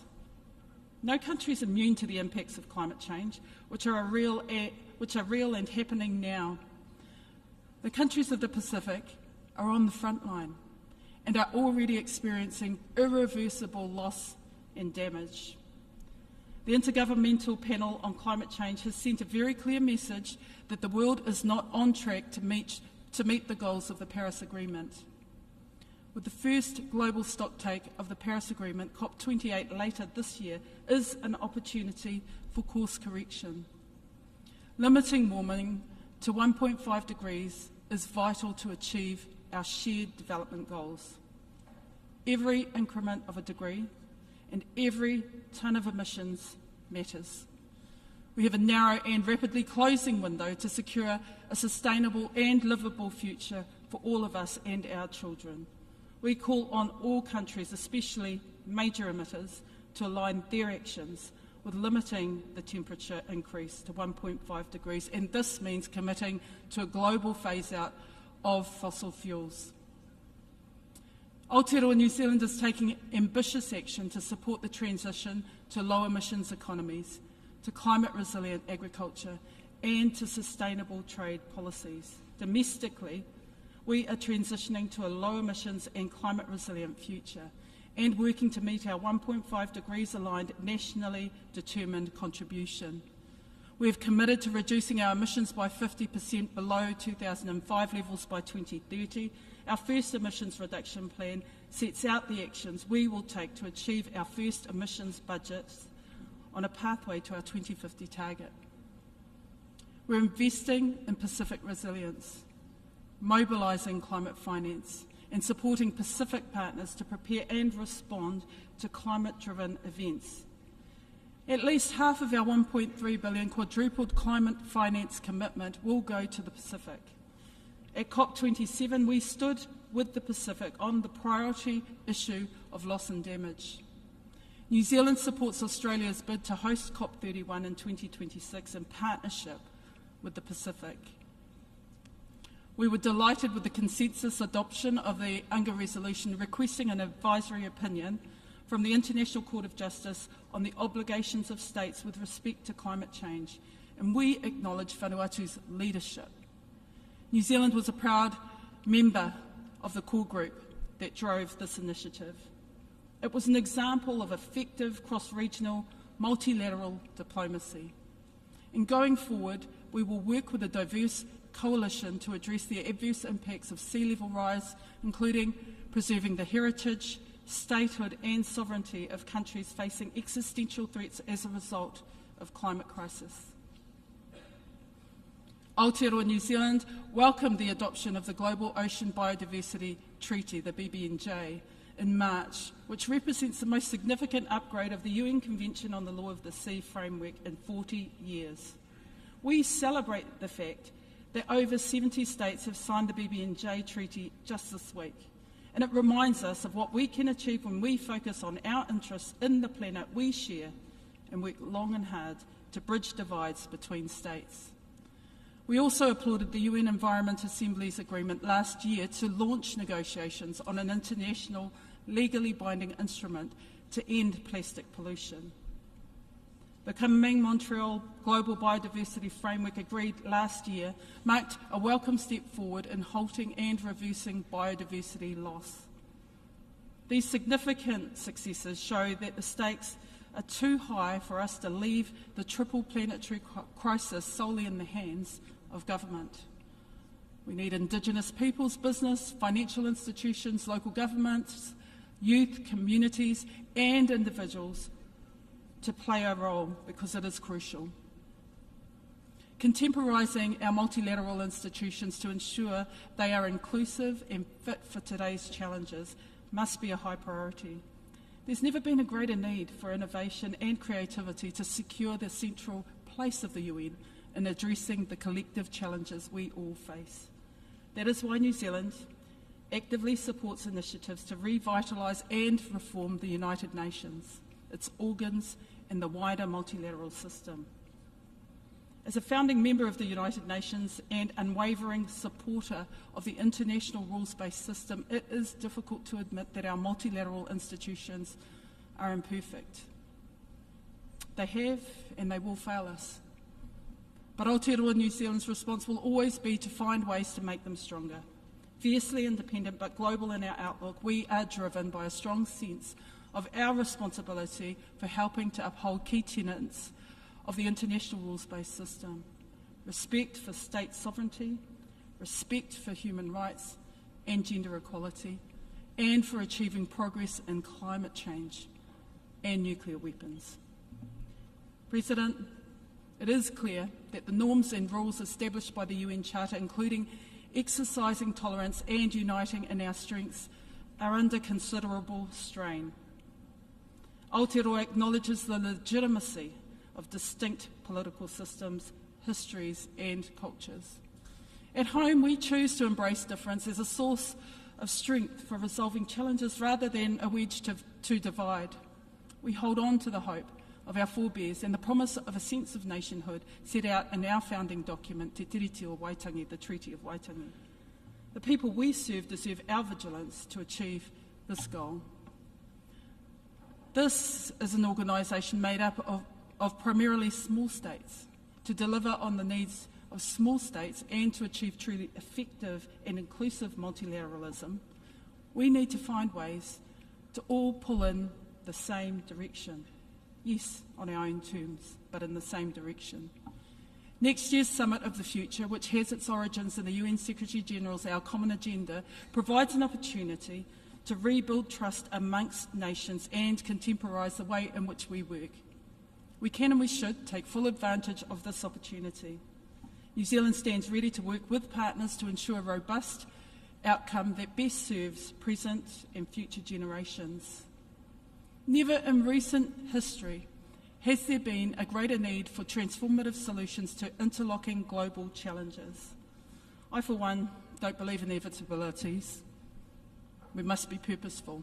And in fact, the disruptions we are enduring provide an opportunity for a reset. We need to rise above polarisation and draw strength from our differences rather than allowing them to create division. Let me end by saying, me whiria te tangata. We must weave all our aspirations and our common and shared humanity together. Nō reira, tēnā koutou katoa. Te aroha, te whakapono, me te rangi mari e tātou e, te aroha, te whakapono, me te rangi mari e tātou e. With love, faith and hope, we can all unite ourselves in the shared aspiration. Nō reira, tēnā koutou katoa. Kia ora.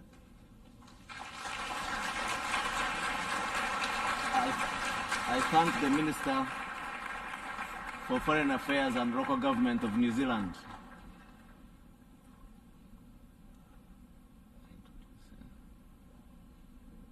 I now give the floor to His Excellency Nabil Amal, Minister of Foreign Affairs, Migration and Tunisia and Abroad of Tunisia. You have the floor.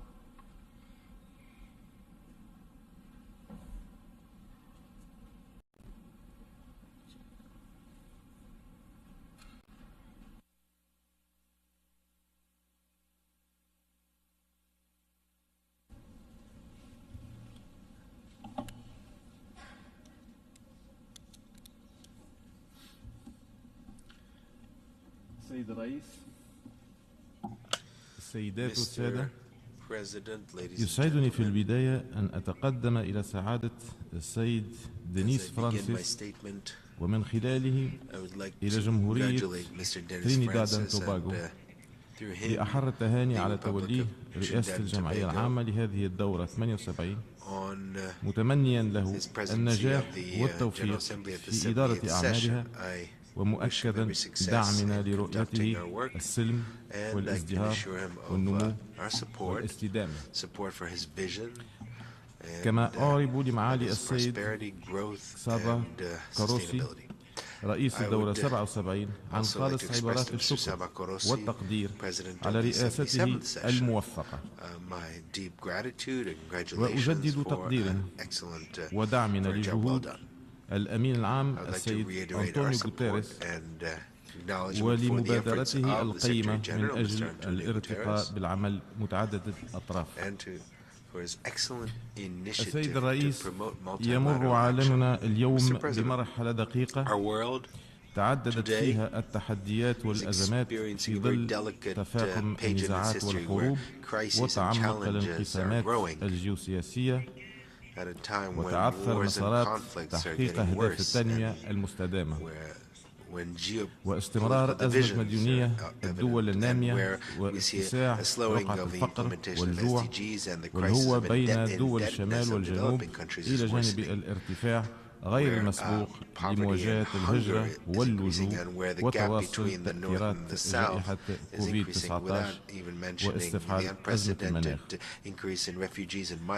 هذا هو العالم الذي نطمح إليه بعدما يلاحظ 80 عقود على تأسيس الأمم المتحدة. صورة في اعتقادنا بعيدة كل البعد عن الأهداف والقيم التي تأسست من أجلها المنظمة الأممية. ومن هذا المنطلق فإننا ندعو إلى استنباط مقاربات ووسائل جديدة أكثر فاعلية في التعاطي مع التحديات التي تواجهنا اليوم، وإلى تعزيز التعاون والتضامن الدوليين على أساس المسؤولية ولكن المتباين. كما نؤكد على أهمية الالتزام الفعلي بميثاق الأمم المتحدة والقانون الدولي واحترام حقوق الإنسان من الجميع دون تسييس، فهذا هو سبيل إعادة بناء الثقة بين البلدان ودعم تعددية الأطراف وتحقيق الأمن والسلم والتنمية. وفي هذا الإطار نتطلع إلى أن تكون هذه الدورة نقطة تحول تاريخي وانطلاقة جديدة لمنظومة العمل متعددة الأطراف والتعاون الدولي. السيد الرئيس، لقد علق مئات الملايين من سكان العالم آمالا كبيرة على أجندة 2030 للتنمية المستدامة، إلا أن النتائج المحققة إلى حد الآن جاءت وللأسف الشديد دون المأمول. وفي هذا السياق تدعم تونس الخطة التحفيزية التي اقترحها الأمين العام لإنقاذ أهداف التنمية المستدامة وما تضمنته من مقترحات عملية لتذليل صعوبات تمويل تنفيذها. كما نثمن مبادرته بإنشاء مجموعة الاستجابات للأزمات العالمية بشأن الغذاء والطاقة والتمويل للحد من تأثيرات الحرب في أوكرانيا على أسعار الغذاء والطاقة. ونذكر في هذا المضمار بدعوة سيادة رئيس الجمهورية قيس سعيد مؤخرا بمناسبة قمة النظام الغذائية بروما إلى إحداث مخزون استراتيجي من الحبوب للعالم كله يتم اللجوء إليه عند حاجة. وهنا لابد من الاعتراف بأنه بات من الواضح فشل النظام المالي الدولي الذي تم وضعه في أعقاب الحرب العالمية الثانية في توفير شبكة الأمان العالمية وضمان التمويل الميسر والمستدام للدول النامية والأقل نموا. فعلى العكس من ذلك أصبح هذا النظام يخذلها كما ساهم في تعميق الهوة بين البلدان المتقدمة والبلدان النامية التي تجد نفسها اليوم أمام خيارات صعبة بين تخصيص أغلب مواردها لتسديد الديون وخدمات الدين أو تغطية الاحتياجات الحيوية لشعوبها. لذلك ندعو اليوم إلى إدخال إصلاحات جوهرية على المنظومة المالية الدولية وتغيير الحوكمة الاقتصادية العالمية باعتبار ذلك أولوية قصوى لتجاوز الاختلالات والفوارق الراهنة والتأسيس لنظام ناجع يستثمر في التنمية المستدامة والأجيال القادمة. كما ندعو إلى التعاطي المسؤول والجدي لتيسير استعادة الأموال المنهوبة بالخارج لفائدة شعوب الدول المتضررة بما يعزز تعويلها على مواردها الذاتية وإلى بحث سبل منع مثل هذه التجاوزات مستقبلا. السيد الرئيس، إنما يشهده العالم اليوم من توسع لتداعيات تغير المناخ وتدهور النظام الإيكولوجي وتفاقم الكوارث الطبيعية يحتم علينا جميعا ترتيب مجابهة هذه التحديات ضمن أعلى سلم الأولويات، وذلك على الرغم من عدم تسبب العديد من دولنا فيما آلت إليه وضعية الكوكب. وفي هذا الإطار تثمن تونس مبادرة الأمين العام للأمم المتحدة بالدعوة لعقد قمة طموح المناخ، ونجدد في هذا السياق التأكيد على ضرورة مواصلة الجهود الدولية وتكثيفها لوضع الحلول اللازمة وتحمل كل الأطراف لمسؤولياتها بما في ذلك لتوفير التمويل المناخي للبلدان الأكثر تضررا. سيد الرئيس، تفاقمت ظاهرة الهجرة غير النظامية في منطقة انتمائنا الجغرافي بسبب ضعف مستويات التنمية في العديد من دول قارتنا الأفريقية وطول أمد النزاعات وآثار التغيرات المناخية، فضلا عن استغلال الشبكات الإجرامية لهشاشة وضعيات آلاف الأشخاص وبحثهم عن فرص حياة أفضل للمتاجرة بهم سواء في دول جنوب البحر الأبيض المتوسط أو شماله أو في دول جنوب الصحراء. وإذ نؤكد على ضرورة اعتماد مقاربة شاملة لمعالجة مسألة الهجرة غير النظامية تقوم على القضاء على أسبابها العميقة لا على معالجة نتائجها، فإننا نشدد مجددا على تحمل كافة الأطراف من بلدان المصدر والعبور والمقصد والمنظمات الإقليمية والدولية لمسؤولياتها في ذلك.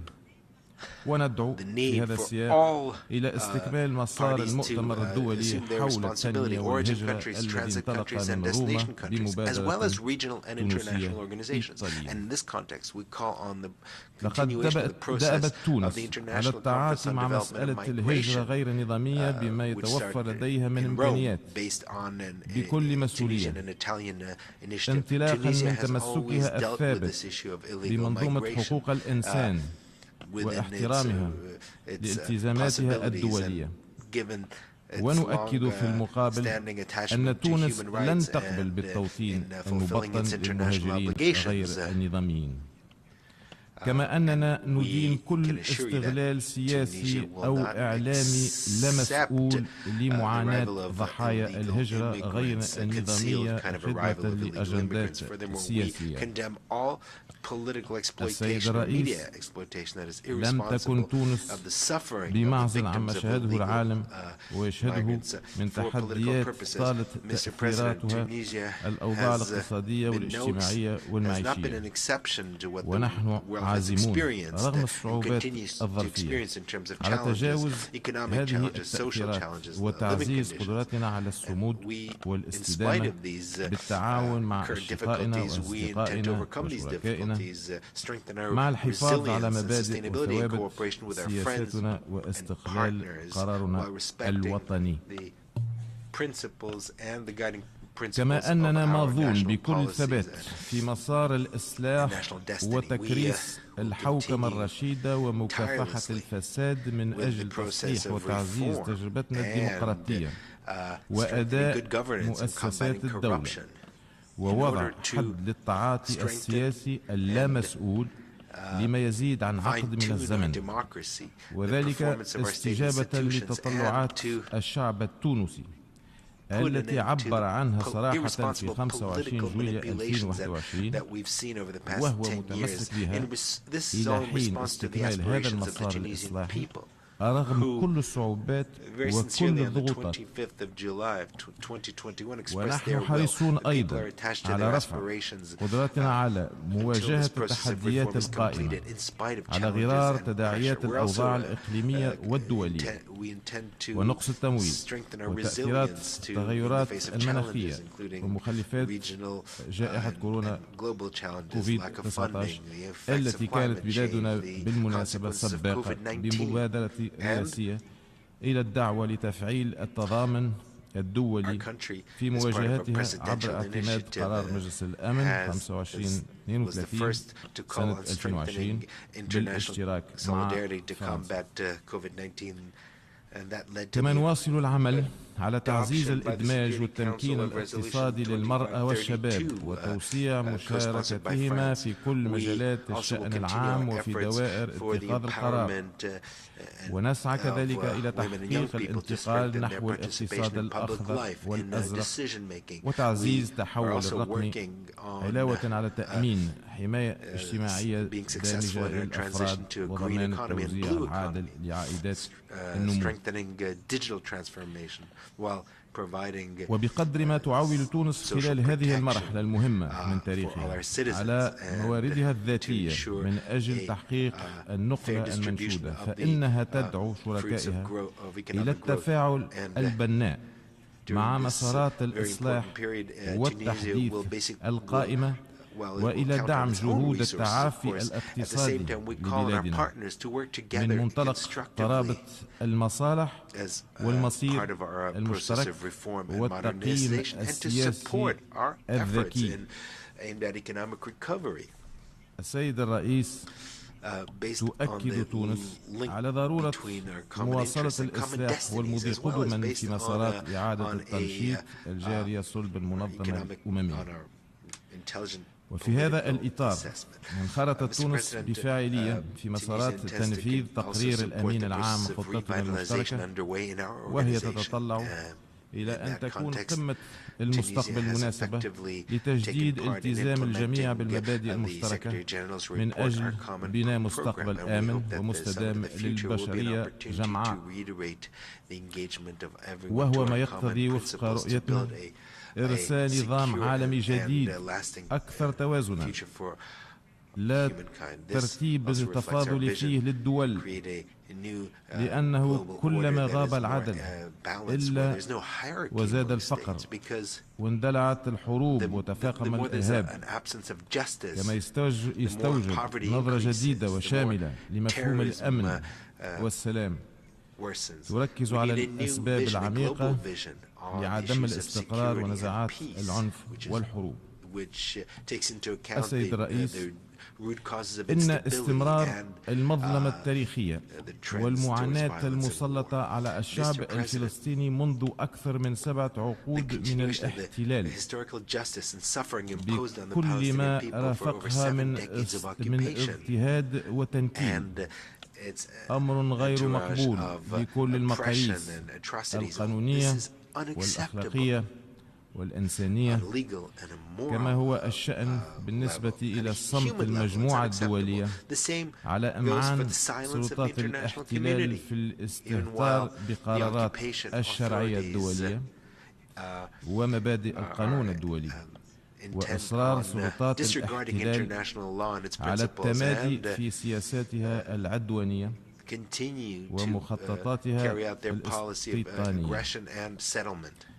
لذلك ندعو مجددا مجلس الأمن والمجموعة الدولية ككل إلى تحمل مسؤولياتها لحمل سلطات الاحتلال على احترام قرارات الشرعية الدولية لتحقيق تسوية سلمية عادلة وشاملة على أساس المرجعيات الدولية المتفق عليها، تنهي الاحتلال وتضع حدا لمعاناة الشعب الفلسطيني وتمكنه من استرداد حقوقه المشروعة وتجسيم دولته المستقلة ذات السيادة والمتصلة جغرافيا على حدود 4 جوان 1967 وعاصمتها القدس الشريف.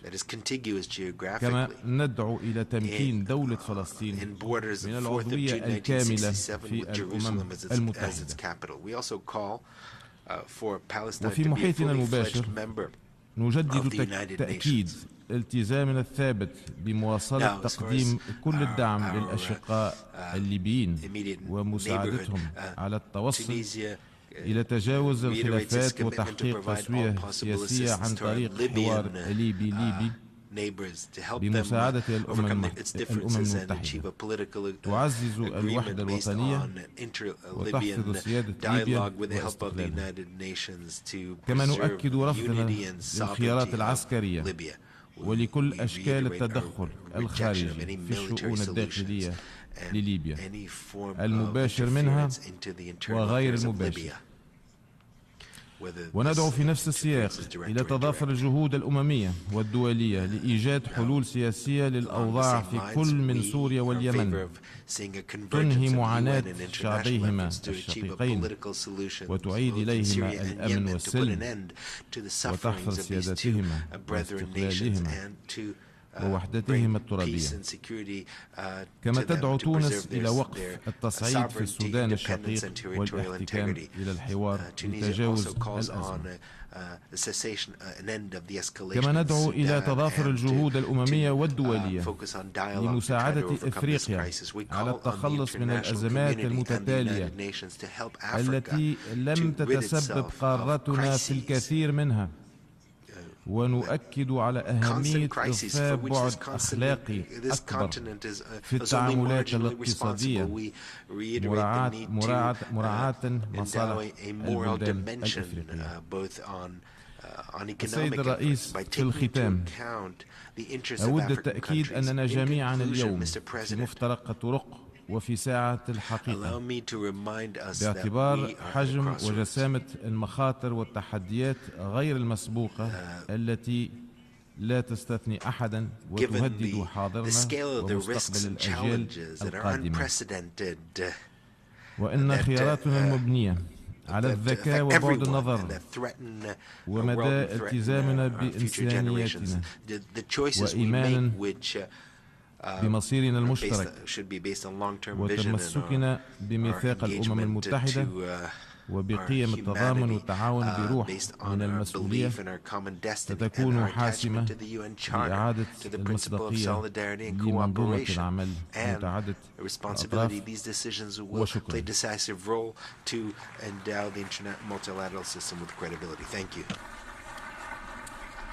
I thank the Minister for Foreign Affairs, Migration and Tunisians abroad of Tunisia.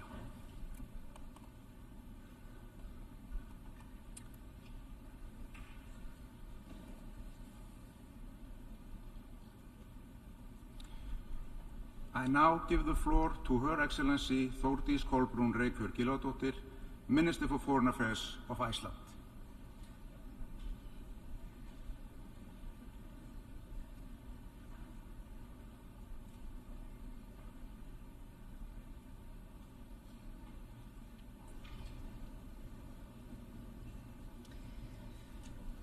Mr. President, Jörundur Valtýsson, Excellencies. First, I would like to thank all those whose daily work is dedicated to the United Nations and its ideals. All across the globe, people work in the name of the United Nations, wearing the colors and emblems of this organization, giving their effort in the pursuit of making our world a better place. Thank you. Thank you also to those who are responsible for keeping the buildings and offices clean and ready for business. Thank you to those who make sure that technology runs smoothly, to the translators and security staff, to the diplomats of the member states and those who are entrusted with making decisions and bearing the responsibility of managing the day-to-day operations of the United Nations. In a large organization, each individual must do their part, and every task, no matter how mundane, is done in the name of our common cause and deserves to be done well. Everyone has a role to play, and all those roles are important. Mr. President, this week has been dominated by discussions of the many and serious problems that humankind faces. Most of these pressing problems do not respect national borders. We are now, more than ever in the history of humankind, in a state of mutual reliance and dependence. The problems created by some of us often have dire consequences for others. A disruption in production in one part of the world impacts the well-being of people in another. Hateful rhetoric that is used for political gain in one country can spread with the speed of light across borders and poison public discourse in another. But there are other and more uplifting parts of this reality. Solutions that are discovered in any distant region of the world can be transported and utilized across the globe in an instant. New ideas in culture, in science, and in political thought don't respect any national boundaries. Being interconnected also means that people are aware of each other's humanity. But sadly, at the same time, when we need it the most, multilateralism is in serious crisis. I believe that we are at a critical juncture, that when we look back at these times, 30 years from now, we will either look back with absolute sadness and horror to the catastrophe that could have been avoided, or these times will be considered a moment of strength when the international system showed that it could withstand its toughest test without breaking apart. We need to take the long view and contemplate how our actions today will look a few decades from now. How leaders act and how institutions respond will determine the difference between hope and despair. This means the United Nations, and this means us, the people who are entrusted with positions of leadership and service. In this regard, we all have a role to play, and each role is important. Mr. President, this year marks the halfway point for the ambitious Sustainable Development Goals set out in 2015. It is estimated that only 15% of the SDGs are currently on track for completion by 2030. Plainly speaking, it is half-time, and we are down by a big margin. During this week, some positive steps have been taken at the SDG Summit, but it will be actions, not words, that count. Iceland presented its second voluntary national review in July. As with many others, we have a mixed story to tell. Some of our goals are on track, others are simply not. My government remains committed to the timely implementation of the Sustainable Development Goals and Agenda 2030. As for most of us, the second half will be decisive. The Paris Agreement is also in jeopardy. Over the past months, we have witnessed the increased intensity of climate change and natural disasters in the form of flooding, drought, and extreme weather patterns. Wildfires are battering every corner of the world. These have local and global ramifications, including increased food insecurity, poverty, and hunger. This is not just a threat to some in distant parts of the world. This is an existential threat to us all. And it is the most vulnerable, especially women and children and poorer communities, that bear the brunt of these events. There are the consequences of problems that they had no part in creating.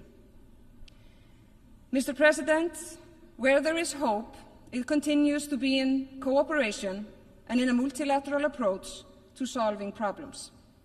A recent example is the historic agreement reached earlier this year on marine biodiversity of areas beyond national jurisdiction, under the auspices of UNCLOS, our Constitution of the Ocean. The BBNJ agreement is a testament to the importance and effectiveness of multilateralism when it comes to tackling the triple planetary threat of climate change, biodiversity loss, and pollution. It was an important milestone that Iceland is proud to have contributed to. Mr. President, December marks the 75th anniversary of the adoption of the Universal Declaration of Human Rights. It is a milestone worth celebrating. The world has long since learned that when the rights of people are denied in one state, there is a real danger that the effect will be felt by others. Just as domestic violence is a societal problem, not a family matter, brutal treatment of citizens in one state of the UN is a matter that concerns us all. Earlier this month, Iceland formally presented its candidature to the United Nations Human Rights Council for the term 2025 till 27. Human rights are a key pillar of Iceland's foreign and development policy, based on the conviction that all human rights are universal, indivisible, interrelated, interdependent, and mutually reinforcing. Our candidature is endorsed by the other Nordic countries. Member states in the Human Rights Council do not have to be perfect. None of us are. We can all do better, and we should all aim to do better. Mr. President, we are seeing a serious degradation of human rights in many member states. Women and girls in Afghanistan can't go to school. Their basic freedoms are taken from them, and they live under cruel and violent suppression. I salute the bravery of the women within Afghanistan and outside who continue to bring the attention of the world to the horrors perpetrated by the Taliban. In Iran, the authorities continue to deny women freedom and punish those who dissent. We should all listen to the voices of people who put themselves in danger by openly fighting for human rights. We are seeing degradation in the rights of LGBTI+ communities in many places. Of all the things that people choose to worry about, I simply can never understand why people should not be allowed the freedom to love and be loved for who they are. Mr. President, the shocking treatment of women by many countries and the blatant inequalities in even more countries are not only a terrible, sad and unfair situation for the women of those countries, because quite frankly, it simply does not make any sense. I come from a country that is considered to have a very strong record when it comes to gender equality. And Iceland is fortunate enough to be a society that has developed from being among the poorest in Europe to one of the most prosperous since we became an independent republic almost 80 years ago. The fact of our equality and the fact of our prosperity are strongly linked. We do not have gender equality in Iceland because it's a luxury that we can afford. It is gender equality that has simply made us strong. Mr. President, in Belarus, opponents of the regime are jailed and exiled while the rulers align themselves with Russia's war in Ukraine. All of those who dedicate themselves to ensuring human rights and freedoms for the people of Belarus deserve to be listened to and supported. And there are so many other places around the world where people are being punished for their opinions and for challenging authorities. Civil society, media and freedom of speech are being undermined, not only in autocratic countries, but all over the world. Cases of people being arbitrarily detained by governments are on the rise and are deeply troubling. There is a trend in the direction of deterioration of democratic values and civil rights, often led by populist politicians who offer simplistic solutions to complex problems. They spread suspicion, peddle misinformation, and foster polarization in their societies. And this poses a dilemma. Those who undermine democratic norms do so under the protection of the same human rights that they are attacking. And while some of these rights are misused, it is also clear that we will need to rely on human-made solutions to our human-made problems. And this will rely on the creative and innovative thinking of individuals who have the freedom to express their thoughts, to challenge the status quo, and to test their ideas, services, and products in an open and competitive society. Artificial intelligence asks some serious questions that will demand close multilateral cooperation to avoid the very real risk of this technology becoming a tool of destruction rather than creation. And we must also bear in mind that the promise of human rights and freedom applies to individuals, but does not necessarily extend to state-sponsored propaganda or artificially generated misinformation that is intended to sow discord and disunity. Freedom of expression is for human beings, not for programmed bots that spread hate, lies, and fear. Because human rights are for human beings. Mr. President, military coups are proliferating in Africa, the situation in Sudan is deteriorating, the Taliban regime tightens the grip in Afghanistan, the military junta in Myanmar continues to commit atrocities, and the conflict between Israel and Palestine frequently flares up with a two-state solution nowhere in sight. Russia's war of territorial aggression is not only a brutal assault on Ukraine and its people, it is also an unprecedented affront to the international system. This madness has been ongoing for over 18 months and is the sole responsibility of a permanent member of the Security Council, which should be acting on behalf of the UN membership as a guardian of international peace and security. But instead, the Russian Federation chooses to viciously attack a neighboring country in complete violation of the UN Charter and international law. Iceland is proud to have been at the helm when the Council of Europe decided last May to establish a register for damage incurred by the Russian invasion in Ukraine. This is an important step in seeking reparation after the war and holding perpetrators to account. Every country of the world and humankind as a whole stands to lose if the international community allows wars of neo-colonial conquest by large powers against its neighbors. There are many grey zones in world affairs, but this is not one of them. Russia is the aggressor and must be stopped. Ukraine is rightly defending its land and by extension our international system. And Ukraine must be supported. Mr. President, mankind does not only create problems. We also create solutions, and some of these solutions border on being miraculous.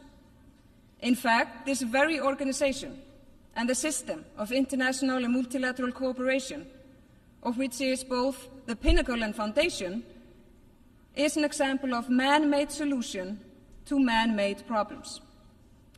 But maintaining relevance and importance throughout many decades is not an easy task. It falls to the organization itself, but more crucially, to its member states, to avoid the pitfalls that put in jeopardy all organizations as they age, that they can take on a life of their own, increasingly independent from their original aims. We will need to be creative, innovative, and willing to look critically at how things are done, with the aim of finding ever better ways of serving the states and the people of the world. We need reforms to the United Nations Security Council that reflect a much changed and evolved world since the institution was set up. And we need more high-level dialogue that is open and unscripted, where the people responsible for making important decisions can engage with each other, exchange views. Sometimes it is difficult to talk to people that you don't agree with, but I have never found it to be harmful.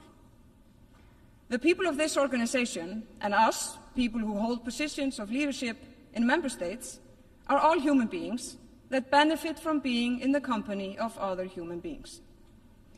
The United Nations must be modern and change with times.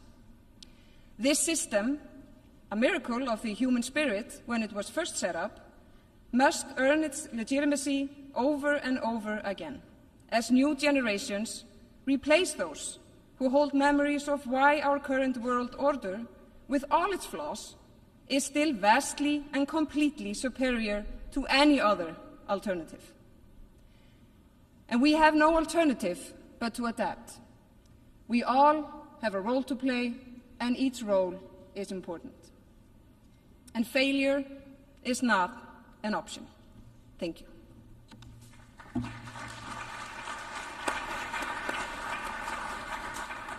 I thank the Minister for Foreign Affairs of Iceland.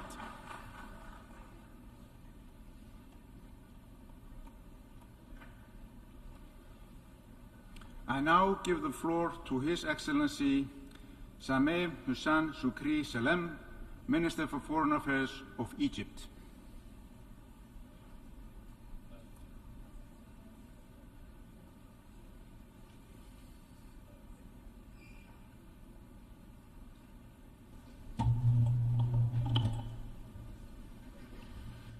بسم الله الرحمن الرحيم. سيد الرئيس، السيدات والسادة رؤساء الوفود، يشرفني أن أتوجه إليكم باسم جمهورية مصر العربية حاملا صوتها ورؤيتها ممثلا لدولة عريقة لها إسهاماتها الحضارية على مر التاريخ وتطلع بدور رئيسي في تعزيز السلم والاستقرار في محيطها الإقليمي وعلى الساحة الدولية.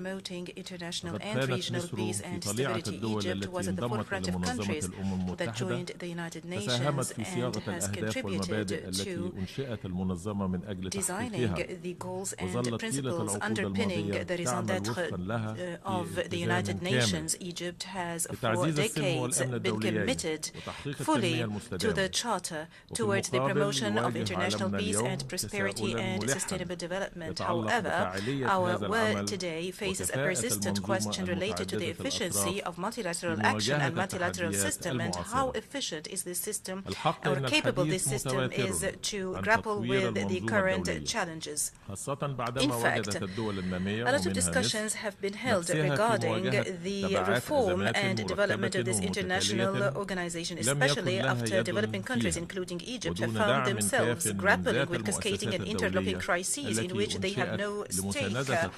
And without adequate support from international organizations that have been established and created to support our legitimate development aspirations. Having said that, I would like to share with you the Egyptian vision, which wishes to shed light on a number of priorities to restore trust and efficiency of multilateral action as follows.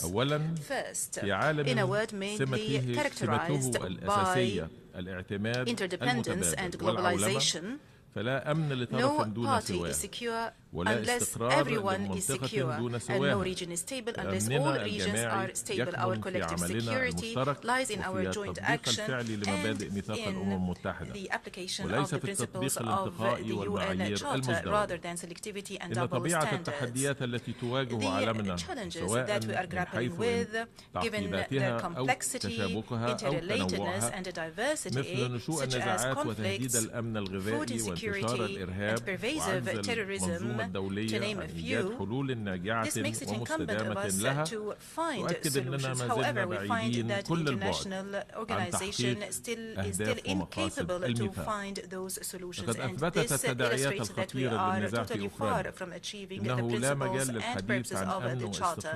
The serious repercussions of the conflict in Ukraine has proved that we cannot guarantee the stability and security of any party without exclusively of the other. Thus, Egypt has taken active steps with her Arab and African neighbors through creating the Arab Contact Group and participating in the African Leaders Initiative to put an end to the bloodshed and to find a peaceful settlement for the Russian-Ukrainian crisis.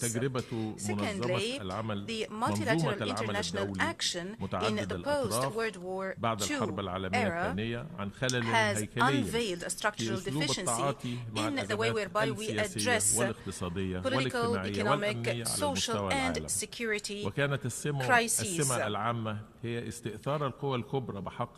which was mainly characterized by the monopoly by major powers of the right to take a decision in total indifference to the aspirations of peoples and communities. And in this regard, we insist on the Isilwini Consensus and the Sirte Declaration to undo the historic injustice that was sustained by our continent by way of expanding the African representation in the Security Council, by securing 2 permanent seats for Africa with full privileges and prerogatives. Also, Egypt has supported the mechanisms towards promoting joint action with developing countries, and it was in the forefront of countries that founded the groupings of those countries, and we look forward to playing an active role in the BRICS to advocate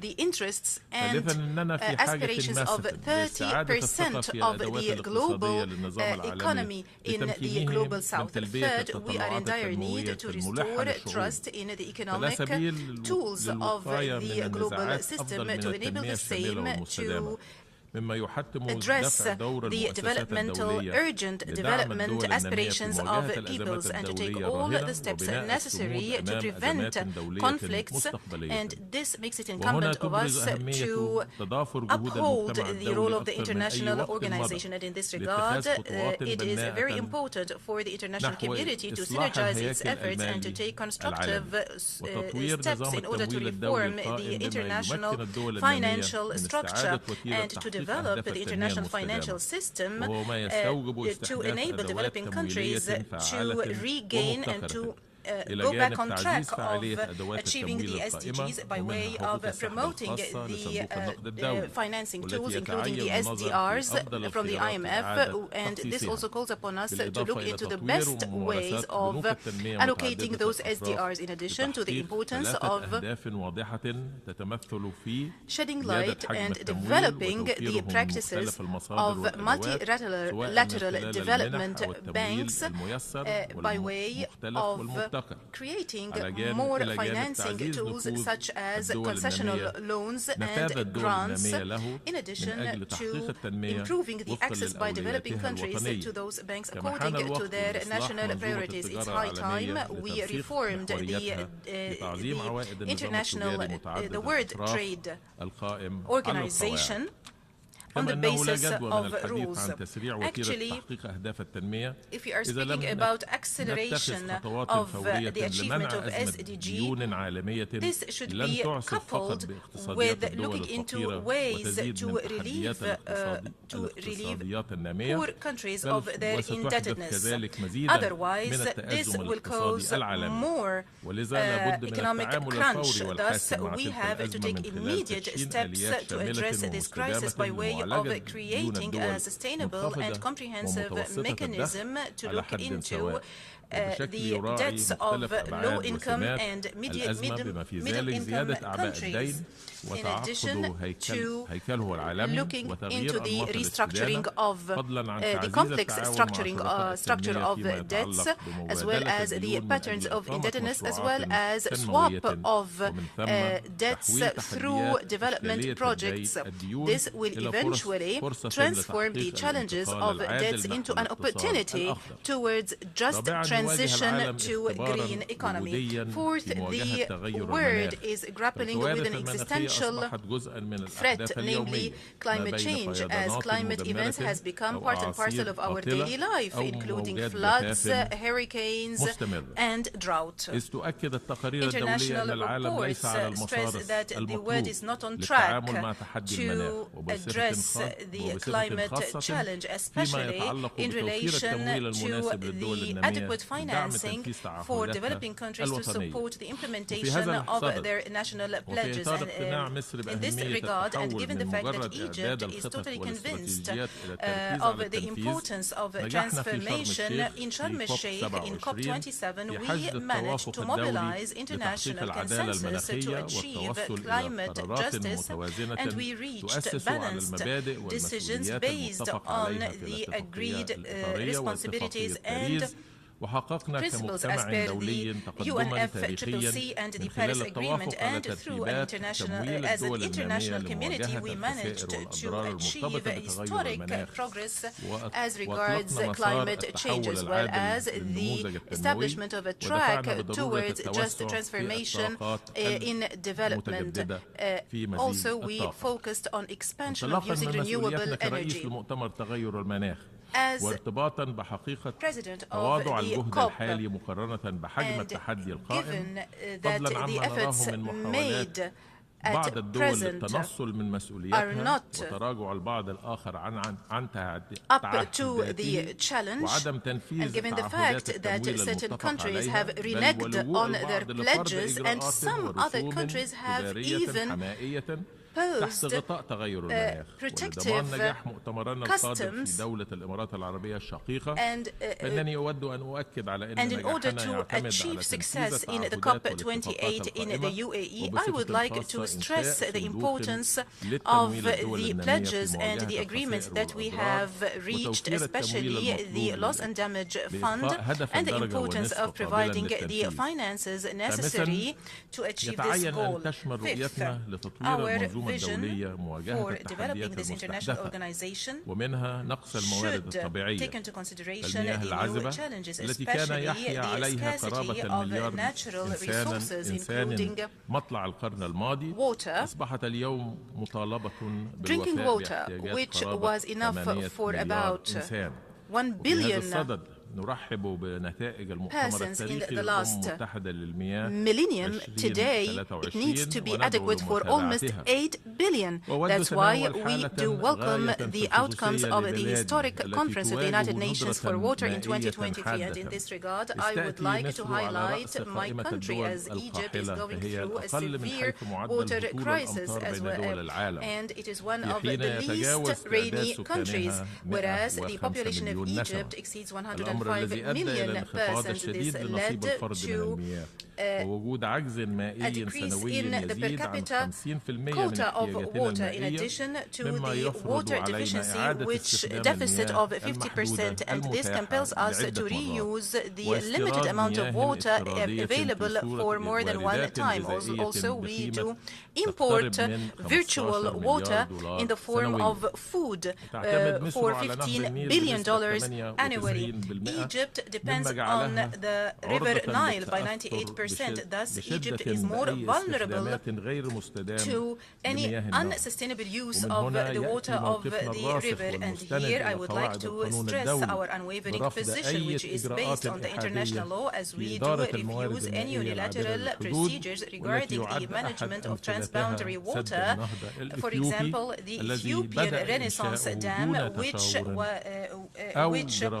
was created without consultation and without previous adequate studies or even other studies for the impacts of the riparian states. But even Ethiopia has gone further by filling and operating unilaterally this dam, thus violating the principles of the international law and the Declaration of the Principles of 2015 and the Presidential Statement of 2021. Notwithstanding these unilateral practices on the part of Ethiopia, Egypt is keen on seriously engaging in the current negotiations, which has extended for more than 1 decade in order to achieve or to reach a binding agreement on the rules of filling and operation, which maintains the joint interests, and we continue honestly to work with Ethiopia to reach an agreement which takes into consideration the interests of Egypt, the Sudan, and Ethiopia. And it should not be erroneously thought that a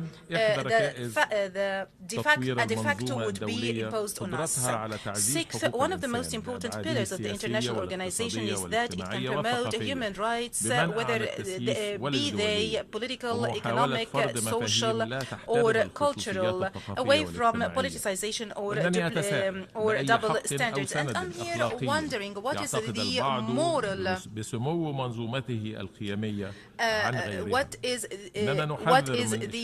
moral evidence of the sublimity of one system of values as compared to others. We do warn against the phenomena of discrimination and hatred, such as Islamophobia, and the manifestations thereof, including setting the Holy Quran on fire, as these events are very dangerous. And in this regard, we would like to commend the Danish initiative. We also believe in the responsibility of the state and its institutions and its communities to promote human rights. Thus, Egypt at the national level has taken strides in promoting the rights of her citizens, and it has launched the National Strategy for Human Rights and the Strategy for Enabling the Egyptian Women, the strategy of fighting violence against women. And Egypt has taken steps to enable youth as well as the disabled. Egypt also gives priority to the principle of citizenship, fighting discrimination and protecting religious freedoms. Seventh, the United Nations have been created in order to spare and save the successive generations from the scourge of conflict. Notwithstanding the foregoing, the world has through the last 78 years witnessed wars and conflicts that have claimed the lives of millions of innocent people. However, this should not make us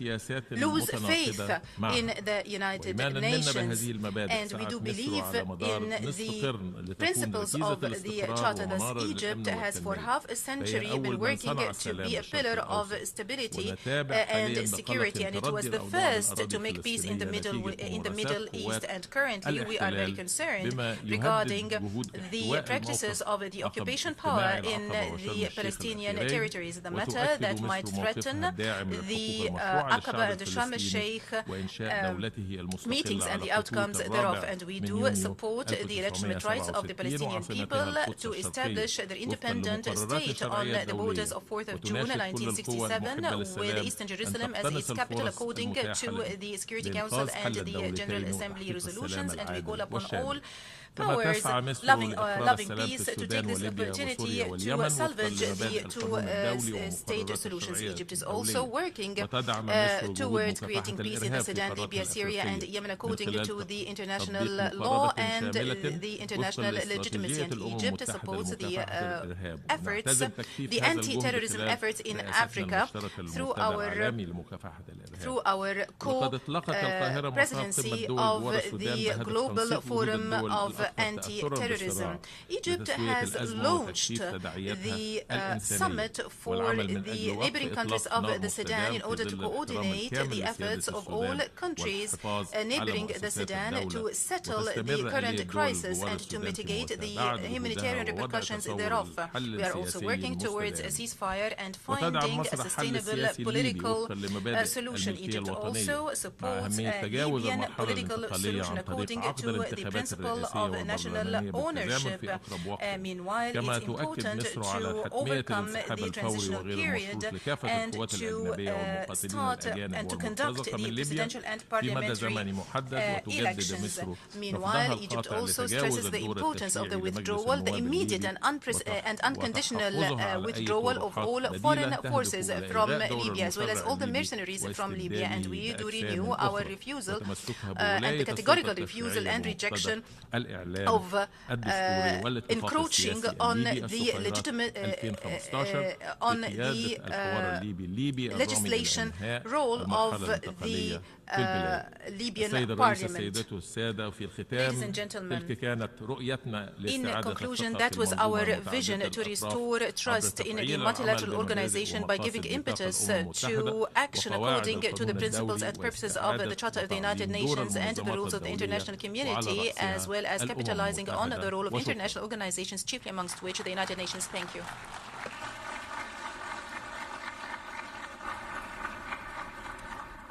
I thank the Minister for Foreign Affairs of Egypt.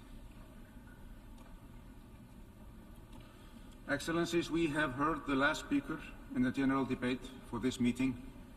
The 13th plenary meeting to continue with the general debate will begin at 3 p.m. The meeting is adjourned.